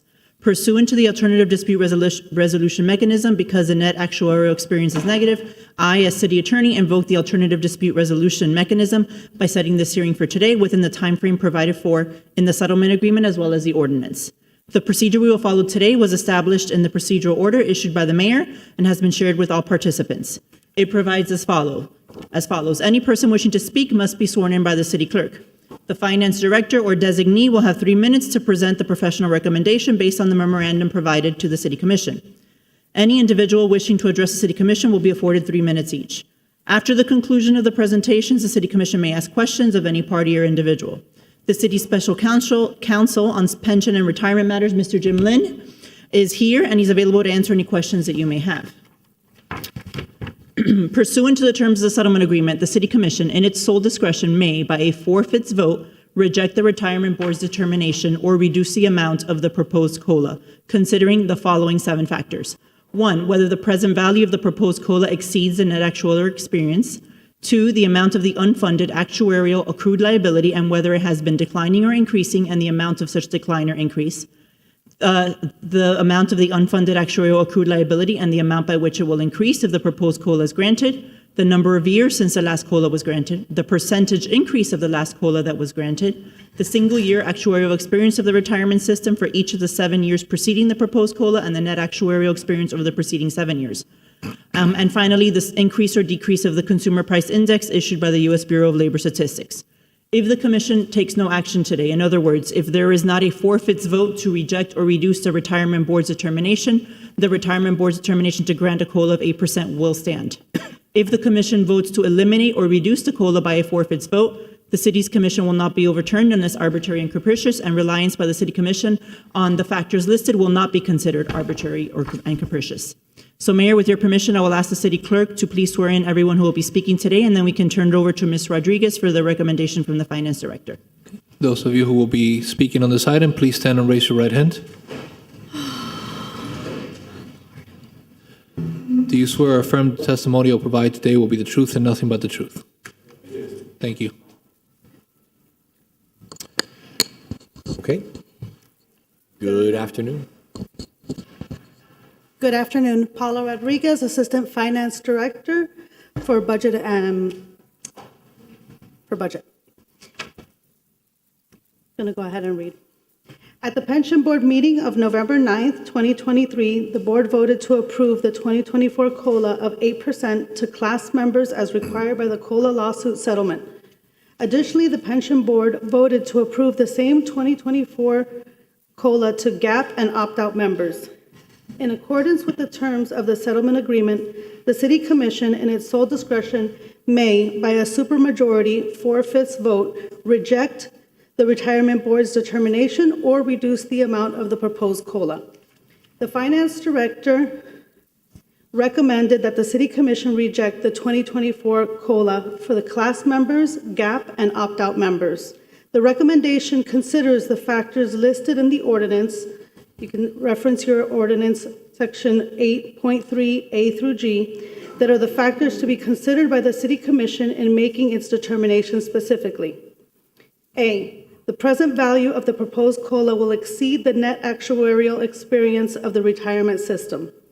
The current cumulative experience loss as of October 1, 2020, since July 1, 1994, is $180.7 million.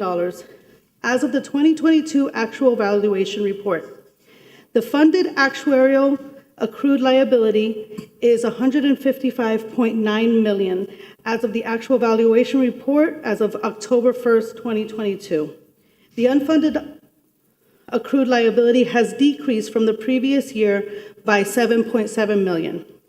Providing for the 2024 COLA of 8%, the class members, opt-out members, and GAP members would increase the current unfunded actuarial accrued liability by $26.7 million and will increase the current annual required contribution by $3.6 million.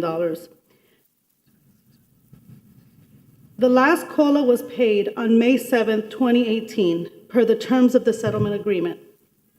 The COLA lawsuit settlement provided for a 2.975% COLA for 2013 and a 0.25 COLA for 2014. payable on May 2018. This payment increased the unfunded liability by $14.5 million. The single-year actuarial experience of the retirement system for each of the 7 years preceding the proposed COLA is follow. September 30th of 2022 had a $5.6 million loss. September 30th of 2021 had a $19.3 million gain. As of September 30th, 2020, it had a $6.1 million gain. As of September 30th, 2019, it had a $469,000 gain.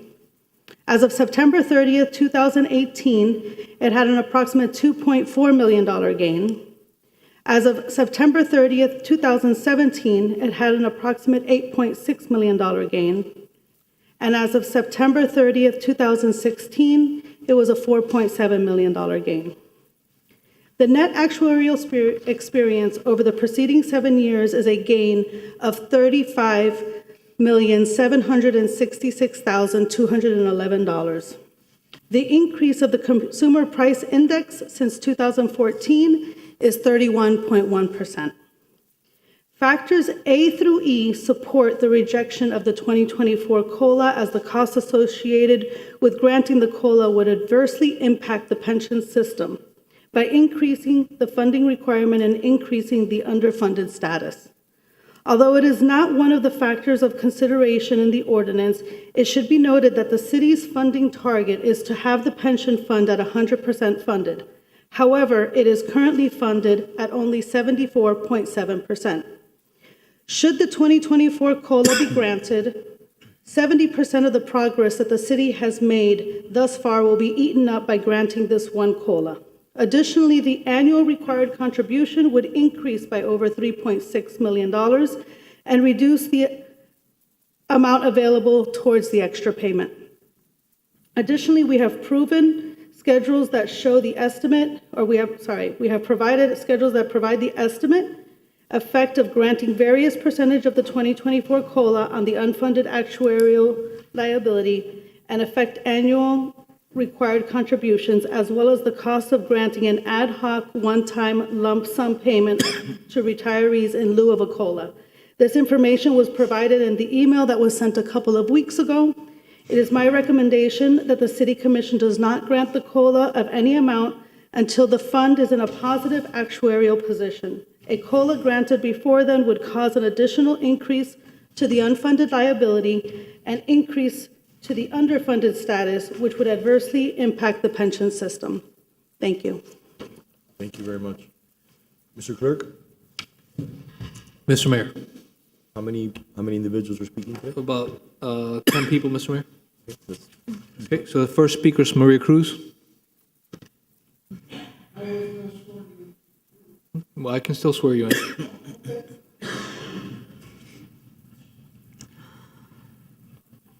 Please raise your right hand. Do you swear or affirm that the testimony you'll provide today will be the truth and nothing but the truth, ma'am? I do. Thank you.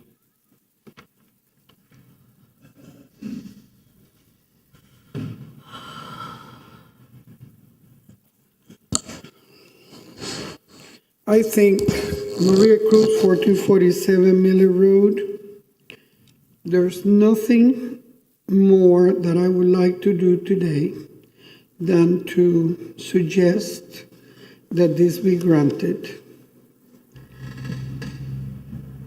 But because of the financial difficulties that the city is facing, even though we do not have any financial difficulties yet, because winter hasn't come, I don't know how we can do it. It hurts me to say that the best thing to do would be to wait and see if things get better, because we're getting lots of development and we should be getting lots of money. And I'm sure we could cut next budget, we could maybe look at people that are getting positions that are getting improved, changed, titles that are getting fixed so people can get more money, et cetera, and maybe we could take care of these people that do deserve to be taken care of. I am very sorry that our city is failing them. I'm very sorry that we don't have money for this, but we have money for other things, because many times I've heard the people in budget say, if the commissioners ask, we find the money. Well, in this case, they claim that the money is so much that they cannot find it. Maybe we need to look at our budget and see what can be taken off. And maybe the next budget cycle, we should make sure that the mobility hub is not even a thought. And we need to look at some of those dreams that some people have, a world-class city with paintings in the bank. And maybe when we do that, we will be able to take care of them because they deserve to be taken care of. And I'm sorry, based on what I know, I cannot recommend that, but it's shame on the administration that has not looked into it, because this is not something new. They've had time to think about it, and maybe we need to consider our priorities a little better, and maybe when we get new administration, we can look at the budget and see and find money so we can help them. Thank you. Henry Pickering. Morning. Good afternoon, excuse me.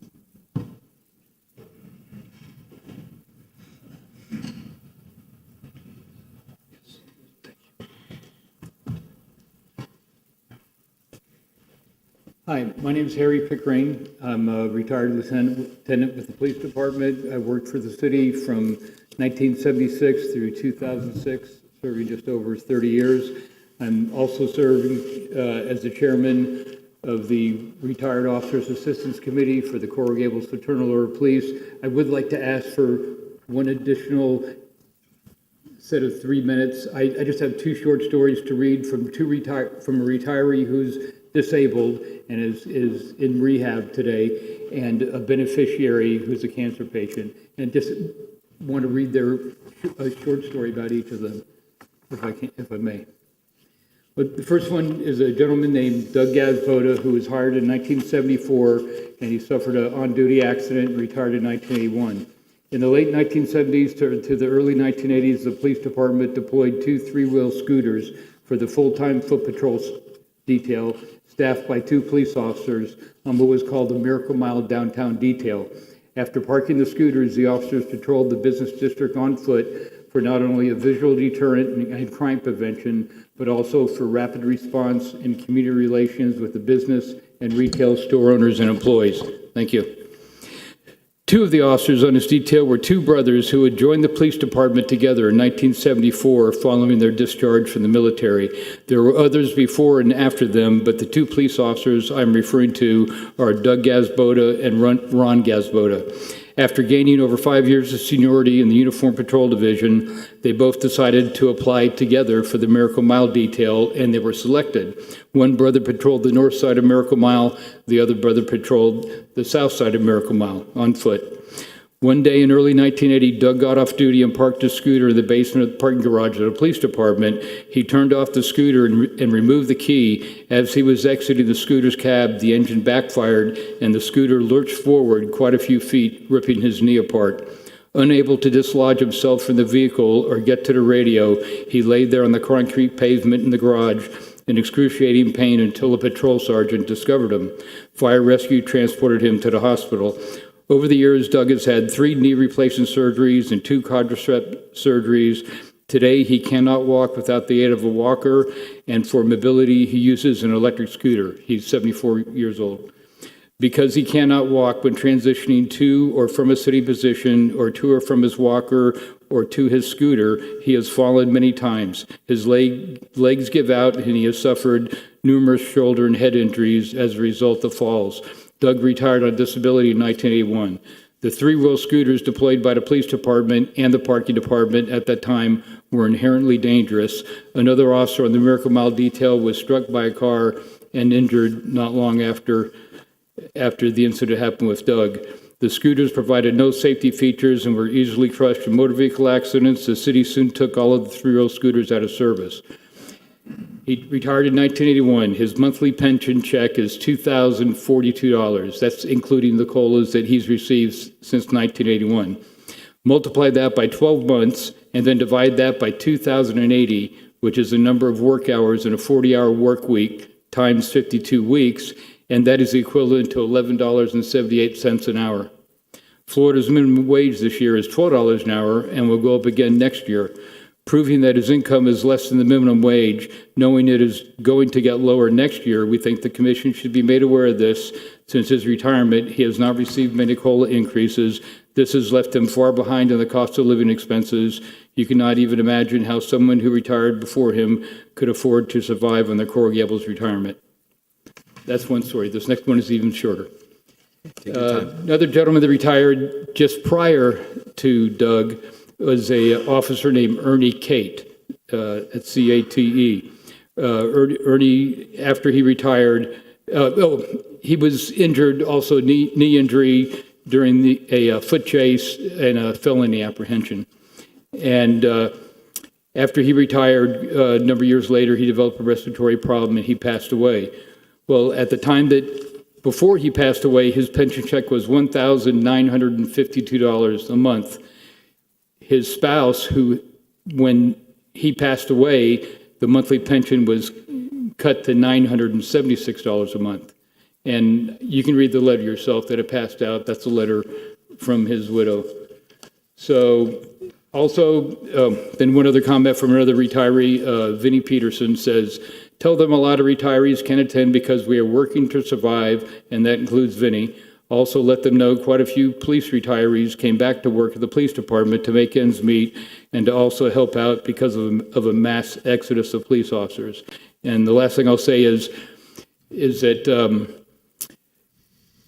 this is connected in a way to your current contract negotiations. The active duty officers are watching this and they're listening, and because what happens today and what you do today in regards to a retirement benefit is a look into the future for them. So just want to make that point. And thank you so much for listening. Thank you, sir. Eric Plesko.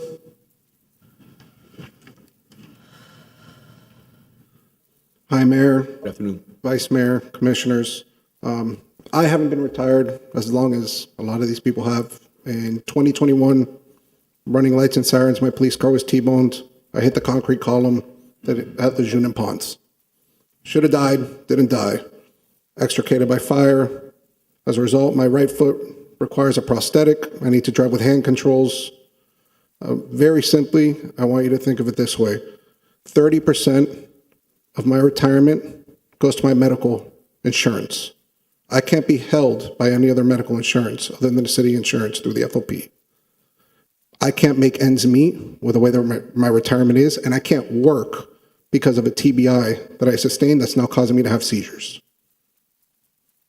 It's very simple. I can't afford to live based on the retirement I received, based on an injury I received on duty. And that's completely separate than all of them. It's a different situation, but realize if this happened 20 years ago, and I retired at a lot more than they did, there's no way that someone that retired 20 years ago can afford to survive. Thank you. Thank you. Michael Chicolo.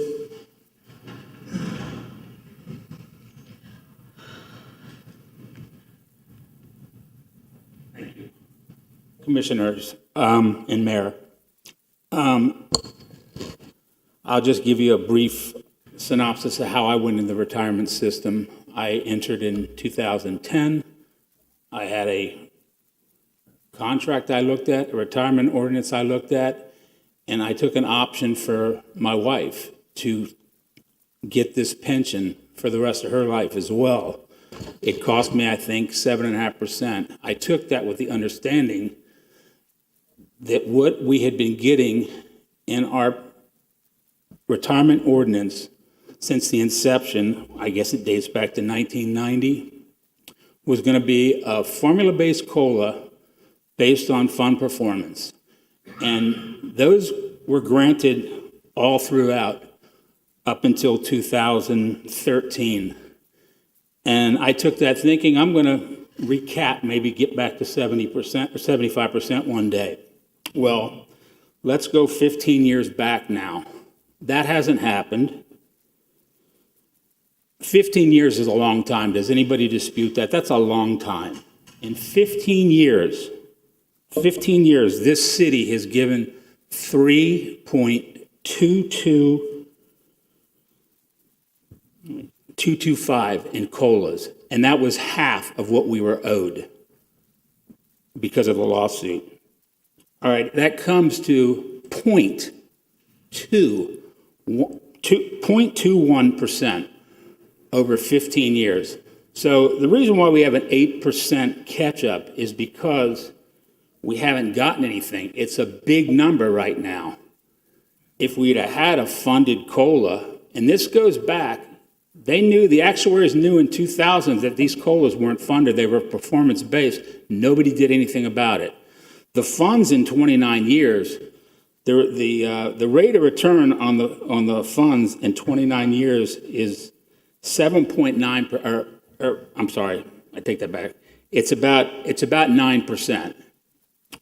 The history of the COLAs going back 29 years, from the inception, it only comes to 0.79%. In 29 years, if you gave a COLA every year, that's all you got. You didn't even get a percentage, okay?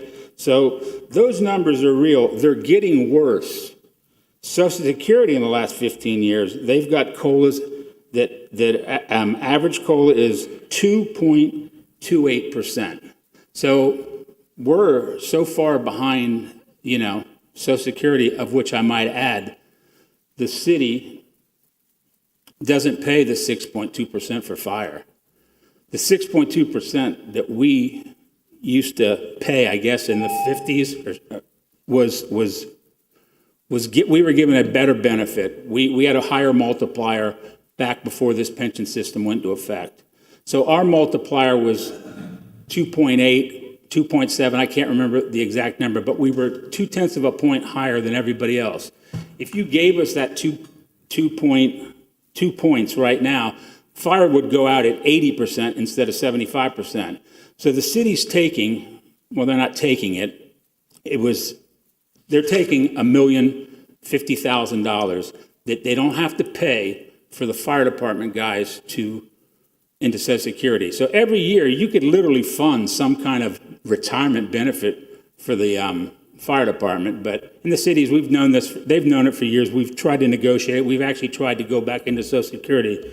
But what scares me the most is I look at some of these older people, not just fire, but in the fund. I've been gone 5 years now, and I'm feeling the crunch. I mean, it's a real crunch to keep your lifestyle up. And in 15 more years, what am I going to have if you don't give me any COLAs? If you don't give this COLA now, and there's nothing that says you can't give it, then when? We're not going to wait. The fund's going to be completely funded in 2031, as I heard. That's 8 years. I mean, there's a lot of people here that can't wait 8 months. It's wrong. And the city, however you can do it, needs to grant this COLA. This can't go away again. It can't keep going away. And like I said, the only reason it's high is because it hasn't been granted. It was high 2 years ago. I asked commissioners, I know 3 of you are still here, but in the last 2 years, have you figured anything out to fund it? We're sitting here 2 years later doing the same exact thing we did. And I can't stand coming up here speaking. I think it should be automatic, whether we work something out in the future to a different COLA we can opt into. I don't know what the resolve is, but I know that this COLA needs to be given. It needs to be granted. It's long overdue. So, please take everybody that's speaking here into consideration, because a lot of people have come from a long ways and they're hurting. They're really hurting. And, this is a big deal to them. So thank you. Thank you. Tom Zelenak? Good afternoon. Good afternoon, Mayor, Vice Mayor, Commissioners. Thanks for having us here. After Mike left, I became the president of the union for the firefighters. We've been here 10 times in the last 10 years, practically begging. It's become glorified begging, which, like you said, if the employees that are working here now want to see what it's going to be like in the future for them, watch this hearing right here. We're begging for something that was granted to these people years ago. It was on the books. Even Diana's memo here says this was granted. This COLA is granted right now. What you're going to vote on today is to reject what they said, because Diana says to reject it. It is passed. Right now, if we walk out of here and you do nothing, it passes. If everybody up there does nothing, it passes. But here we are begging. People that gave their lives for this city are begging you to help them out. Are you kidding me? Is this what you want for the employees? Is this what any employee wants? Is this what they want to look at on TV and say, you're going to be begging in the future just to maintain what you've already been given? Is that what you want? Is that how you expect to keep people working here, the best and the best, to come here and work in the city of Coral Gables, which is a great city, but they don't treat the employees very well? This is not a city that treats their employees well, and it treats the past even worse. They took this away. Yeah, there was a time when this happened, when this lawsuit all came, we went through a financial crisis and things went a little sideways, and it was bad. All the unions came forward. Fire first. Fire came in, we'll give you back a raise. What else can we do? We'll open up our contract. We'll do things, we'll take things back. We'll go backwards so that the future will be better. And now here, 10, 15 years later, you're still begging? We're begging. This is the wrongest of the wrongs ever committed against people. It's borderline criminal what's going on right here. This is stealing out of the pockets of the retirees. That's what happened here. This is stealing. Right now here, the change in the CPI over the last 10 years, 31%. That means anybody that's been gone over 10 years is feeling the pain of 31% increase in the CPI. These people have been gone longer than that, way longer than that. So I can't even imagine. That number doesn't even get shown here. It's probably 50%, 60% of what they were what they were promised was taken away. Come on, guys. Seriously? Who's going to have a heart and who's going to have the courage to stand up and say that enough is enough? Thank you. Thank you. Mr. Clerk. Wallace Jeffrey Vance? Good afternoon. My name's Jeffrey Vance. I was a police officer here for 32 years, starting in February 1970. I was in front of this commission and I got tried. I had a trial board hearing in this commission in 1974 where I was suspended for living with my girlfriend, and it drew national attention. It was on NBC Nightly News 4 times. It was on 60 Minutes twice. It was turned into a fiasco. They tried to use me to get the current police chief at the time, W.G. Kimbrough, to resign. He'd been police chief or a police officer here for 49 years, and there was a power struggle to get him to resign. You have to excuse me for I'm a little emotional right now. In 1972, Commissioner Rebel Zane, along with Jimmy Robinson, the city manager, and the chief of police, W.G. Kimbrough, a man I grew to admire and respect my entire life, decided that the police officers weren't being paid enough in the city of Coral Gables. There was no money to give us pay raises, but the city manager stretched the budget and gave us over 21% pay raise in one lump sum. We didn't have a union. When I wasn't protected when I was on trial board here. I later came in here many times as I became one of the most decorated. I fought when I was suspended to stay to become a police officer in the city of Coral Gables. This is the only job I had as an adult. I fought my whole life to be the best police officer I could for the city of Coral Gables. I suffered injuries. I suffered broken back. I had several surgeries to replace bangs from car accidents and other stuff. I even shot myself on the line of duty here and suffered the partial debilitation of my left hand. But I didn't take workers' comp. I stayed as a police officer here. My best friend was shot while he was jogging at Kendall Lakes Golf Course and lost the use of one eye, and they tried to force him to retire, which would have given him about $460 a month for retirement. But he fought and he stayed here to become a police officer for the rest of his career. I later became one of the most decorated officers in the history of this police department. I was Officer of the Year 3 times. I won the D Court Award. I was Officer of the Month 12 times, runner-up 22 times. I got the Distinguished Service Award. I was decorated by the President of the United States for saving the life of an FBI agent. A flag was flown over the Capitol building in my honor on the date of my retirement. What's going on here, guys, is wrong. I know we can jumble numbers and we can say it's not fiscally sound. There's no retirement system in the United States that's 100% funded.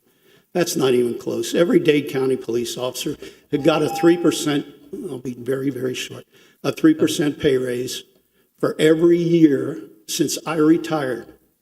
My ex-wife was a Metro Dade lieutenant. She retired 4 years after I did at $27,000 less a year than I retired at. She now makes $46,000 more than I do.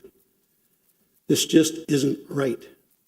I buried 5 of my friends at Woodlawn South Cemetery, where I go and put out flowers because nobody else does. We don't get Christmas cards from the city. We don't get remembered. This is your chance to make up for a lot of past wrongs. We deserve it. I've got cancer in 2 different places. I have prostate and skin cancer. I have diabetes. I'm not going to live long enough if we wait for this to be funded. I'll be dead and gone. But I appreciate your time, and please take care of these people. They need it. Thank you. Thank you. Joseph McNichol.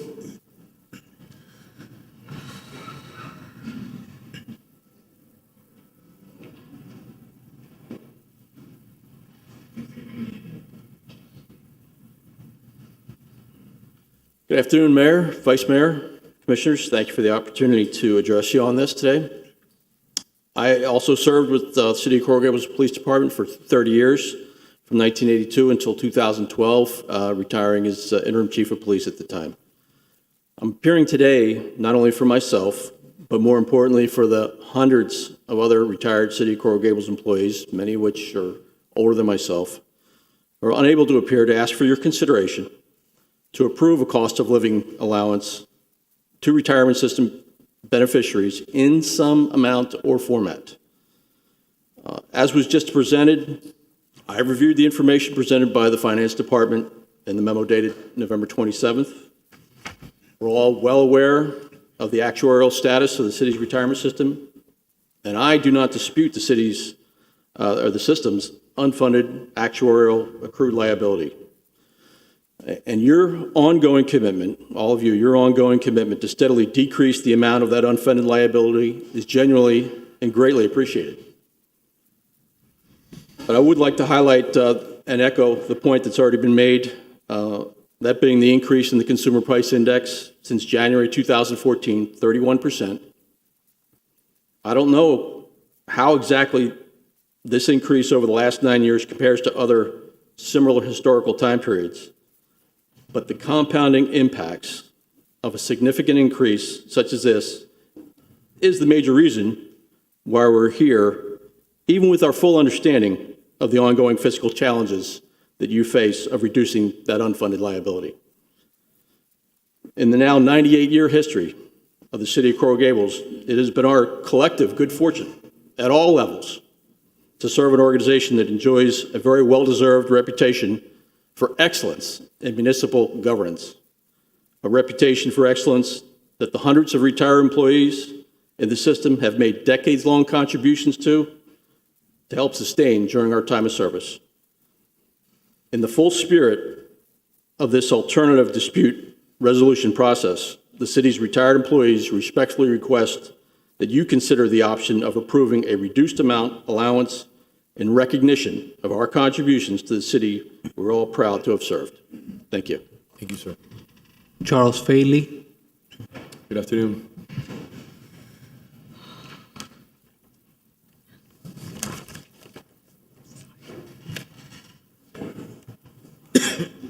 Mr. Mayor, How you doing? You didn't watch it. Vice Mayor, Commissioners, Mr. City Manager.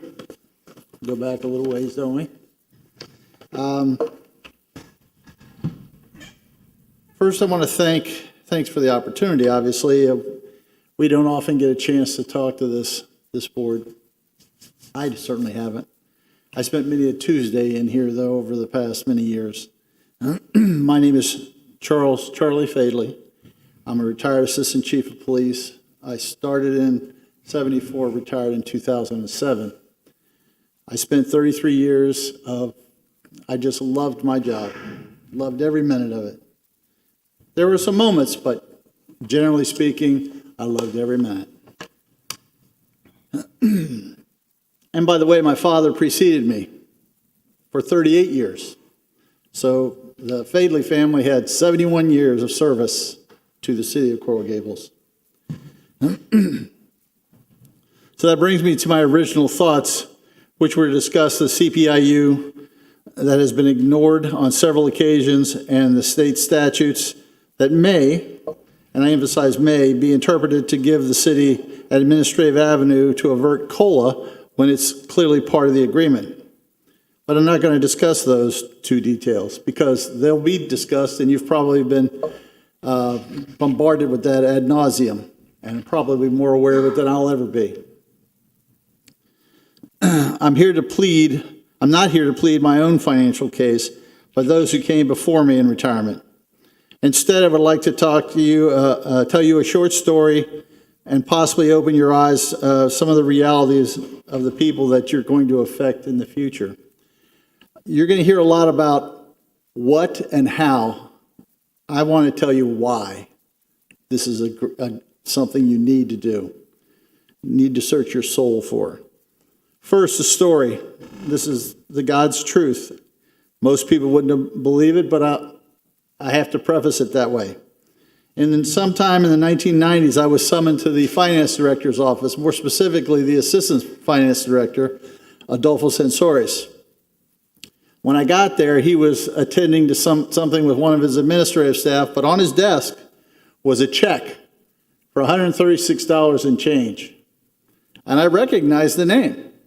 It was someone that was around my father's time, maybe a little bit after. And the check was for $136, as I said. I go, why is he sending you a check for $136? Well, he said he sends that every month, plus his retirement to cover his health insurance. His retirement and $136 had to pay for his health insurance because he had not been given COLAs along the way. We're not looking for 10% a year. We're not looking for 5% a year. I don't know. We're looking for 3% a year, but something. And he slid back and he slid back to the point where he was probably living on Social Security, which was extremely meager then. Imagine what it would be today. That was an eye-opener. I couldn't believe my eyes and my ears at that moment, but it was kind of an epiphany for me when I realized that that's something that needed to be dealt with. The second point I wanted to bring up has been kind of touched on is when I left in 2007 to date, I've received about 7% or less in COLA. I don't know the exact number, but that math divided by those 16 years is 0.4375. Mike talked about a different number. Maybe that was a few years earlier. There was a COLA that accounted for that. But it doesn't matter whether it's 2.75 or 4.3, or 0.4 point something. That's less than 0.5% a year. What have you gotten in your lives? Each one of you, I don't know what your financial situation was. When I was working, I kind of had an idea what each person did. They were attorneys and they were business owners and so forth. And you had put yourself in a position where you were at the top of the income bell curve, or just maybe past it. Well, we don't get that, most of us. We don't have that professional ongoing position unless we left here and went somewhere else. We have our retirement. Some people they get a little job on the side, depending on their areas of expertise or what they branched out to. They may be working in Home Depot or someplace like that, try to make a few extra dollars, but they don't get the kinds of dollars that that I think maybe you think they have.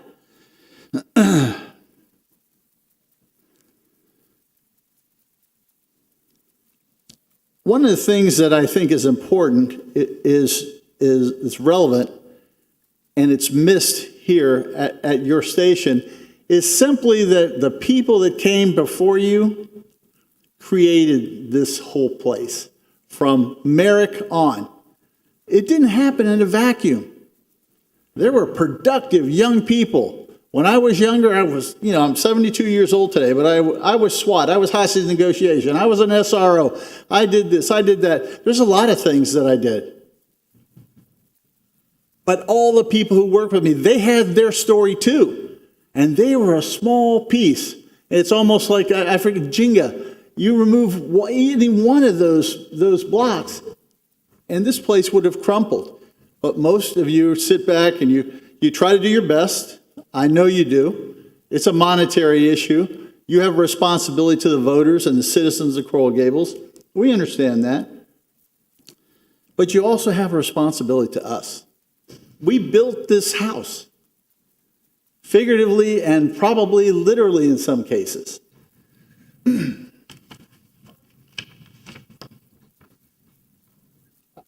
I was going to list a few things that were accomplishments of mine. It's not important. But it would almost be an insult to all the people that worked with and for me, because they all had a part, as you're having a part right now. And 10, 15 years from now, you're going to be on the outside looking in and wondering what they're doing. Why? Always remember, and I always try to tell the people who came after me, it didn't happen in a vacuum. These people built this for you, for the citizens of Coral Gables. And now, yes, we didn't, let's see, I want to, before I forget, that's why I have notes here. One of the things I've heard this city of Coral Gables called, and you probably heard it too, is a diamond in the rough. You know, we're surrounded by some other cities. They're good cities. They're nothing like Coral Gables. You've heard of being called a military brat? Well, I was a police brat. My father started in 49. I was born in 51. So I grew up with this place. I was born in a doctor's hospital. I've never done anything else that was better. I still don't. But in closing, I want you all to understand that none of us signed up here to get rich. We signed up because we wanted to serve and enjoy our lives. And yes, we expected that down the road, the city of Coral Gables, via retirement, would take care of us in some way. We don't want to be rich. We just want to be taken care of in a reasonable way, at a reasonable level. But it seems like over the years, that's fallen by the wayside. I think you're missing the big picture. There's one point that I glossed over that I still want to cover, and that is, I know it's important for you all to try to reach a point of solvency with regard to the retirement system, but there's got to be some symbiotic way that the budget and retirement COLAs can come together. Once again, I know I'm being redundant, but we're not looking for big numbers, just something consistent that we can kind of count on that's part of what we've already agreed to and is yet to be lived up to. One last point I want to make, which I didn't have in my notes, but I thought of it driving down here. You hear a lot in the news about police officers and firefighters, and even general employees for that matter, that they're thinking about moving to another city, or whether they're even going to be in Coral Gables. Do I want to apply to Coral Gables?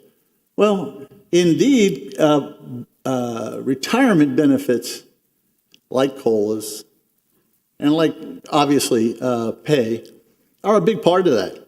So if you want to recruit and you want to retain employees, please be mindful of that, because that's an important part of the marketing of making this city a great place to be.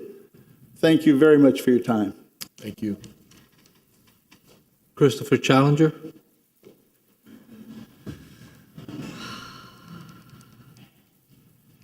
Mr. Manager, Commissioners, Mayor, Vice Mayor, Chris Challenger, President of the Coral Gables Fraternal Order of Police, Lodge 7.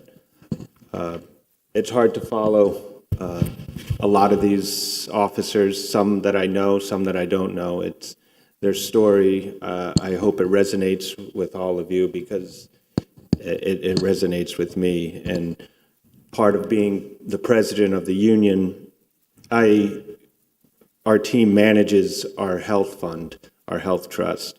So I have an opportunity to talk to a lot of retirees and see how they're doing, and people I don't even know.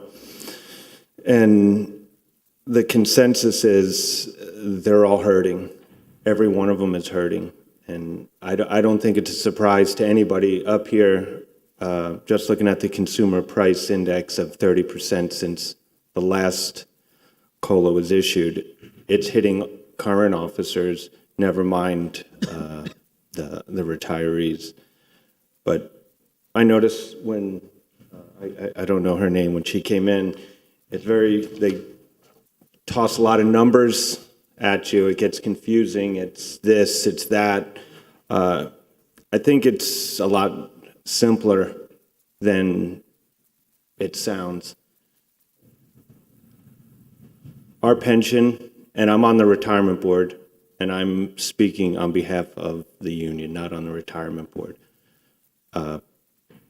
If a COLA is granted to these officers, and it doesn't need to be 8%, it can be something you guys put your heads to, or whatever is fiscally responsible. Whatever it is, it's not destroying the pension. It almost sounds like when someone comes up here and they put it out there that our pension will be destroyed if a COLA is granted. Now, yes, our pension has had hard times, but right now, since I've come into office in January as president, we've had 4 retirees pass away that were on pensions. Those pensions are gone. They never got to see any COLA. They haven't in the last, and they're all hurting. If we're waiting to fully fund the pension, which is great, but it's not, almost every pension fund is not fully funded, and most departments do give a COLA every year. Most do. Some higher than others. We don't. But if we're waiting to be fully funded to pay a COLA to officers that have retired, they may not be around to enjoy it. So from my side, please, a lot of decisions are hard, but this has a simple answer. We've left our retirees behind. I think it's time to turn around and pick them back up. Thank you, guys. Thank you. Rick Cook. Good afternoon. Good afternoon, Mr. Mayor, Vice Mayor, Madam Attorney, my friend Peter. My name is Richard Cook. Most people call me Rick. I served here 33 years, just after Charlie. In fact, I worked together with Charlie at the police department for a couple of years. I served as the fire chief for 12 years. And Charlie and I, the communication system we put together in 2001 and 2002 is still in operation today, something I'm quite proud of. But I'm not here to talk about me, anything I've done. I will tell you, I have loved serving with everyone in this city. I was in this room every Tuesday that we had to be here, many times, and dealt with a lot of, not you guys, with Peter some, back when he was working in building and zoning. We love this city, and I'm here not for myself. I'm here for the people that I represented as the fire chief. They're out there, they're hurting. I go to a lot of funerals. I don't like them. A number of people whose funerals I go to, their sons and daughters work here in the city on the fire department and police department. That's not fun. And they're not living in good conditions. A lot of them are living with their children. And I don't know about you, but I don't think my parents ever wanted me living with them. And we had 7 kids in our family. So, but I really think you need to take a look at this.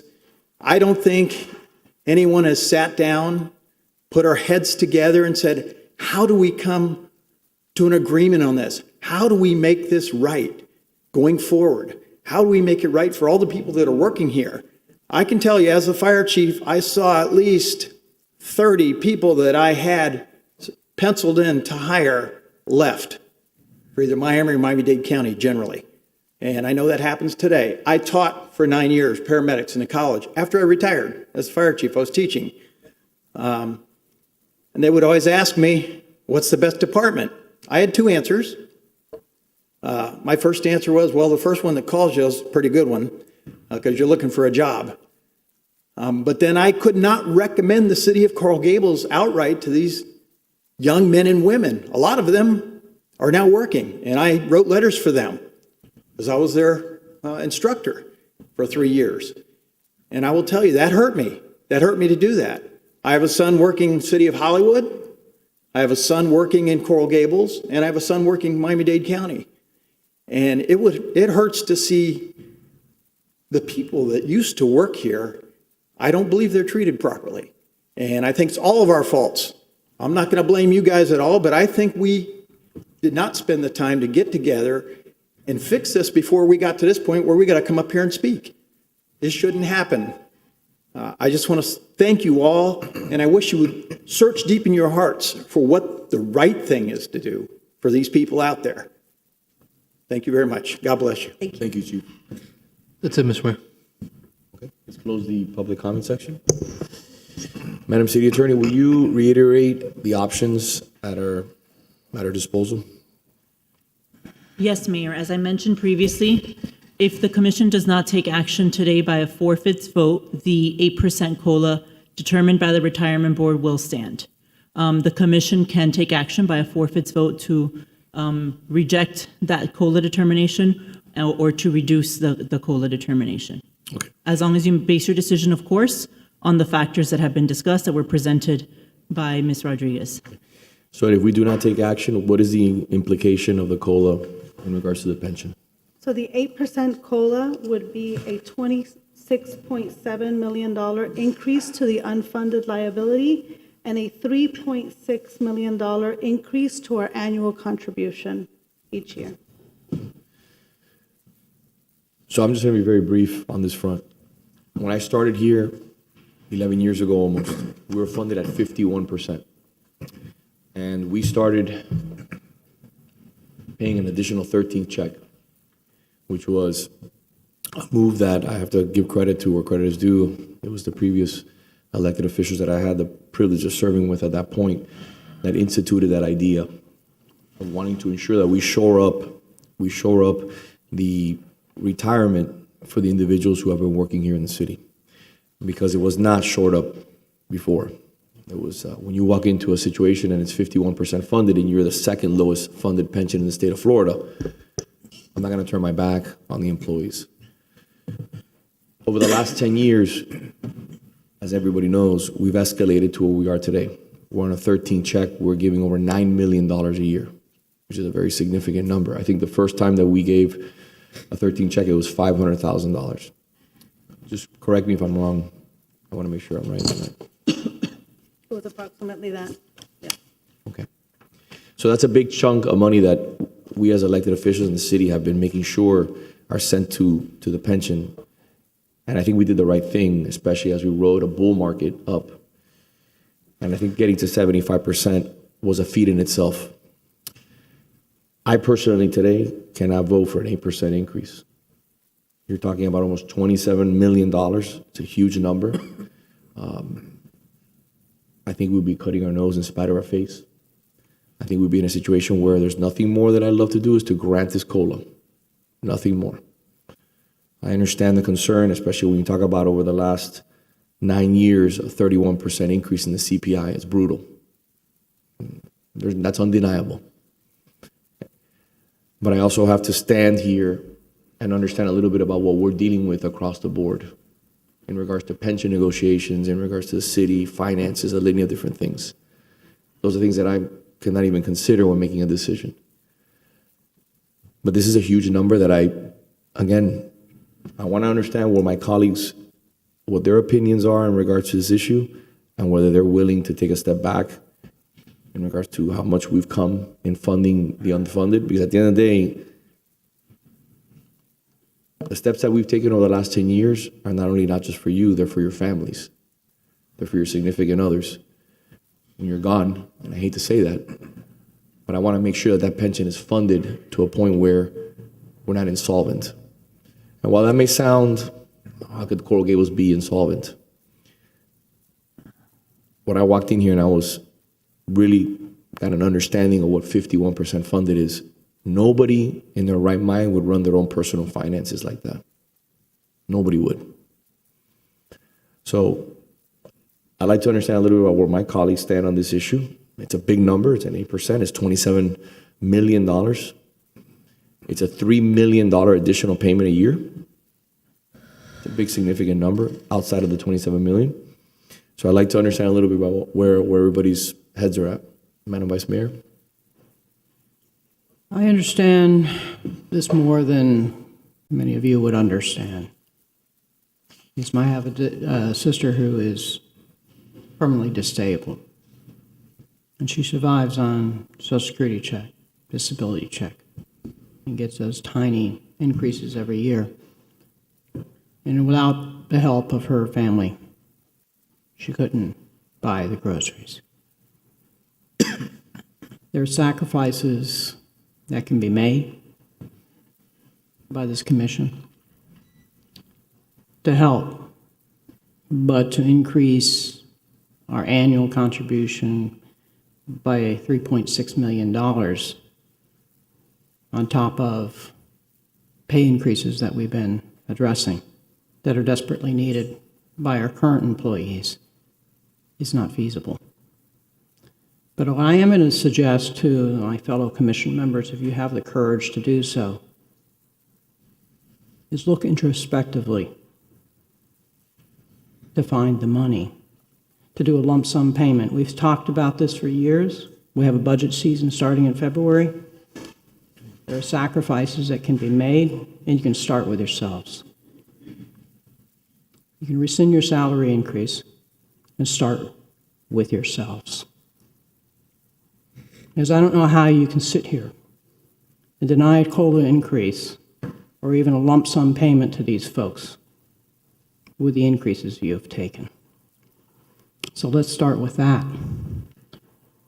And I'd like to ask staff to come back in January and let's talk about a lump sum payment that's not going to increase our pension payment by $3.6 million per year, that will continue, so that we can continue to fully fund this pension in its entirety, so that we don't jeopardize the pension for the folks that are currently working here.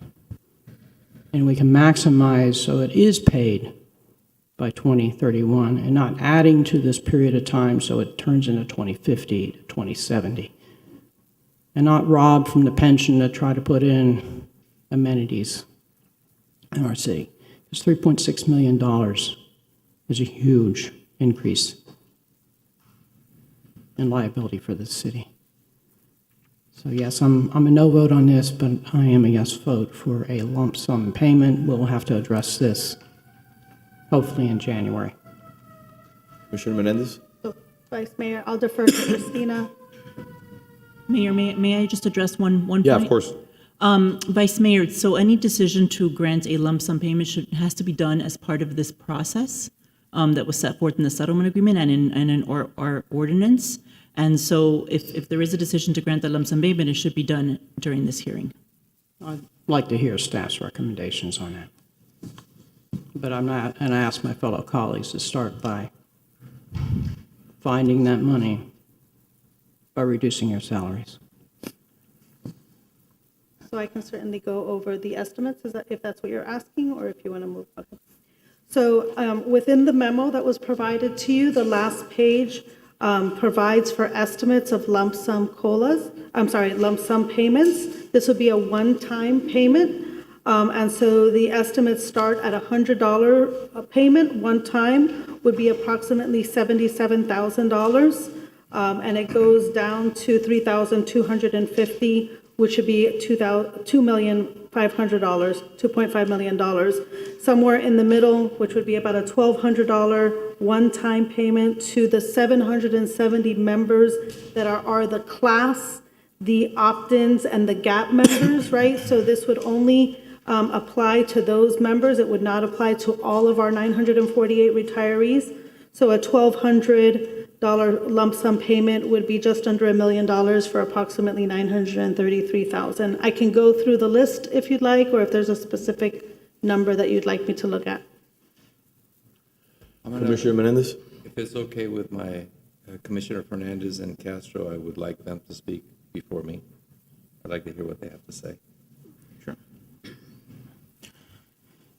I think an 8% COLA is something that everybody would like to agree to. I think you've all put in a lot of time and dedication to this city, but we're not in a position, as the mayor said, to increase the unfunded liability by $27 million. I think that'll put us in a situation where we're taking multiple steps back to shoring up the pension that we need, not just for you, but for the other groups that are currently working on city staff. Not part of the decision-making process, but we're currently in negotiations with police on a new contract. We have Teamsters coming up next year. So the city will have additional liabilities going forward that will impact our ability to put in an additional $3.6 million on an annual basis towards the unfunded liability. So I think putting an 8% would just put us in a situation where we're going to have to make decisions for residents on whether we're going to be taking action on initiatives that we need to take in providing services or adjusting this COLA for this year.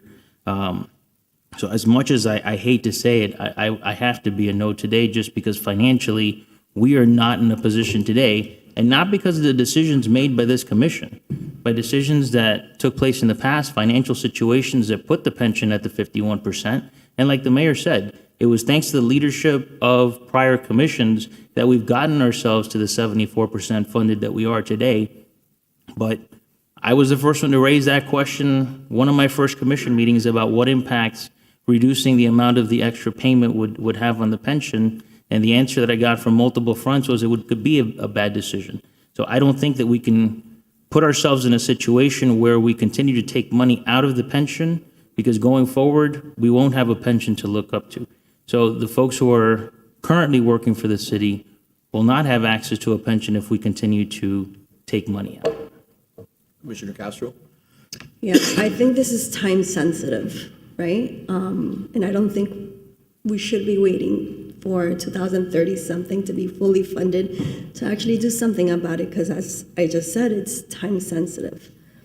I also don't like when you try to push people down to be up. What do I mean by that? By salaries, I think, what is that, like $200,000 in difference? is that really going to cover 3.6 million a year? I think that 3.6 million a year for 10 years is something, it's hard. It's very hard, but it's something that in my heart I feel that we should do. So I will vote yes. I just want to clarify, you're in favor of I am. $27 million and additional? Not as a lump sum. But no, I'm saying, but are you in favor of additional payment of $3.6 million a year plus $27 million worth of debt additional on? It's not plus. Yes, yes, it is. Yes, it is. I've been here a while, please. I mean, correct me if I'm wrong. But hold on. Correct me if I'm wrong. It's 3.6 for 10 years, or it's 26.7 as a lump sum, either or. So so our current unfunded liability is about 155 million. By granting the 8% COLA, you will increase that unfunded liability of 155 million by approximately $27 million. So it'll be approximately $90 million, I'm sorry. And the contribution that we currently make, right? So our pension contribution each year, we have a required amount and we have the extra payment. The required amount was about $21.3 million this year, and we put in another extra payment of $9 million. The approval of the 8% would increase the required payment from that 21 to the 3.6 by $3.6 million.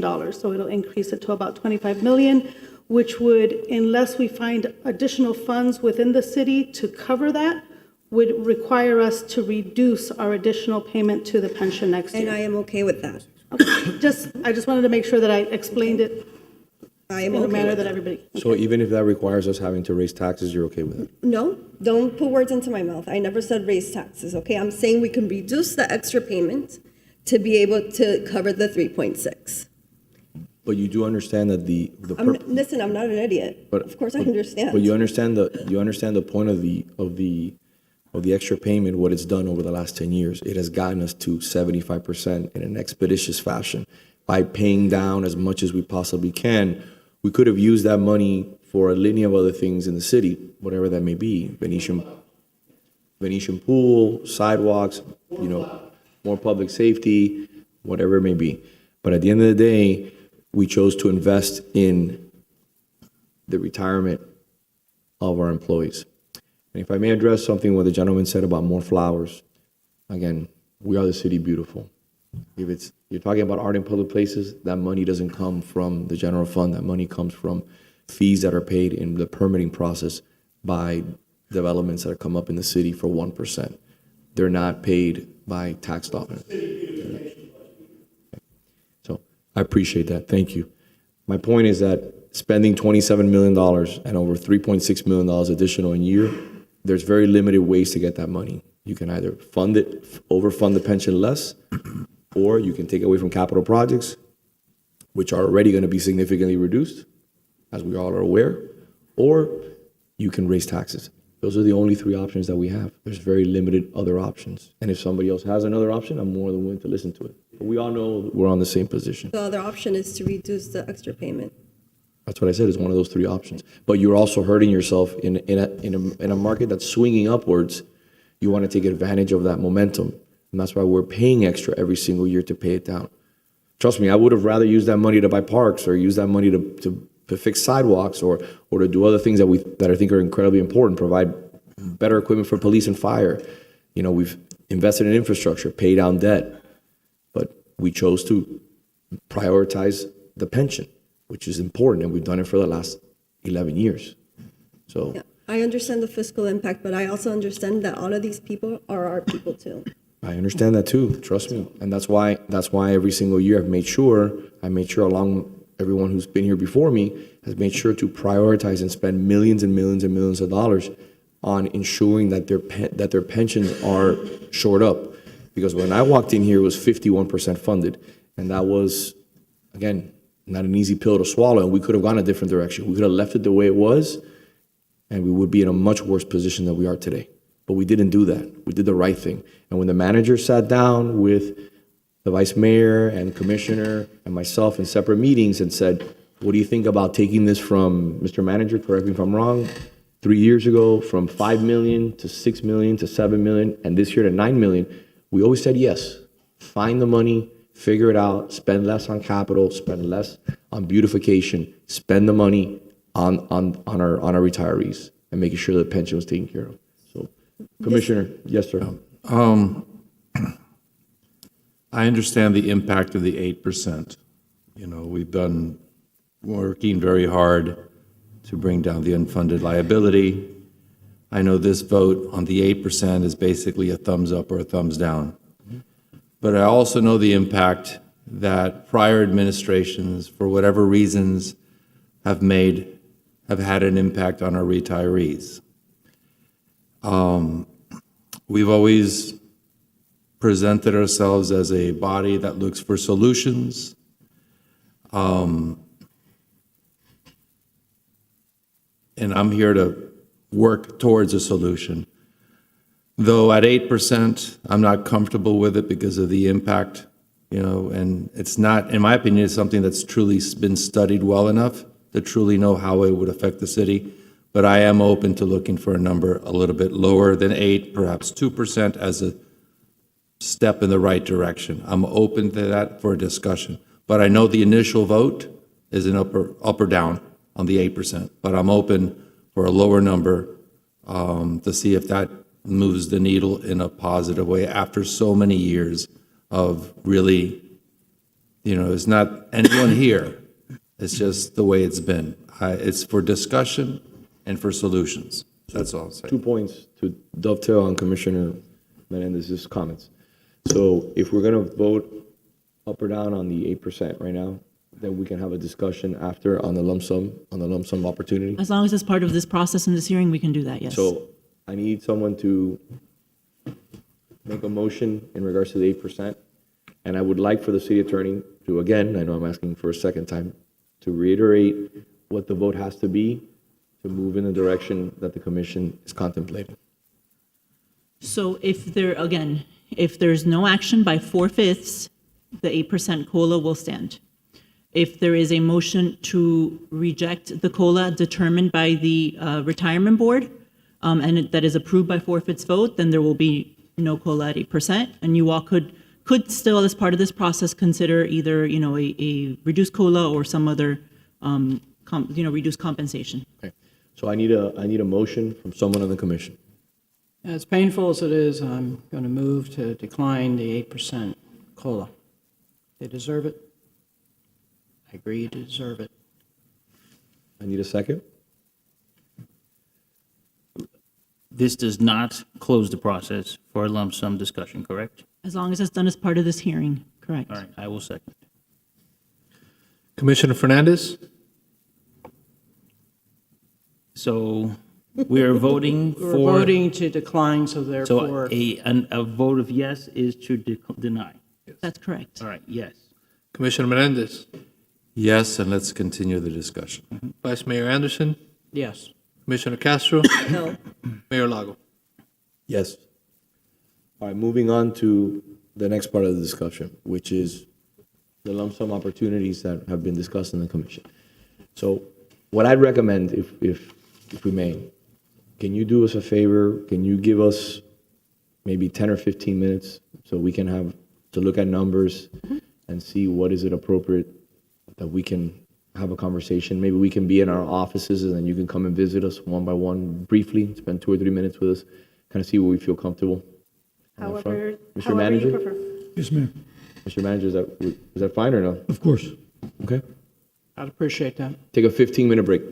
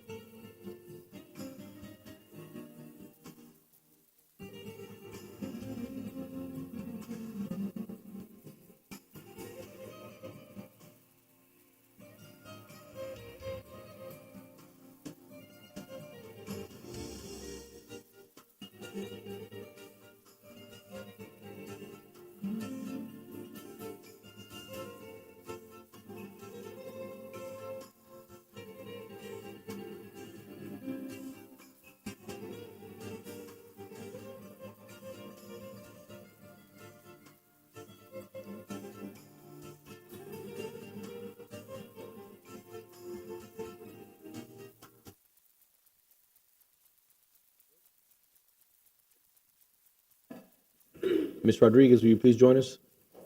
Thank you. First off, thank you for your hard work and meeting with all of us. Recording in progress. My pleasure. I know it's an important subject. Thank you for taking the time to meet with all of us and the manager and the city attorney and all the staff on this 30-minute break. So Thank you. It's an important subject. can you give us a little bit of an idea of where we stand, or you want the commissioners to go one by one, or what are we looking at?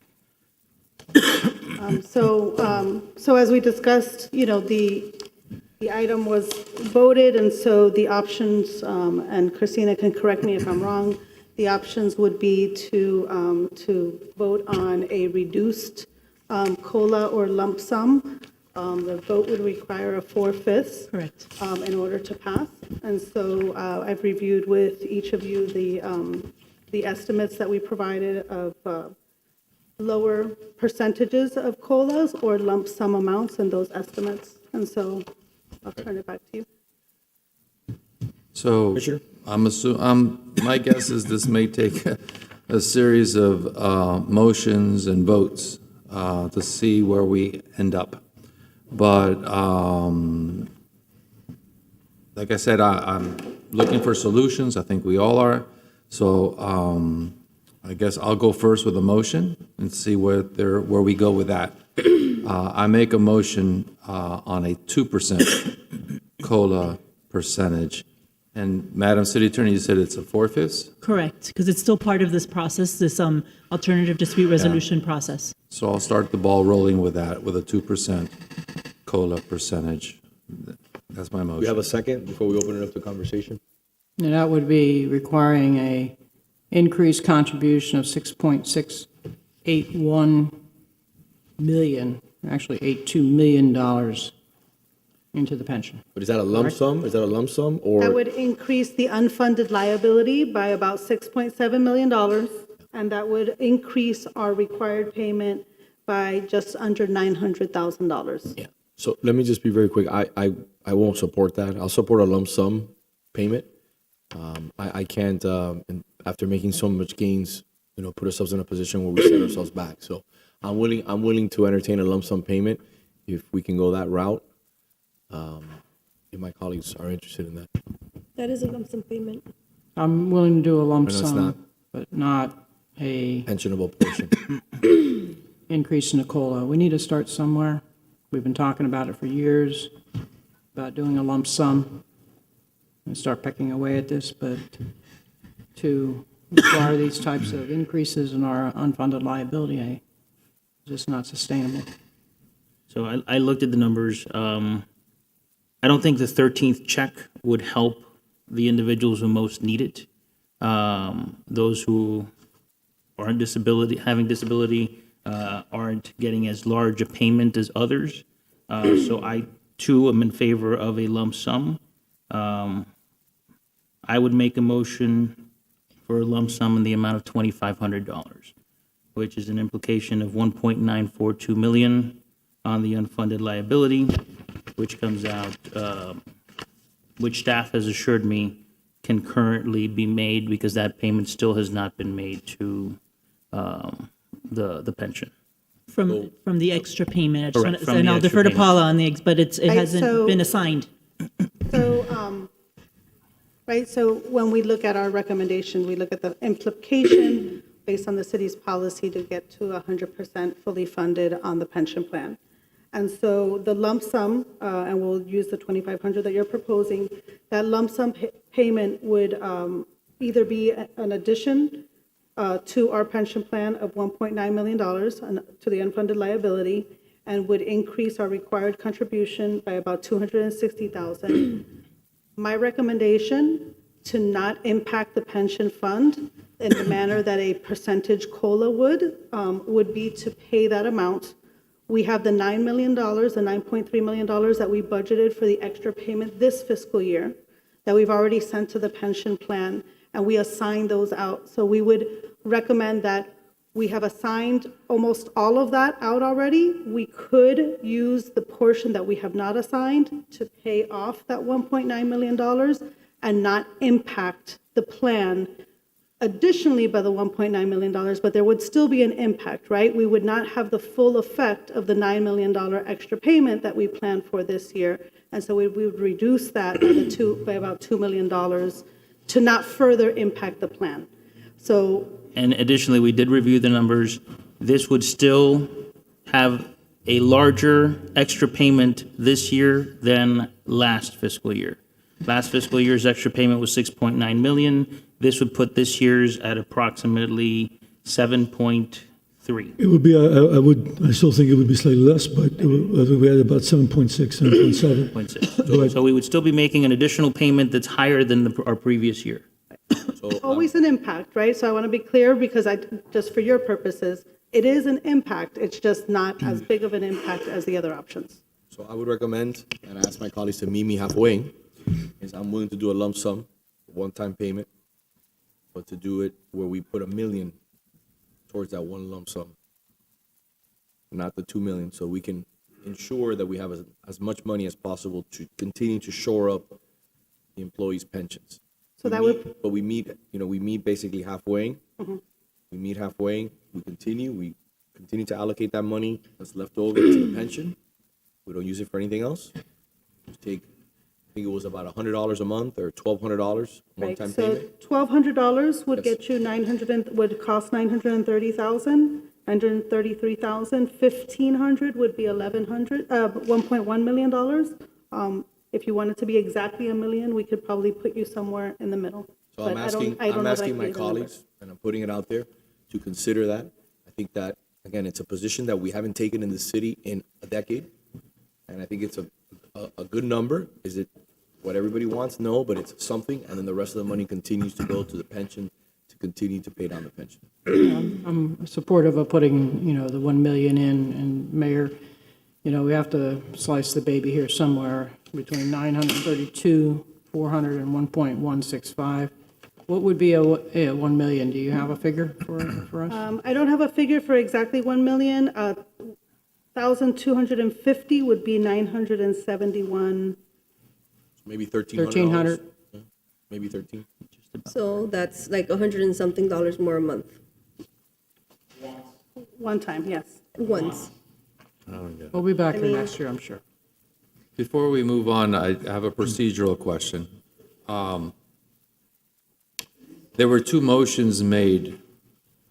Where are we with two motions? So I haven't heard a second. I didn't hear a second on your motion. I'm just asking With procedurally. all due respect for your motion, that's why I said, Yeah. what I said was I want to get a second motion to start a conversation. Yeah. We didn't get a second motion, and we just started talking. Okay. So there's a motion on the floor by Commissioner Menendez. I'll second that. Can you reiterate your motion? My motion is, since we voted down the 8% COLA, the 2%. So it's granting a reduced COLA or approving a reduced COLA of 2% to the class members, the opt-outs, and the GAP members. That's the first, yes, that's I guess the first motion we have on the floor. And if I may, in regards to that motion, what is the exposure? So a 2% COLA increases the unfunded liability by $6,681,750 and would increase our required payment by $895,750. That's $6.6 million, different than the lump sum. I do not have a recommendation of where I would pay that off in one time. That would not be an option without looking at our budget and cutting significantly items that we've already identified for this year's budget.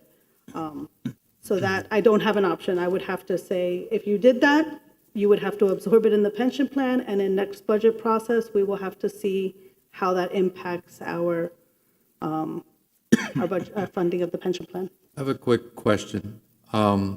Commissioner Fernandez, I know it's at one time, $2,500. What's the impact? Can you compare the two in terms of impact? Yes. So the 2% is a perpetual increase to the plan, right? So you have increased now the 155 million unfunded liability as of our last report by approximately $7 million. And so as of our last report, we were at 74.7% funded, that will lower that amount by whatever that effect is. Whereas the lump sum, you have, I could not absorb a one-time payment of $6.7 million. I just, we would have, we've talked about the numbers, you guys all know, $6.7 million is not findable. The $2,500, right? So you also have that option of allowing it to be absorbed by the plan, increasing the unfunded liability by just under $2 million.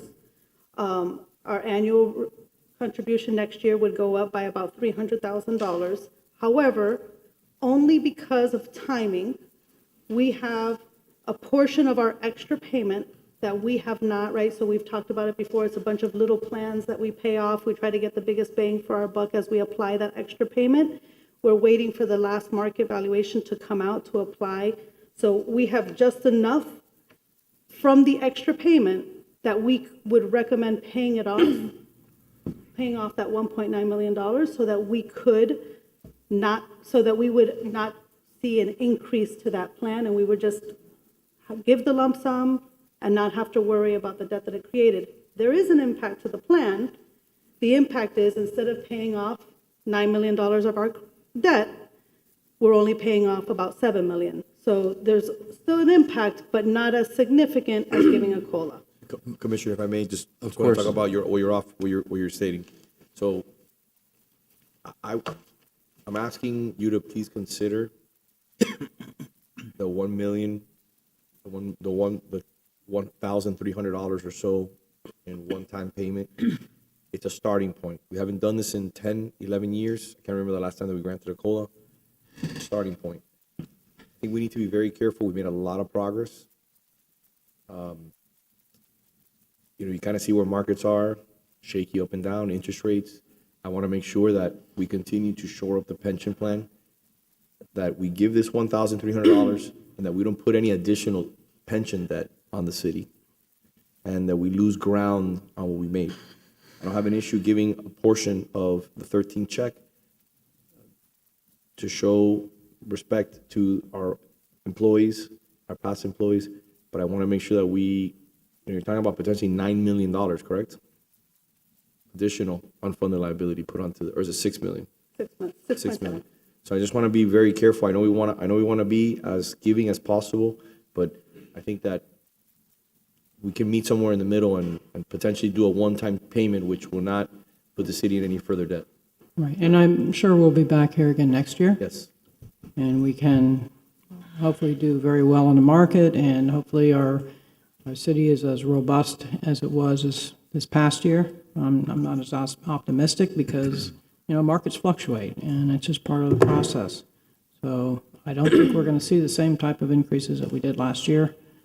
But yet, out of respect for the retirees, this is the first time this commission has done this. Yeah. And yes, it's been 10 years, and yes, it's painful, but it's a significant effort, okay? It's going to be requiring sacrifice. It'll require, additional belt tightening by this commission. Right? If we're going to remain serious about paying up this pension and honoring all the members of both that are union members and are members of this pension, that we have an obligation to make this pension whole, okay, and not be stealing from it. So I'm willing to, reach that $1 million figure to tighten our belts and provides these folks something to help them out. And what I would like to see is, going forward, I think the cart is before the horse in this process. Just because of timing, it always falls after budget season, after we have closed the budget. I would like to see, going forward, a prediction of where we should be and a consideration during the budget process, so that we're not in the situation where the budget's already been done, we've already worked through the entire thing, and now we're trying to figure out how to give them money that they probably deserve. So I would like to see this as part of the budget process going forward, That's what I so that asked we're for. not in this situation. That's what I asked for during our budget process, that we need to address this. I said that, we need to address this as part of the budget process. Commissioner, again, I agree with you, but I want you to understand that I agree with you wholeheartedly, but we're based on time, and we have to, a certain schedule comes forward, and we learn, okay, where did the market close on this day? Where are rates? How did the market do? Did we hit a certain benchmark? And then once we find out if we hit that benchmark, then we're notified whether a COLA is going to be granted or not. Then it's going to go before the board.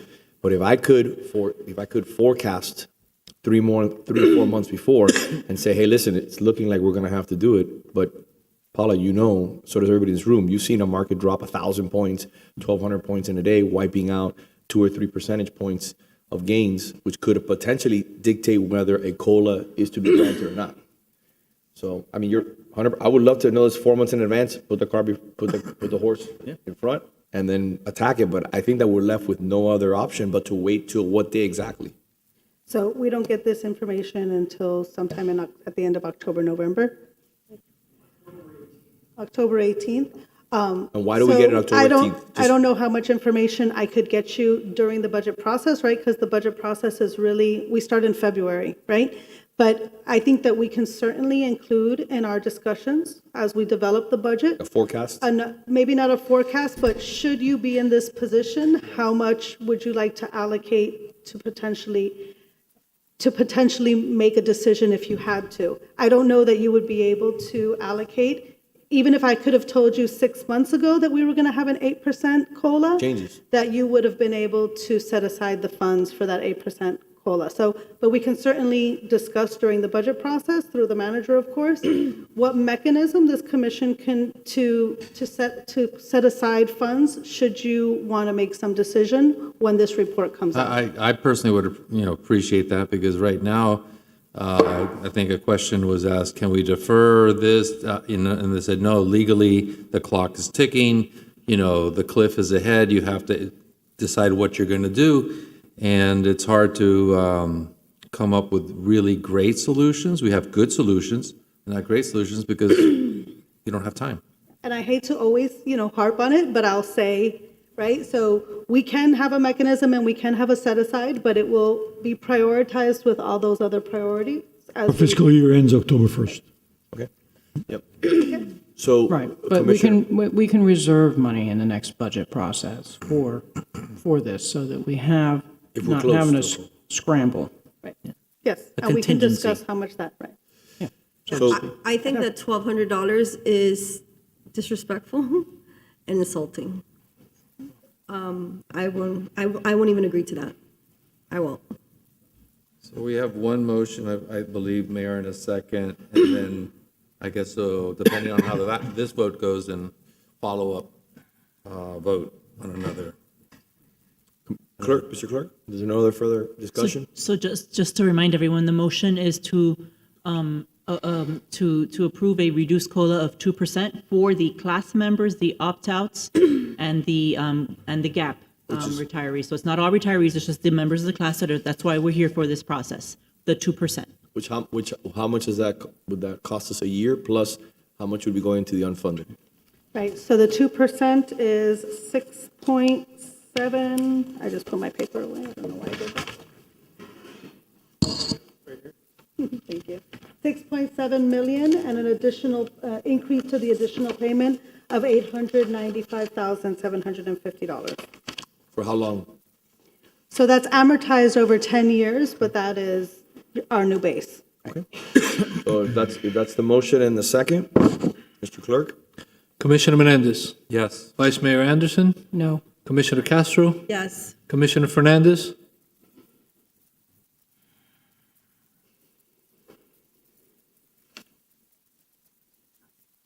I'm torn, but we don't currently have the money for it, so I'd have to vote no. Mayor Lago? No. Okay, so now I'm gonna move, and I'm gonna make the motion that I stated before.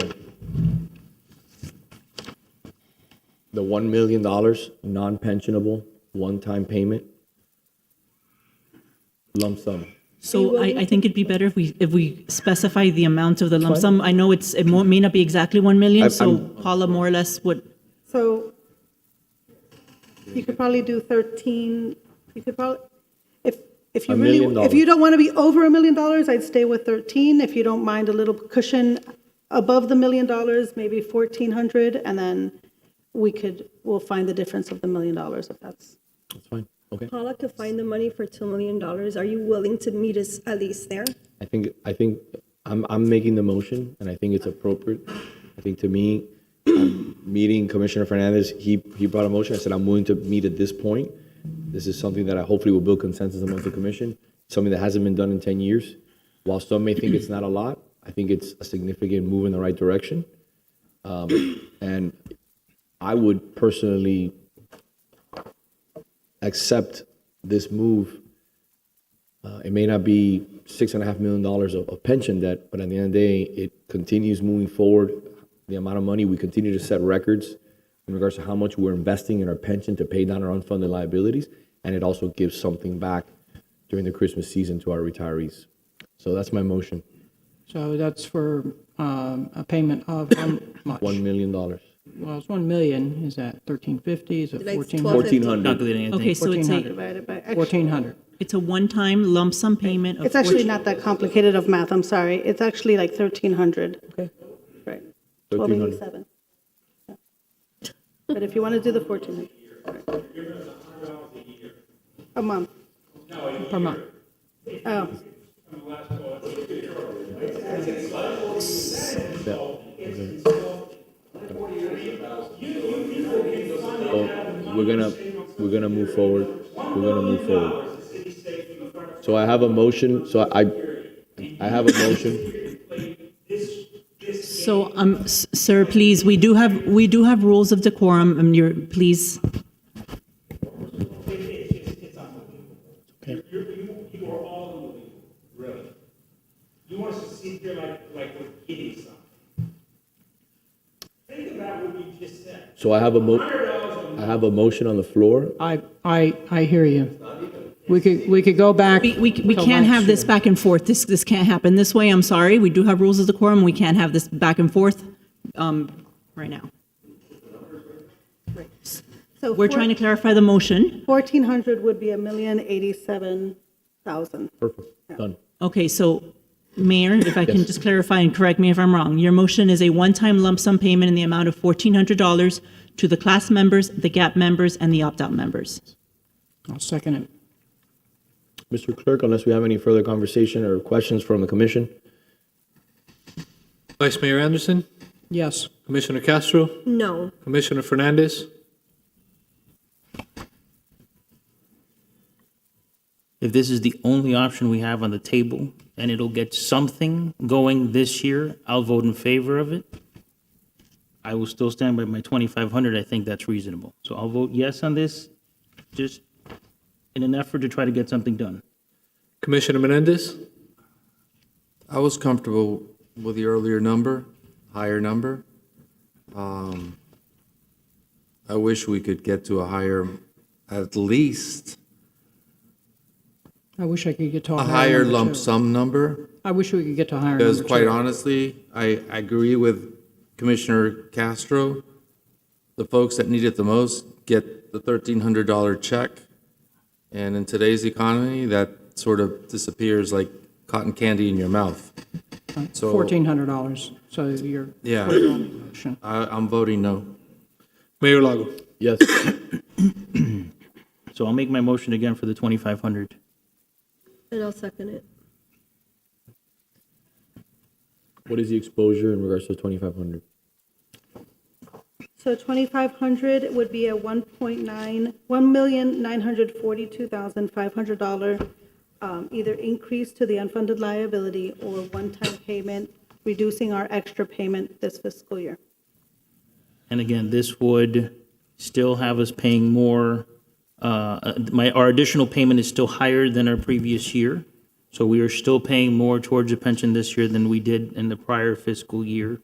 And I think it'll go, unlike the 13th check, which the numbers are very close, this will go to the people who most need it, which are the ones who have that lower payment. So is this a one-time payment? This is a one-time This payment. would be a one-time lump sum payment of $2,500. And just to clarify, to the class members, the GAP members, and the opt-out members. I mean, again, I'm a no vote. Are I'm you- comfortable at 1,400. I think it's too much. Are you willing to reduce your salaries to help pay for this? That's a good point. It's a good question. That's a $300,000 expenditure. I can't believe that you continue to use other people for political gains of your own. No. You're trying to ride our former employees in order to get cheap political gains for yourself. It's not about a cheap It is political about gain. cheap political gain. Because the number of times that I have been approached at every event that I go to with residents that are upset about this issue far outnumbers the number of people you think support that. And when you give yourself a raise like that, without providing notice, without having due process, without doing it for the next folks that, that get elected, but to inure yourself the benefit of that raise, okay? And you're not willing to reduce your salary to what you were elected for in order to give more money for these folks, absolutely, I'm going to be bringing it up each and every time. I stand by my motion. I think the biggest issue we have here, and I've gotten it not only from residents, but I've also gotten it from employees, especially when we're negotiating with employees. And they say, you give yourself 102% raise, and then you're going to give these individuals, what, a measly scraps. Nobody said that here today. Nobody said that. I want you all to nobody's saying that. Okay. You have money. Okay. The city is not. Sir, you cannot Sir. yell from You can't there. yell. You can't yell from the grandstands. Out of respect, I've been kind. You can't. You can't. So I'm ready to vote. I'm ready to vote. 100% of $1 is how much. So we It's have funny a- how we keep on saying percentages here, but in reality, it's. So we have a motion, and is there a second? Second. I seconded it. Yes. Trying to figure out. Okay. Castro. All right. Commissioner Castro, Yes. Commissioner Fernandez, Yes. Commissioner Menendez. Yes. Vice Mayor Anderson, No. Mayor Lago. No. All right, so I go back to the $1,400. I think it's fair, it's reasonable. It's something we haven't done in over a decade, and we move on from this issue, and we look forward to next year. If we have to grant a COLA, that we're prepared for it and not caught off guard in the sense of, we weren't caught off guard, staff prepared us, but we weren't sure if we were on the cusp of getting a COLA or not. So I'm willing to make a motion to the $1,400 so we can move on. I'll second it. Are you willing to meet halfway? At 2,000? I did meet you No, halfway. That was halfway from zero. I was at a zero. That was I halfway was at a from zero, zero. and I met you halfway. So I are you willing to meet? At least accept that. You were at because- zero. I'll accept that. So, Are you willing to meet at 2,000? It's a $1.5 million. Commissioner, I think you're pushing me to a point where I'm willing to accept 1,400. Let's move on from the issue. I think this is the first time it happens in 10 years. We give you more money to pay down the unfunded with our 13 check. Just let's play ball. Let's be a team and move on from this issue. Vice Mayor, are you willing to meet us at 2,000? I gave you my conditions. Let's just vote. I mean, we So need you have a a vote. fourth, So fifth is there a vote, so it's a motion? waste of time. So you have a motion and a second. Mr. Clerk? So just to be clear, we're going back to the $1,400. Yes, sir. Commissioner Fernandez, Yes. Commissioner Menendez, Could you repeat the question before I vote? you're voting on a one-time lump sum of $1,400. No. Vice Mayor Anderson, Yes. Commissioner Castro, No. Mayor Lago. Yes. So then what we'll do is we'll move on the agenda. Because obviously we can't come to an agreement on this issue. We're pretty much entrenched. I was at a zero, and staff will tell you I was willing to leave it the way it was, vote no, and walk away. I've come up to 1,400. That's $1 million. And again, I don't think we can find any common ground here. I have one I more was at motion. an 8. I have one more motion. We might as well just throw it all out there. the compromise that he suggested, 2,000, so I make a motion to see if we can compromise and find a solution. I know there was a discussion, but not an official vote, so Do we let's have see if we can. do we have a second for that? I'll second. Okay, Mr. Clerk, we have a second? Commissioner Menendez? Yes. Vice Mayor Anderson? Compromise. I understand. I asked for a compromise. And you said no. You all said no. Okay, so you're not willing to sacrifice for these folks. That has nothing to do with what we're discussing. We're mixing apple and oranges. Not apples, Commissioner, I it's think- all money. So is your votes no? Yeah, my vote's no, because your vote's Okay. no. Next vote. Commissioner Castro? Yes. Commissioner Fernandez? Yes. Mayor Lago? No. All right, so we're moving on. We obviously can't come to an agreement. We won't be able to figure this out here.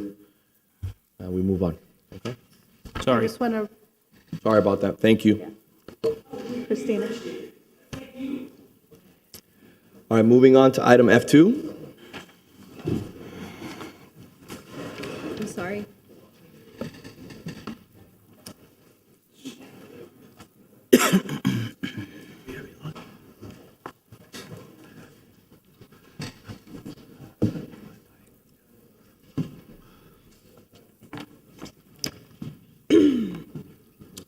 What item are we? Vice Mayor, item F2. Oh, F2. No worries. Sorry, discussion regarding visioning for the restaurant mix near Geraldo Plaza. In particular, we have the Fritz and Franz Beer House that's currently under consideration. There's been a number of comments from the community, and I would like for staff to provide us some information so that we're better informed where we're going. I know that there's many lovers of Fritz and Franz. And I like to have a variety of restaurant mixes myself and not be limited to particular, too many Italian or too many high-priced restaurants. You need some burgers, we need some fries, we need different things out there. So where are we? Okay, so I'm going to start basically just giving a little bit of background. So with respect to the Fritz and franchise, and then Belkis has some other information that we can provide. Just to give some background regarding the property. So in 2021, the tenant placed the business on the market for sale, citing that the business owner was retiring and that the lease was assumable. In addition, as part of city-owned property inspection processes, the city notified the tenant on several occasions of multiple maintenance and operational violations to the lease that have not been addressed. During the summer, in anticipation of the lease expiration in June of 2024, the city requested that the tenant provide a proposal to the city stating terms for continuing to lease the property from the city. We never received a proposal. The city then sent notice to the tenant that it would be holding a request for proposal process and that the tenant was welcome to participate in that process. Therefore, the city is not closing down the tenant's business. We are having an RFP process in which the tenant can choose to participate by submitting a proposal, which would be considered along with any others that are received. City staff is in the process of developing a draft for that RFP pursuant to the requirements of Division 12 of the Procurement Code that we follow with respect to city-owned property. While we don't want to go too much into detail regarding the RFP requirements so that we may preserve the integrity of the process and ensure a level playing field for all interested parties, we can say that in evaluating each proposal, the city will consider, but not be limited to, the following criterion. We look at the proposer's experience and qualifications in operating the restaurant bar use that is being contemplated. We look at the proposer's experience in completing tenant improvements of similar size and complexity. We look at the proposer's financial qualifications and strength. We look at the likely market and economic viability of the concept. We look at the likely financial return of the city. We look at the proposed concept's ability to consider the residents who live in the area, because the area is surrounded by two large buildings. And we also look at the appropriateness of the proposed concept relative to the recommendations of our outside retail consultant, which has been outlined in the city's retail strategy for the immediate area and the city as a whole. It's important to note that most of this criterion is also observed by other cities when conducting RFPs for similar city-owned properties. So tell us a little bit more about the time frame.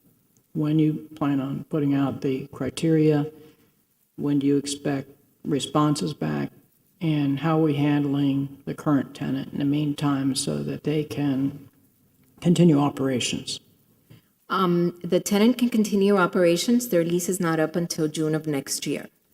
We are in the process of working with procurement because the RFP will be handled through the procurement department. Manager and I are working with that. And I'm working with Celeste to be able to work on a draft to do that. And we hope that in the first quarter of the year, we're going to be publishing that RFP. If I may say something, Vice Mayor, I just want to commend you on this. I mean, this is amazing. I think that this is something that I'm excited about. Anything that we can do to continue to invest in the downtown, Giralda, our restaurants, world-class restaurants, world-class establishments that are coming here to the city beautiful. So I just want to commend you, Vice Mayor, for taking the lead on this. This is something that I think will bear fruit and will just continue to elevate the quality of our downtown. So I think this is a good step forward. But it is an open process. So anyone can participate, anyone can make proposals. It's, we're not going to limit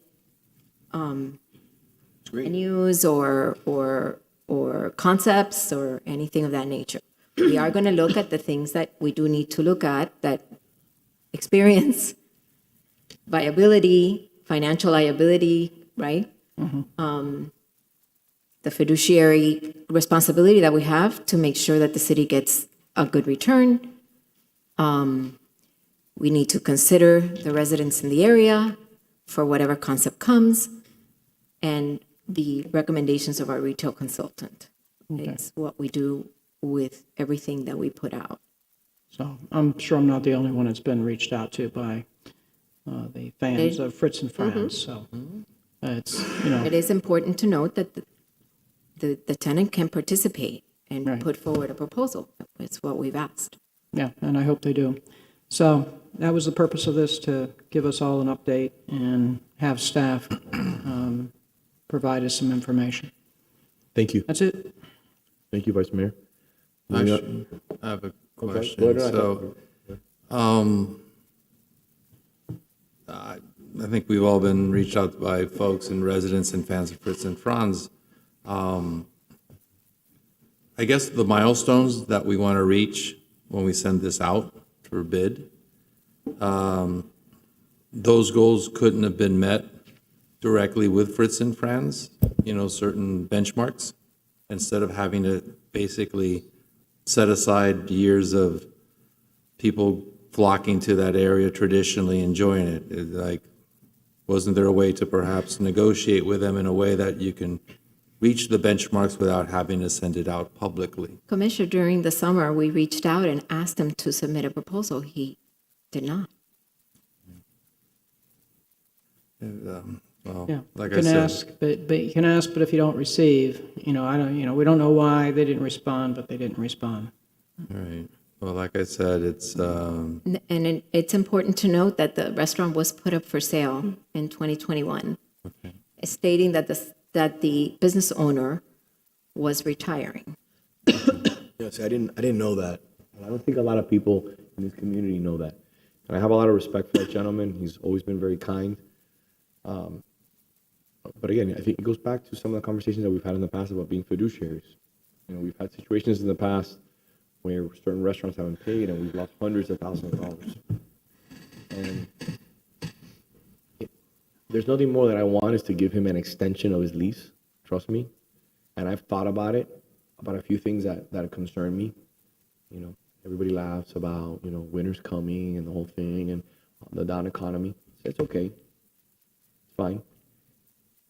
But do you want to bring a new tenant in there and a new tenant in there in a potentially struggling marketplace? But then you look at Coral Gables and we're not struggling because we have a 1.1% vacancy rate in regards to our retail. So we're, you know, I'm still a little skittish in regards to the economy, but I know that we're doing so well in the downtown that I know tenants will be interested in this space. But is the easy path just give him an extension to his lease and then require him to invest $500,000 in the location? Is he willing to invest the money? Is he not willing to invest in the money? And then, excuse me, in the location. So I've given it a lot of thought. I've talked to the manager about it. But at the end of the day, his lease did expire. His lease expired. It expires in June. It expires in June, excuse me. He was given the opportunity to engage in the process. So there's one piece I forgot to mention to you all, and that is I did speak to the son, and he does plan on participating in the RFP process, is interested in carrying the business forward. You know, and I'm used to dealing with this type of issue where you have change of ownership, and it essentially is a change of ownership when you're dealing with other type of licenses in the federal government, and you have to do a new application in the federal government for stuff if you're changing ownership. So I wish them the best. I think they're a great addition to our city, and I hope they do well. I want to make sure that the wording, the way the RFP is written, encourages a great many organizations, companies, restaurateurs to present their proposal. I don't want to word it in such a way that it limits anybody from participating. I think that's a going concern in the community. It's not only here, but it's everywhere else, that how it's crafted, how it's worded, you know, without meaning to, you all of a sudden exclude organizations or restaurateurs that could have possibly, but I just want to make sure that, and then once someone's selected, it comes to us, I guess, for final approval. It will go through so there's a process in the code to do that, but I will tell you, we did a very successful process when we did the Old Ortenique space, which is about to open with Francesco. In that process, we had a very wide variety of restaurants. We had chains that applied, we had different cuisines that applied, and we did an extensive review of everything that was provided, from the improvements, again, what I just stated, right? The strength of and experience of who applied, and we chose the group that went in there now based on that criterion. But it was very open, and we got a very wide variety. I think I had 8 or 9 applicants at the time that we reviewed extensively.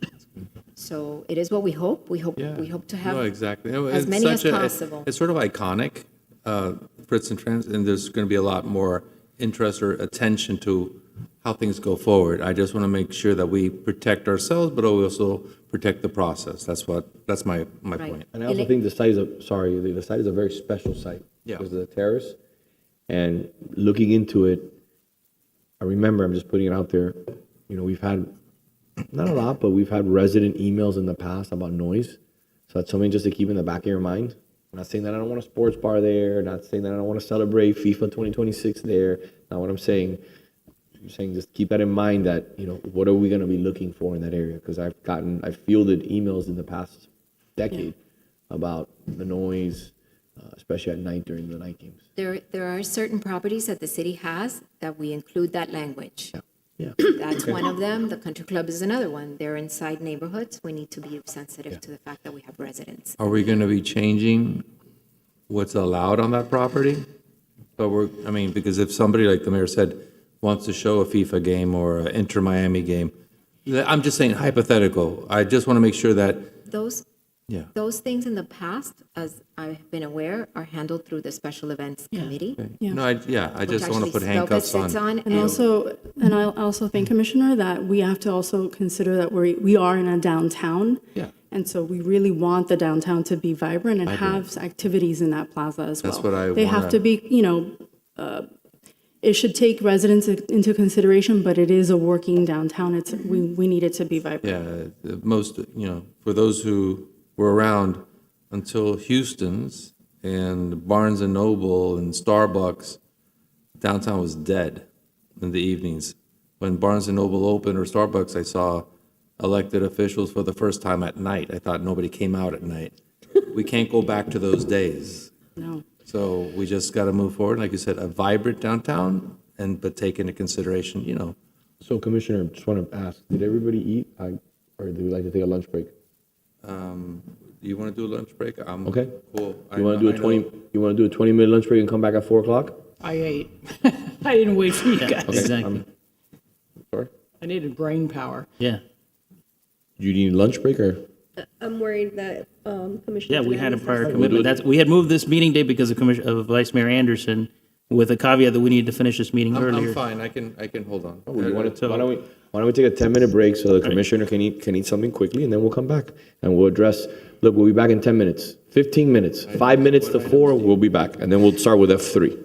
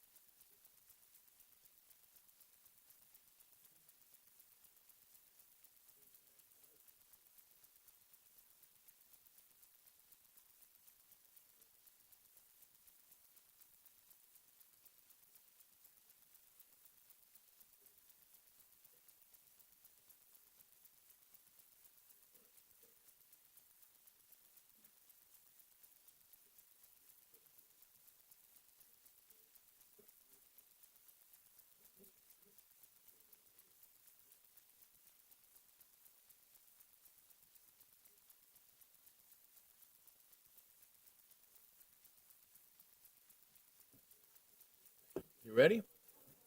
Let's do it. Let's do it. Mr. Clerk. Bob.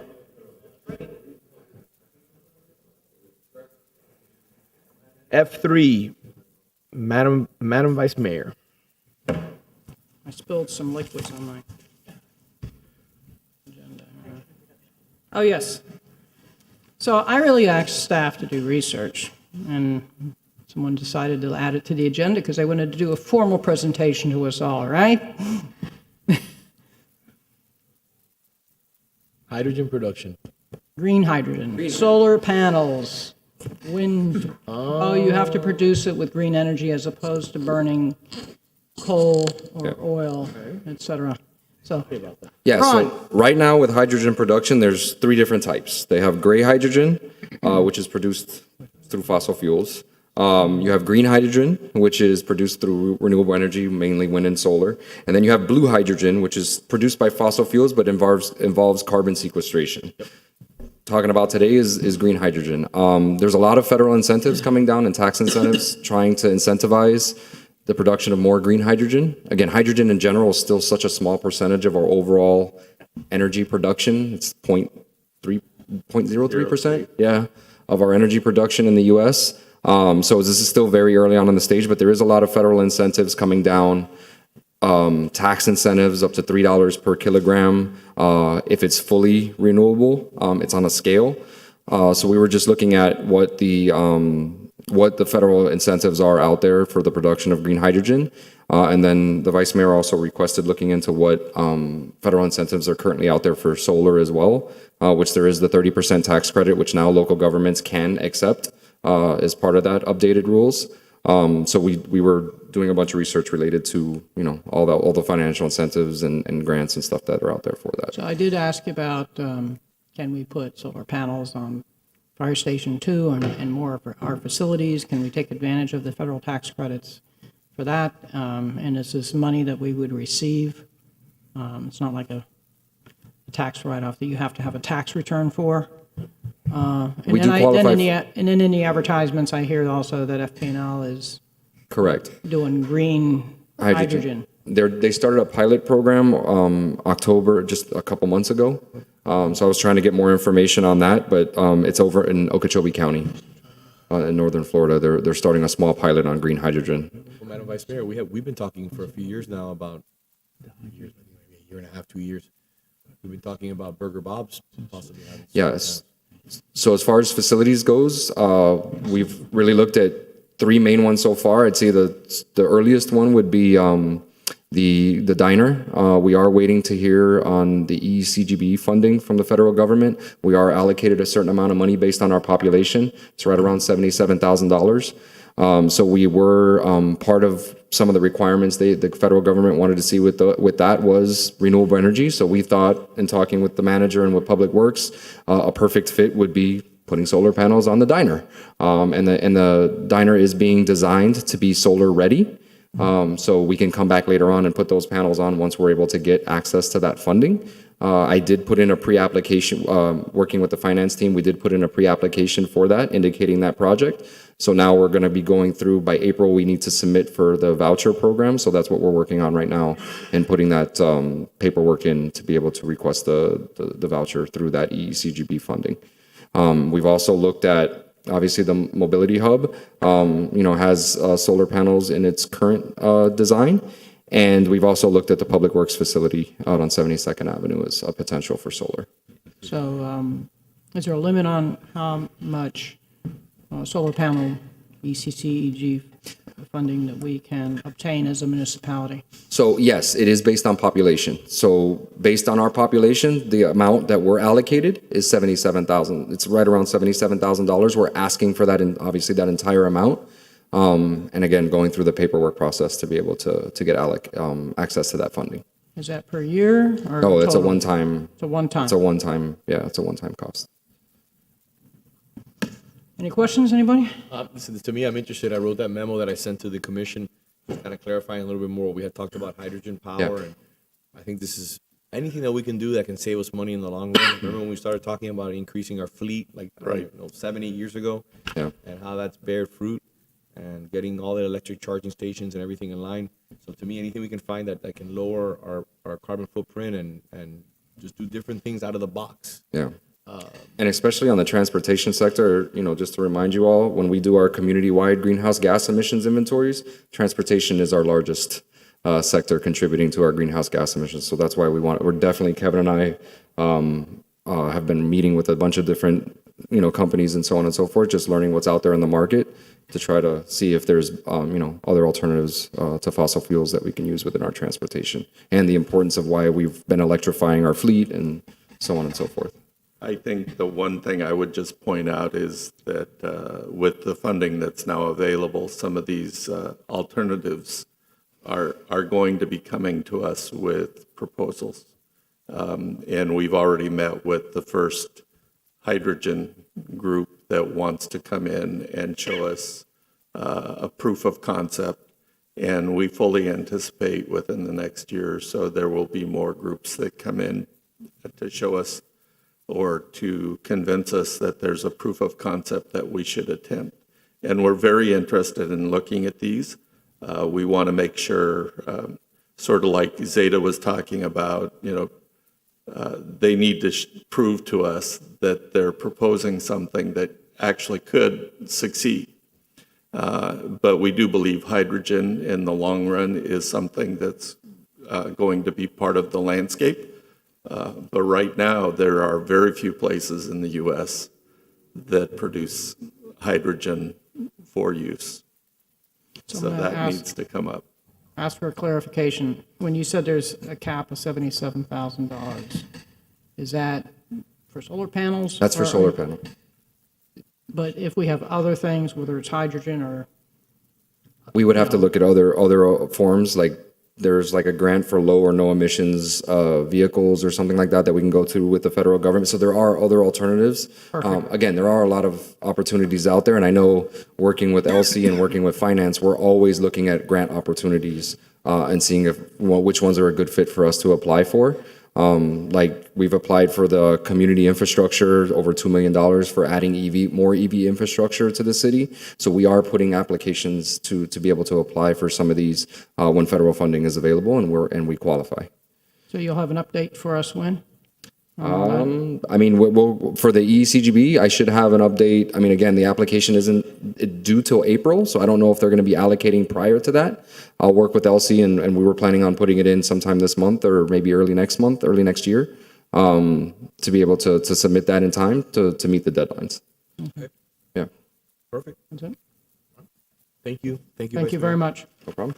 F4, discussion on new city replacement lights. Mr. Clerk, you have the images that I sent? Yes, Commissioner. If cable TV can put up the images. So, I brought this up last commission meeting about the issues at the new lights. Obviously, this is the old light that we had in the North Gables. We still have a few of those left. Move to the next image. As you can see, they're visible. They're not in the trees. They're lower. And then the new ones, as you can see, have been put up. They're within trees, which will force hat racking the trees in order to not affect the lights. This is just from a drive I did this morning, just a few that I took. That one you can't even see. It's lit in daytime because the sensor can't even sense that it's daytime outside. That one you can't see either. Kind of tucked into that tree. Be good in the middle of the golf course. What was that? You could see it in the middle of the golf course. Well, the point is... I got your point. And I'm I think joking. Mr. Maxwell wrote about it in the Herald, and he spoke about it here today. The process of getting here was a process, from my understanding, that took place years ago. It was a conversation regarding the funding and having FPL take this project over. But I think something that he mentioned here is extremely accurate. Had we put FPL on the spot, they could have had a pole that was either similar or identical to what we currently have in the city. I think we're going away from the look of Coral Gables and into, they're nice poles, don't get me wrong, I like the look, but They're not appropriate in some parts of our city, or they may be in others. In South Gables, we don't have the historic lights, or the lights had been put in the 1980s, as he explained. But in North Gables, it doesn't fit in. We had the issue on San Sebastian where the lights are just too tall. These lights are almost 6 feet taller than the silver light poles that were in there. So now you have people who had hedges. This light goes above the hedge and straight into their homes. And even if you put the blocker, the houses across the street are being impacted because the lights are too tall. So although I understand, the manager told me we're not in the business of putting up light poles and it is a savings to the city, I think we need to revisit this and find a happy medium with FPL that works for our community, not something that works for every community. Coral Gables has always been Coral Gables. People want to move to Coral Gables. We shouldn't have the same light poles that everybody else has because it was the only thing in the catalog. So I honestly think, again, maybe appropriate for some parts of the city, but definitely in our historic North Gables area, they're just not appropriate. Well, the height is an issue. For starters, and the color of the light, which we can resolve, is a secondary issue, as well as the color of the pole. So there's 3 factors there. The lights that were in the golf course are not Coral Gables lights. They are silver, but they're only 10 feet high. They're fiberglass. They're not a very expensive light. The white lights are 14 feet tall. These are 15 feet, rounded off. So actually, these lights are more in line with the original white lights. The 10-foot lights that are in the golf course right now, those are actually are not historical. They're made of fiberglass. They're actually not an expensive product, and they're not part of anything that's original to Coral Gables. So it's not a historical issue because those are not historical lights. And I'm not saying it's historical. My concern is we're doing a complete change of the look of our city. We had a recent discussion about art in public places, about some red lights that were being put up in a neighborhood, and the recommendation we made was we really like for it to be the same as what's across the street. Now we're completely changing the look of the city. Even if they're the same height as the white way lights, they're not the same look as the white way lights. And I think, like Vice Mayor Anderson says, these poles might be able to be cut. The bottom of the pole is very similar to the silver poles, and if they can make them silver and a similar height to what we currently have, it doesn't have to be fiberglass. It could be the current material that they're using. Some of them aren't even the black paint that they're using on them isn't sticking well. There's 2 of them on the golf course that are already graying. So I'm sorry? They're already graying. They don't look like the black of the actual light. They're too towards the center. They're kind of just gray already. Like either they're dirty or the paint is already fading. If I may, Commissioner, Mr. Diaz, I walked the site the other day with Mayor Slesnik and the city manager last week. I have a question for you. Maybe you can find out for us and get back to the commission. Are those integral paint or is that spray on?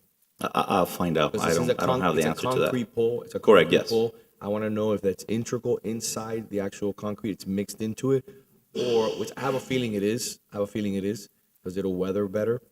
But I would like to know if it was painted on. It is not just the pole; it's the pole and the fixture. Yeah. And based on our discussions with the FPL rep, there's an issue with finding the fixture itself in gray or silver, just the same. But I can definitely find that information. I don't have an answer. I got these fixtures installed in my neighborhood. Again, my neighborhood is different than this neighborhood. The residents in my neighborhood, they've only had good things to say about it because we never had any lights in our neighborhood. Now we have actually lights. One of the points that was brought up here, which is a very valid point, is that we need to, especially on the UM side, is we need to address the issue with the lights being in the trees, especially near Kokoros Park. Adjacent to, there's one there. It's basically in the trees. We need to have our team going, or the FPNL team going, prune some of those trees so you can see the light better. The height of the light, it doesn't really bother me because at the end of the day, the white way lights are 14 feet and change. But I would like to have somebody in your staff through the manager's office, have a conversation with FPNL and say, listen, is there anything that we could do? I like the lights. These are the same lights that were installed in Coco Plum. Right now, when we spent how many years? Like 5 years? It was a while. It was a while. We spent several years preparing them for the lights that they went out and got. I like the lights. I don't have an issue with the lights. But again, if people are asking for them to have a more softer touch, I don't have an issue with that as long as it can even be done. Yeah.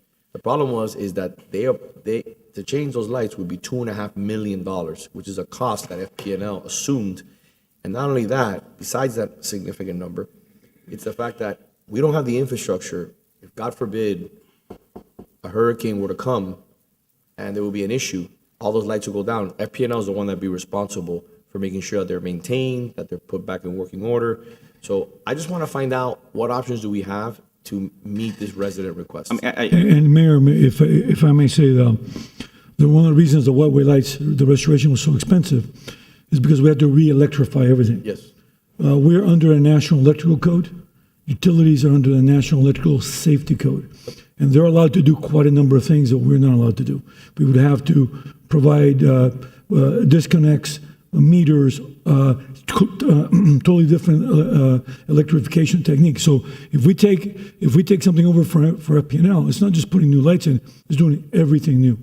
This project here would be about $2.5 million. Through FPNL, it's about a $34,000 a year cost over 20 years. So over 20 years, we pay $680. Initially, we paid $2.5 million. So it's a substantial amount of money because of all the costs involved.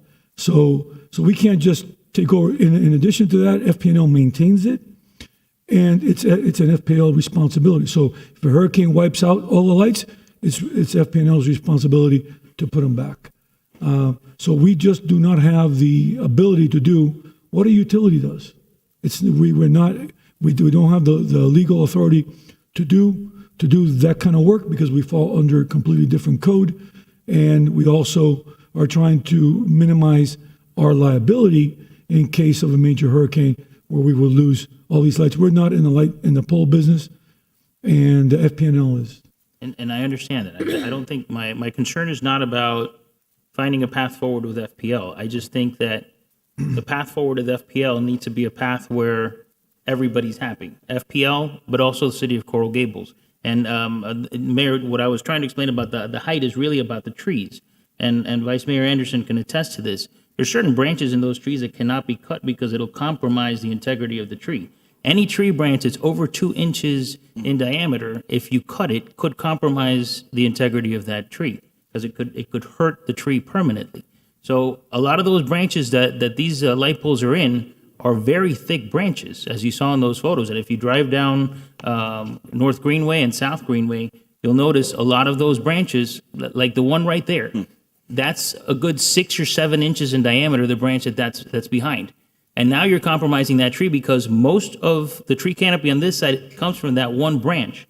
So you'll have a top-heavy tree on the opposite side. Same with this one here. So I have a couple questions, and I know that there was discussion and so forth, but where the base of that pole is governs a lot as to whether or not it's up in a tree canopy. Would FP&L entertain moving it more centered so that it's not blocked by the trees? Because they're placing them smack into the trees, it appears to be here. And aside from the issue of the height of the pole. Right, so the poles, what they did was basically replace the poles where the old pole was. I mean, that was the essence of what FPL was doing. Right. And going back to the whole discussion about the color, I can attest that actually, because this conversation started even before I was working at the city, the discussion about asking FPL for silver lights, that discussion was had. And the discussion actually continued. And the answer we're told eventually was that no, the light comes in green and black. And it was the closest thing to a decorative light that was available and under the FPL catalog.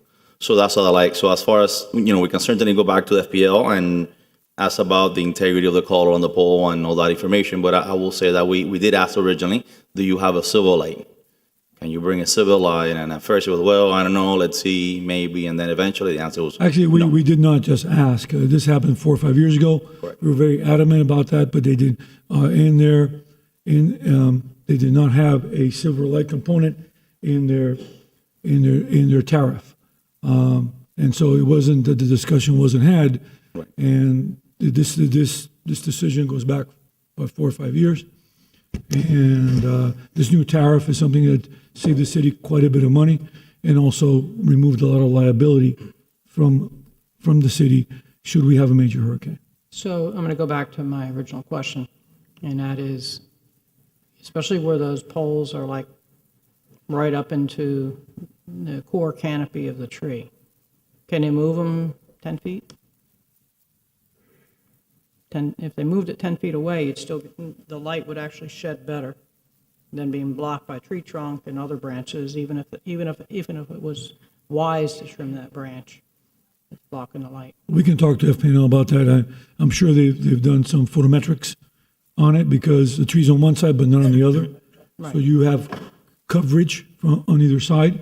So I'm sure there was photometrics done. And I'll have our public works director. You can't ever assume. Just that's a dangerous thing to do. And the other is the Kelvin rating on the light. The color of the 3,000 light. Kelvin. Huh? 3,000 Kelvin. 3,000. That's what was on the specs that I signed up on. Yes. Okay. What was the Kelvin rating on the lights we had previously? 2,500, 2,000. I'll have to double check. I want to say probably 2,700. 2,700. But the new lights are LEDs versus high pressure sodium. I mean, I'll have to double check for Yeah, I sure, think but that's the my lighting- recollection. The lighting hasn't really been that big of an issue. In fact, I drove by a street that had them on both sides, and it was adequately lit, but I felt like the old orange lights were more in your face than these are. Okay. Well, I mean, we all hear from different folks. Right, exactly. And The- one the- Of course, person- in front of your house, that's a different story. The LED lights tend to have a more even distribution than the old high pressure sodium. They're it's if you get used to one, you notice a difference when you still see both. The high pressure sodium is something that's Yeah. it's passing away. Right, and eventually, and that was actually some of the discussion of FPL that we don't know when, but eventually they're gonna go the way of the incandescent light bulbs. I mean, eventually they just won't be available anymore. So from a public safety standpoint, I can tell you that the sodium lights make it very difficult to identify somebody's skin color.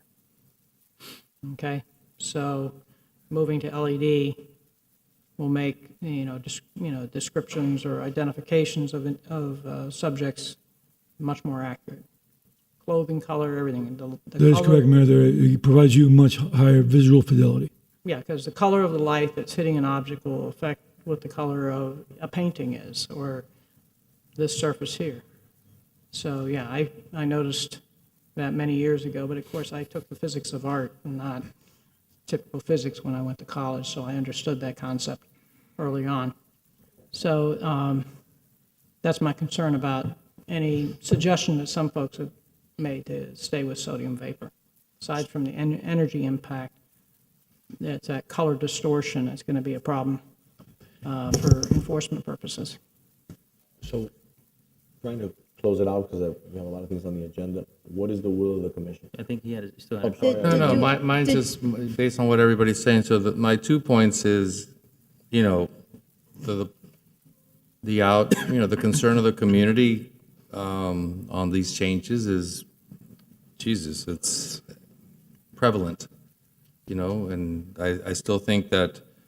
So a discussion with the community regarding this? Is that Well, what I you're don't think, suggesting? people seem to have been caught by surprise that these changes were made. And it's like, okay, I'm going to use my references, TV, Bewitched, Darren Stevens. They switched Darren, her husband. Hey, it's Darren. They go, yeah, but that's not the same Darren. Same thing with these lights. People are used to the lights in the community, and then all of a sudden we made the switch without maybe engaging the community. This And all of was a sudden, before you and I were elected, so. yeah. Well, I was around when Bewitched was on, but yes, I agree with you. But I to know your the point, lights. I think that's one of the issues here. This decision was made before most of us were elected. And I know that they told you back then, black and green were the only options, but there may be an appetite for a different option. So what I would like to see is for the city to halt any installations in the North Gables until we address this with FPL, trying to find a different color option and height that works better with our community and addressing the concerns that the vice mayor has about the possibility of moving them so that they don't impact our trees. And my only other statement basically has to do with the trees and everything else, which is a biblical statement, Luke 8:16. No one lights a light and hides it in a clay jar or puts it under a bed, I guess, or puts it in a tree. So that makes no sense. Why they would not even notice FP&L is like, hey, it's inside the tree. These are two things that just common sense tells you there's something a little bit off. So would you like to? I'll make a motion instructing the manager to ask Stop all work? in the North Gables. And the mayor mentioned in the South Gables, people don't have an issue. It's not the historic part. I would say north of Coral Way. Where are we on the current project? The only three locations, and just to clarify, the only lights that we're doing, the city entered into a certain agreement. It's called a PL1 agreement. So 400 lights, right? Between 1998 and 2002. There's about 400 lights in that agreement, but only 140 of those are actually the silver lights. The rest are black already. So the only locations that we're talking about is North and South Greenway. That's about 86 lights, 19 lights along Harlano and Wood, 32 lights along San Amaro and Camposano, and then there's 3 lights on San Lorenzo east of Ponce, and most of the lights in that area, they're already black. That's what I was saying, that San Amaro Camposano doesn't really matter. So, and I think they're mostly finished. I'm not 100% sure. I have to touch base with FPL. I actually drove by Camposano the other day, and I don't think there's any left. So, and I'm not sure where the status is in Harlano and Wood. I know when I talked to them last, they were planning on being done by January, so I'll have to touch base with FPL and see what's left and then maybe follow your direction. It's not my item, but work with the commissioner. I spoke to Mayor Slesnik about it. If that's the case, then we move on to try to find a way to see if we can modify the lights to make them a little bit more palatable in the North Gables. I think that is the next step in the right direction to find a solution that will kind of soften the approach. I don't have an issue with the way it looks. I haven't heard from anybody that they're concerned we didn't even have lights on San Amaro, to be honest with you. It was now it's well lit and it looks beautiful, in my opinion. So, but I think the North Gables area is the one that we should pay most attention to in regards to the residents are concerned about the issues of the aesthetic appeal to it. So By the way, and also please make sure we notify individuals when they call, is my last point on this issue, that these are not historic lights. Correct. They're not historic lights. They're not made of metal. They're made of fiberglass. And when you get up really, really close to them, a lot of them were just falling apart. Right. Falling apart. Just so people know. So people drive by them, they're like, hey, those are metal pole. And it's historic. And it's not. Those are the white way lights. They're not the white way lights. The lights in questions that are being done right now, that were installed between 1998 and 2002. Yeah. So these are essentially inexpensive lights. Okay. Yeah, the only area, So does this apply only to areas where we have silver lights? Where we don't have silver lights, Right. then we can proceed? I think that's wherever we have the silver lights. Okay. Not where we don't have lights or where we have the black lights, I think that's fine.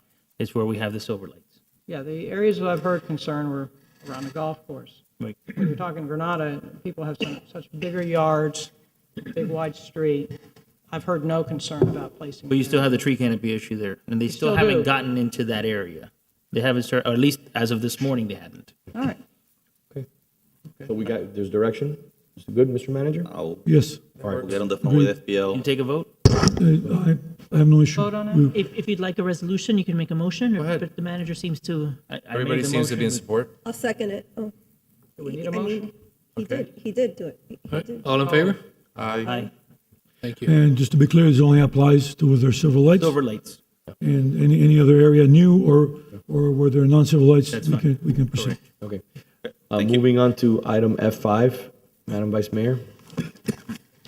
F5, this is to have an update from our wonderful landscape director, where we're at with the city's electric leaf blowers, and do we have any update on enforcement from other cities on gas leaf blower prohibitions?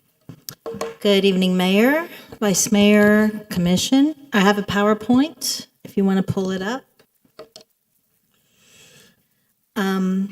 I'll just start talking about some history. I'm Dina Belluellen from Green Space Management of Public Works. The city started talking about pros and cons of gasoline-powered leaf blowers back at the Green Task Force in 2010. And again at the commission level beginning around 2016. As we know, gasoline-powered leaf blowers produce emissions. They contribute to pollution. The reason they're so loud is they have a two-stroke engine that lack a separate lubrication system. So the fuels mix with oil in the chamber, and that's what makes the two-cycle leaf blowers very loud. EPA started studying them and determined that gas leaf blowers produce an average decibel level of 90 and therefore could damage hearing. And they recommended a level of 70 decibels or less to protect hearing loss. So that's the history with the city. How do I get the PowerPoint to go? Putting it up right now. Okay, thank you. Comparisons. As we know, advantages of electric leaf blowers, they have lower decibel levels. They're good for use in residential areas because of that reason. They're friendly to our noise ordinances. They have a reduction of fossil fuel emissions. Here we go, thank you. Thank you. Thank you. They're very portable. And power, cordless models have less power than corded ones. Both are less powerful than gas-powered units. Portable batteries will only stay charged for 1 or 2 hours, and they're heavy to carry. Advantages of gas-powered, they're portable, they're easier to use, they're more powerful. They get jobs done in a less amount of time. And limitations of gas-powered leaf blowers, they're noisier with decibel levels in the 90 range. Hearing protections required for all the landscape workers. And the fuel and environmental concerns. Okay, so city staff, Green Space Management has been working with electric models. We've purchased a couple of years ago the Steel brand. We own 4 of those, which we use in downtown. Recently, Commission approved funding last year for us to go ahead and experiment and buy the newest models. We investigated and found Husqvarna had a very good electric model, which we proceeded to buy 11 of them with the battery backpacks. Each kit cost us about $1,800 a piece. We have found that the decibels are lower. They're about 60 decibels. So they fall within the safety range that's recommended by the EPA. They are heavy. The battery packs, when you're carrying them on your backpack, are about 15 to 20 pounds. Next slide. So it's a little less than my backpack I carry around. Maybe a little less. Mine's You about still get a good workout. 27 pounds. It's called rucking. You get it go upstairs. So here's a little demo we did at the Coral Gables Country Club with one of our foremen. They're very useful in paved areas because the power is not required to blow the leaves.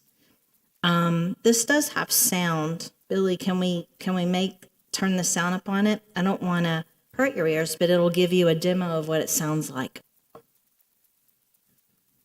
The sound, it does have sound, but it's a higher pitch sound than the gas. See if we can get it to play.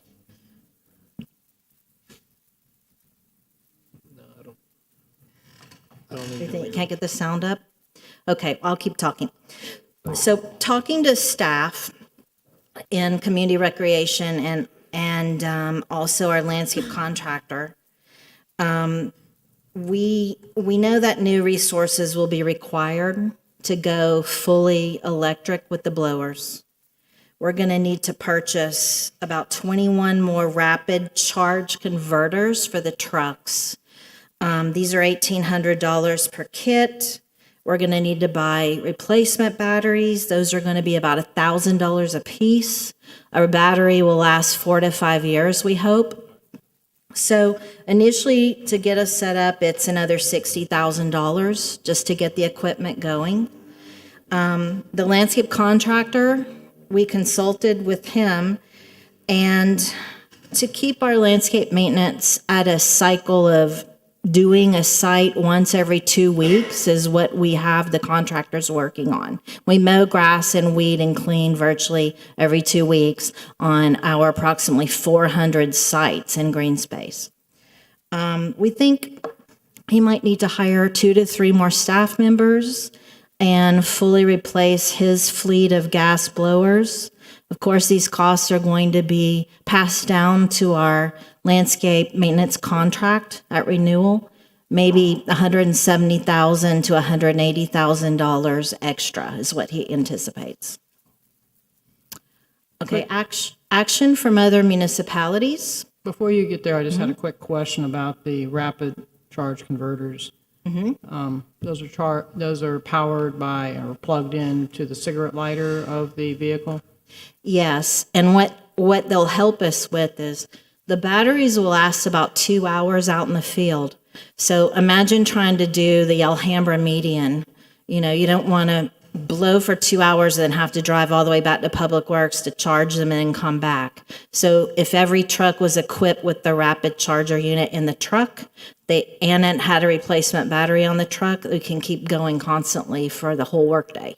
But you also have to keep the truck running, correct, in order to charge the batteries? Because there's no other location to plug those in. There might be at some of our sites, you know, like at the Country Club or Venetian Pool. We'll have to figure that out. All right. If they can be plugged in by cord at just typical electric outlet. All right. Okay. All right, so action from other municipalities. Key Biscayne, in 2018, they can still use gas as long as they're lower than 65 decibels. Do we have those? There's not a full-out ban on gas blowers in Key Biscayne. And do we have some under 65 or at or under 65 decibel or all? There might be they're working on models of gas blowers, but right now I didn't find any in just a search. So other than 2-cycle, do we have any other styles of blowers that are not 2-cycle engines? The technology is not there yet, we're finding. They're still experimenting with that, trying to get gas blowers at a lower decibel level. But from just municipalities, Key Biscayne has not put an all-out ban on gas. Neither has Miami-Dade County.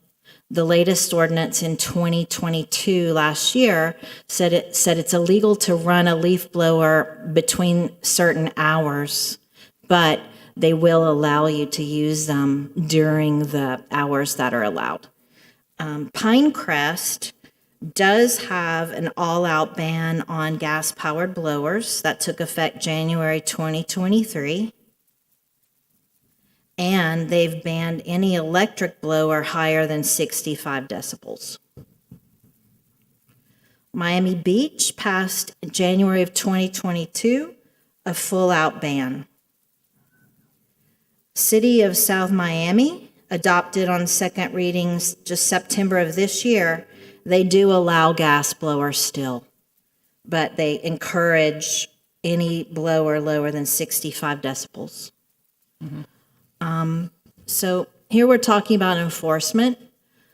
Talking to colleagues in other cities, Miami Beach said they are starting to enforce it on residences, and they're giving residences warnings at this point attached to the property owner as getting the notice. So here's our current noise ordinance at the City of Coral Gables. Loud power tools are permissible only Monday through Friday, 8 a.m. to 8 p.m. These are by resident. Saturday and Sunday, 9 a.m. to 8 p.m. And on holidays, it's prohibited. For commercial use, the permissible hours, Sunday is prohibited. You can use them Monday through Thursday, 8 a.m. to 6 p.m., Friday, 8 a.m. to 6:30 p.m., Saturday, 9 a.m. to 5 p.m., and on holidays prohibited. So that's the end of the presentation. We'll open it up for any questions you might have. Have you uploaded that to the? Here we go. Hold your ears. Oh, high pitch.